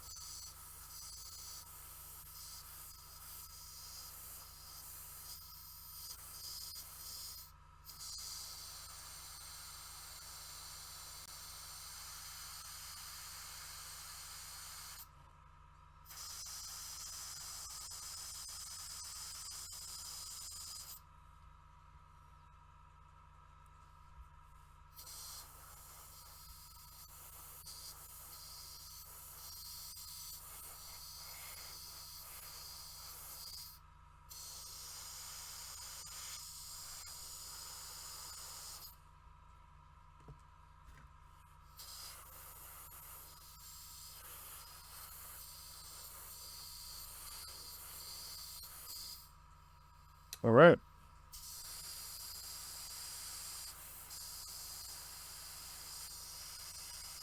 Really pleased with how the plasma worked out. But you can see it's already or maybe you can't. There are already a couple little spots where it's starting to rub off a little bit just from moving it around the table, which is too bad. But you can get the high trafficked areas up here with the varnish. Face. Saying there, because just the panels, then the creep doesn't it?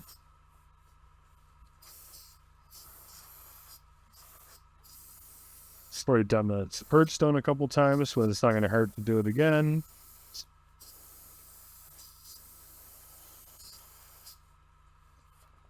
All right, and that's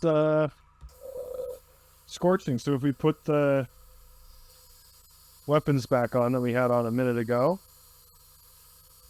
we get it. Just a little more kind of realistic look to the weapons and the wear and tear.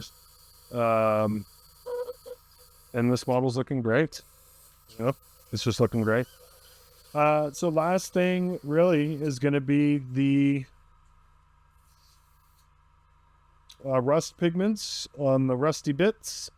So like the flamer's done. This part of the model is finished. And then we just have some, a bunch of rusty chains and stuff in a little tiny bit of verdigris for good measure. But a lot of rust, which again, I have a very straightforward way of doing as well. Shocker, I know. But when we come back, I will show you exactly what that is. We are going to be doing the pigment work on Inaana, Queen of Heaven. This is going to be the last tutorial in this series. I'll do a little showcase when it's all done, but the basing's already been covered in the Memories of a Thousand Suns tutorial, the green basing tutorial, tile basing tutorial. So basing's been covered a lot of different places, and the Titanicus tutorials. And then mounting the priestess to the platform. I'm not doing a tutorial. It's just too nerve-wracking, and there's not really new ground being broken. So I don't really feel compelled to do that. But pigments are always fun and easy, so we're going to do the pigments, and then I'm going to finish up the model off screen. First things first, we lay down some new paper towels to catch all the loose pigment. And then I'm using Rust Red and Rust Orange from Secret Weapon. Unfortunately, Secret Weapon Miniatures recently went out of business. A lot of companies make rust pigments. It's not a hot commodity. It's not hard to find. So typically I'll do like a isopropyl alcohol wash for the pigments to get them on the model. I want something with a little bit more teeth and something that takes a little bit longer to dry. And so I will actually just be using Pigment Fixer as the basis for the wash, as it's going to take a little bit longer to dry, and it's going to be, it's really going to be solidly on there. And then I'm going to get the Rust Orange. I'm going to put it in this little pocket over here. I have one brush for the red, which is going to be able to be like applied like in a painting sort of way. And then I have this little stick with a couple bristles on it that I'm going to use for the orange. While the red is still wet, I'm going to dip into the orange and jab it onto the red to get that double layer of pigment. The key is trying not to drop orange pigment over absolutely everything on the model. That's really kind of the biggest hazard. You can see how close that burnt red is, that Vallejo paint, how close it is to the actual rust red pigment. That is intentional, of course. So that's, you can see it's still wet. A little bit of pigment here.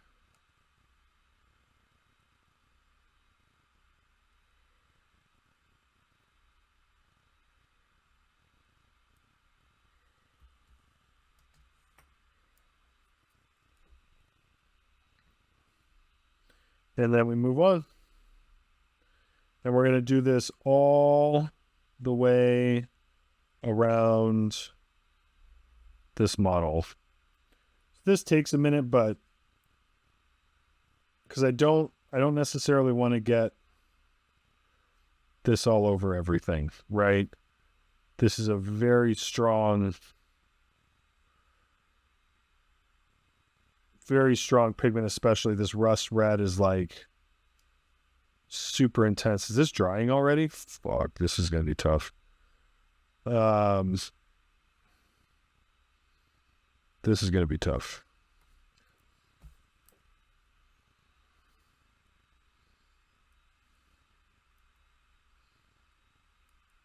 We'll have to move a little faster here.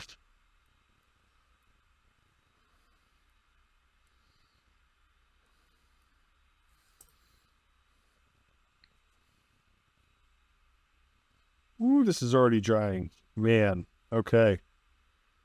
Challenge accepted. Challenge accepted. This is going to be tricky. I think this is the better way to do it rather than the isopropyl. The isopropyl just doesn't have, it like dries too fast for doing this kind of application for me. I'd have to work in much smaller areas, which of course will make this take forever. But this just means I'll blow through a little bit more Pigment Fixer than I maybe wanted to, but you know, Pigment Fixer lasts a long, long time. A little goes a long way, so there we go. And then I'm actually going to take my airbrush. I'll just knock it onto the face. I think this is going to be more durable than... Okay, we're just going to see how that kind of works out there. But on the surface, I like the effect so far. We won't really get to see the full effect until it is dry. But so far, I like what I'm seeing.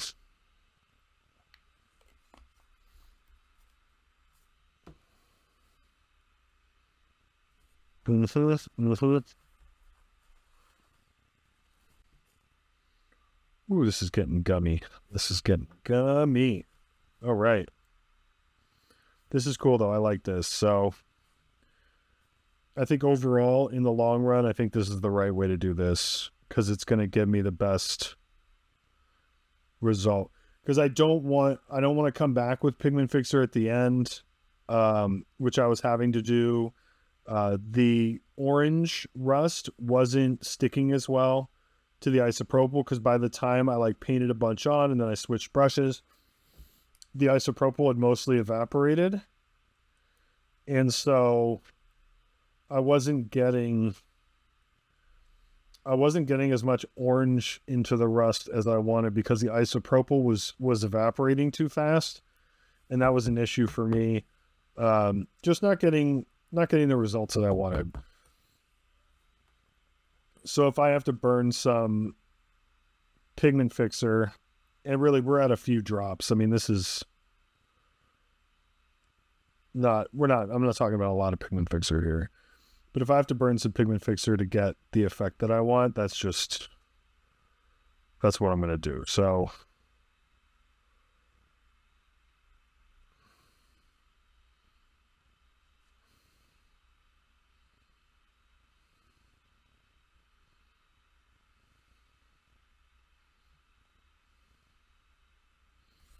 gosh, this is getting gummy. This is getting gummy. This is no good.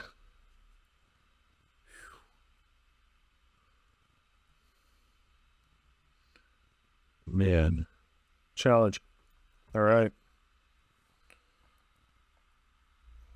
But this shit ain't easy. Sometimes you have to figure it out. Even though it's something that like,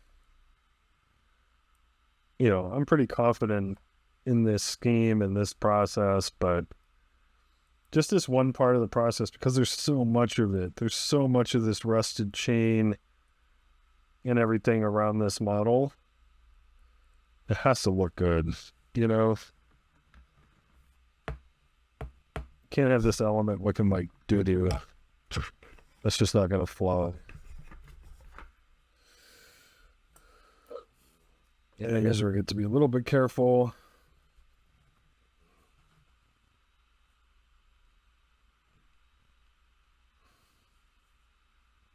And this isn't chain. This is more like rope here. Cable, not rope, cable.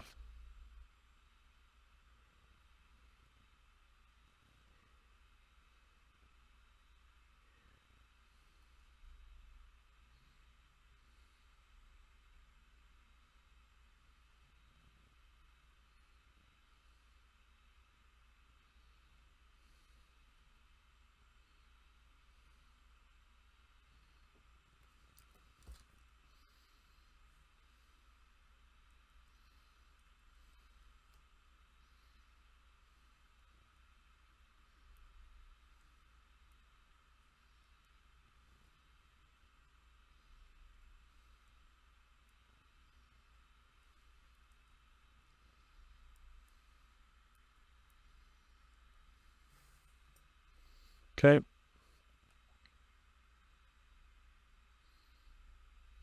Damn.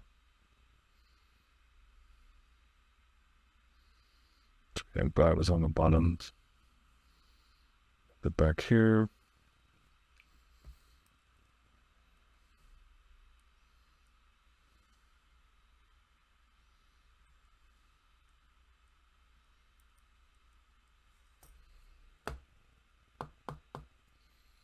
Knock out the excess, put it away. And this should dry relatively quickly. Obviously I'm not going anywhere near this with the with a hair dryer. But now we're up in the big stakes up here with the night now. So looking more at the night here, the challenge is going to be, I think, catching the excess. So like, we'll paint this one.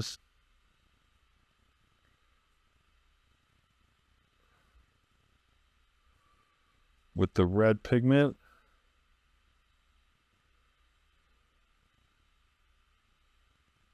So, what's going on there? Like reactivating the oil or something? That's weird. Crazy. Now folded up the bottom of this paper a little bit. I'm going to try parking it right next to the chain and just trying to catch most of the rust orange pigment so it doesn't end up on the platform there. Yeah, I think that worked okay.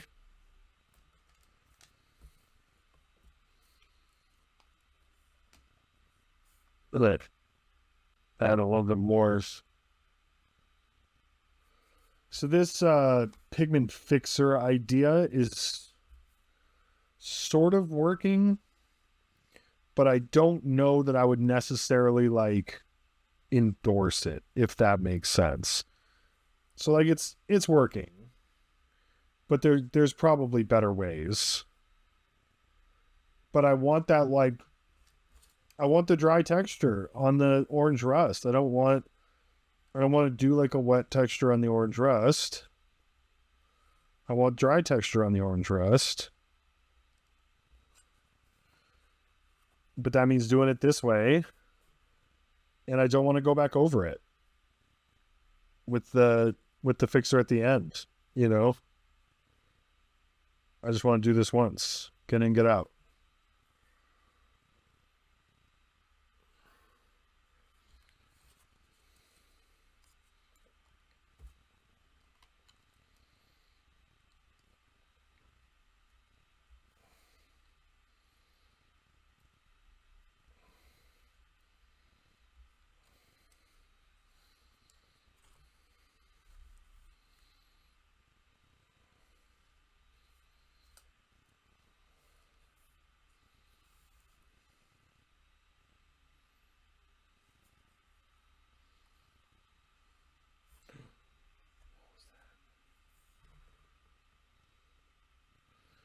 So weird.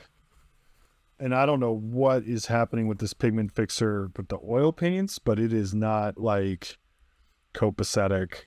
It's like snot. That's so weird.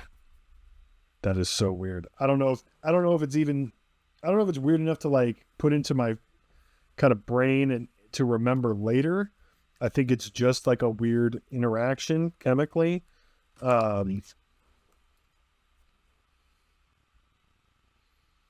It's weird though. What is happening? Where did my current... Oh my God. What's happening? Oh, this is not going well. Okay. So, there has to be a better way. There has to be a better way to do this than the way I'm doing it with this particular pigment fixer, because this is getting much weirder, I think, than it needs to be, and much harder than it needs to be. But we're almost done, so whatever. Lesson learned, and we'll just do it different next time. Maybe I go back to the isopropyl. Maybe I just try a different product. But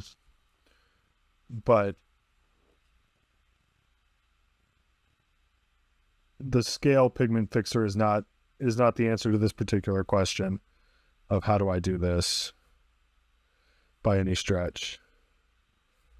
So, because this is just getting goopy soupy, not a positive role models here.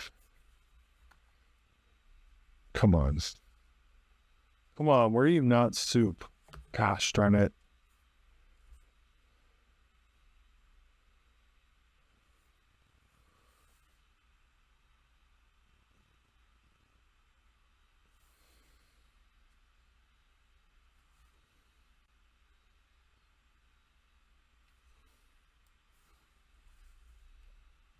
Come on.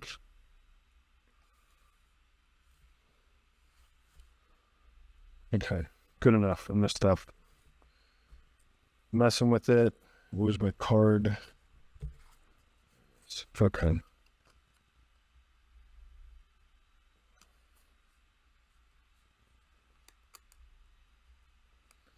I'm just holding the card there so it doesn't fall down onto the rest of the night. I'm trying to have a little bit of control over where these pigments end up.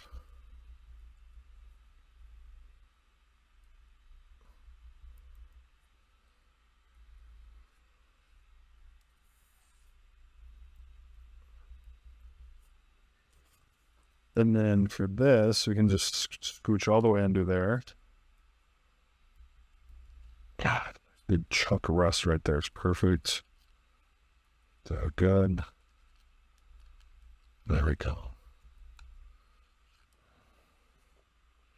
Throw that away. I'm throwing the brush I used for the goop, for the red pigment goop.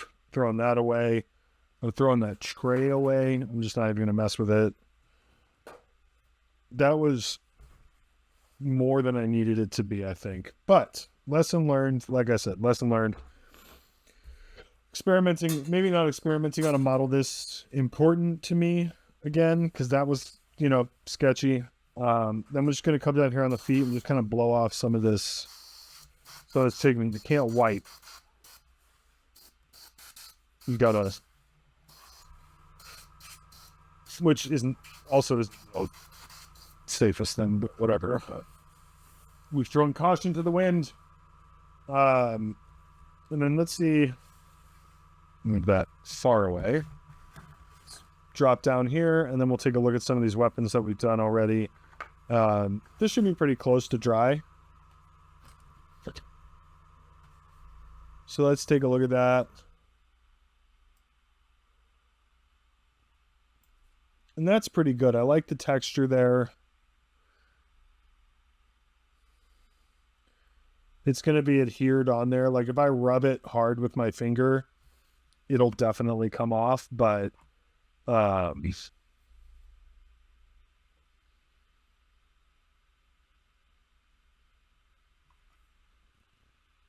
I'm very happy with where that ended up.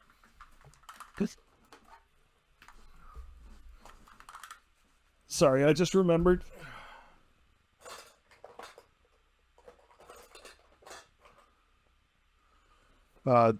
We'll use a little bit of isopropyl this time to do the verdigris. So a little bit of isopropyl, tiny bit of faded blue. Ooh, too much. Whatever. I've had this one forever, and I never come close to using any kind of measurable amount of it. And the isopropyl is going to happen quick too, so no dry pigment work with this, just a little bit of the wash for with the isopropyl. And then a little tiny bit above the collar there. Done. I can wash the brush out in the rest of the isopropyl, which is also a plus. Put it back in the thing. And then, of course, the advantage of working with isopropyl as well is I can come in here with a paper towel, wipe it out like so, and put the tray back. But this whole side of the tray is just adhered, so it's going to trash anyway. But wanted to show you the process with the isopropyl. Now I can get the hair dryer out.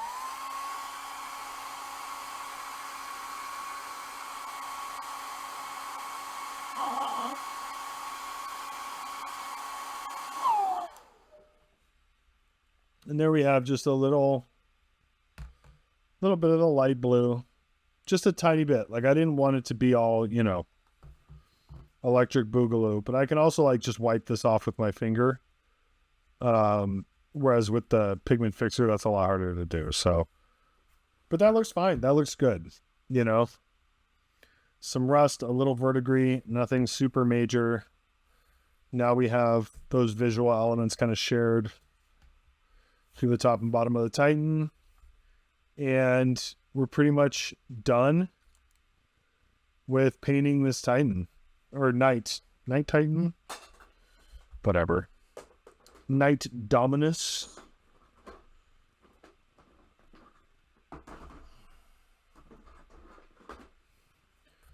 Looks fucking cool. This is a rad model, and I love it. So, thank you for following me on this journey. Thank you for following this kind of hectic last tutorial. Like I said, I'll do a showcase at the end with the model, where I show it in its final form, the nameplate, the priestess, the whole 9 yards. But as it stands now, I'm super happy with it. Really proud of this model. So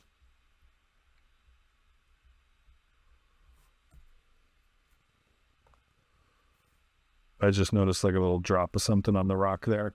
I'm really, really, really, really proud of this model. The idea was crazy. It worked. And I think it just ended up looking really cool. It just looks really cool. So it'll be a wonderful centerpiece to have. I can't wait to take it to events and show people. It's a lot of fun. So thank you again for your support. Thanks for following along.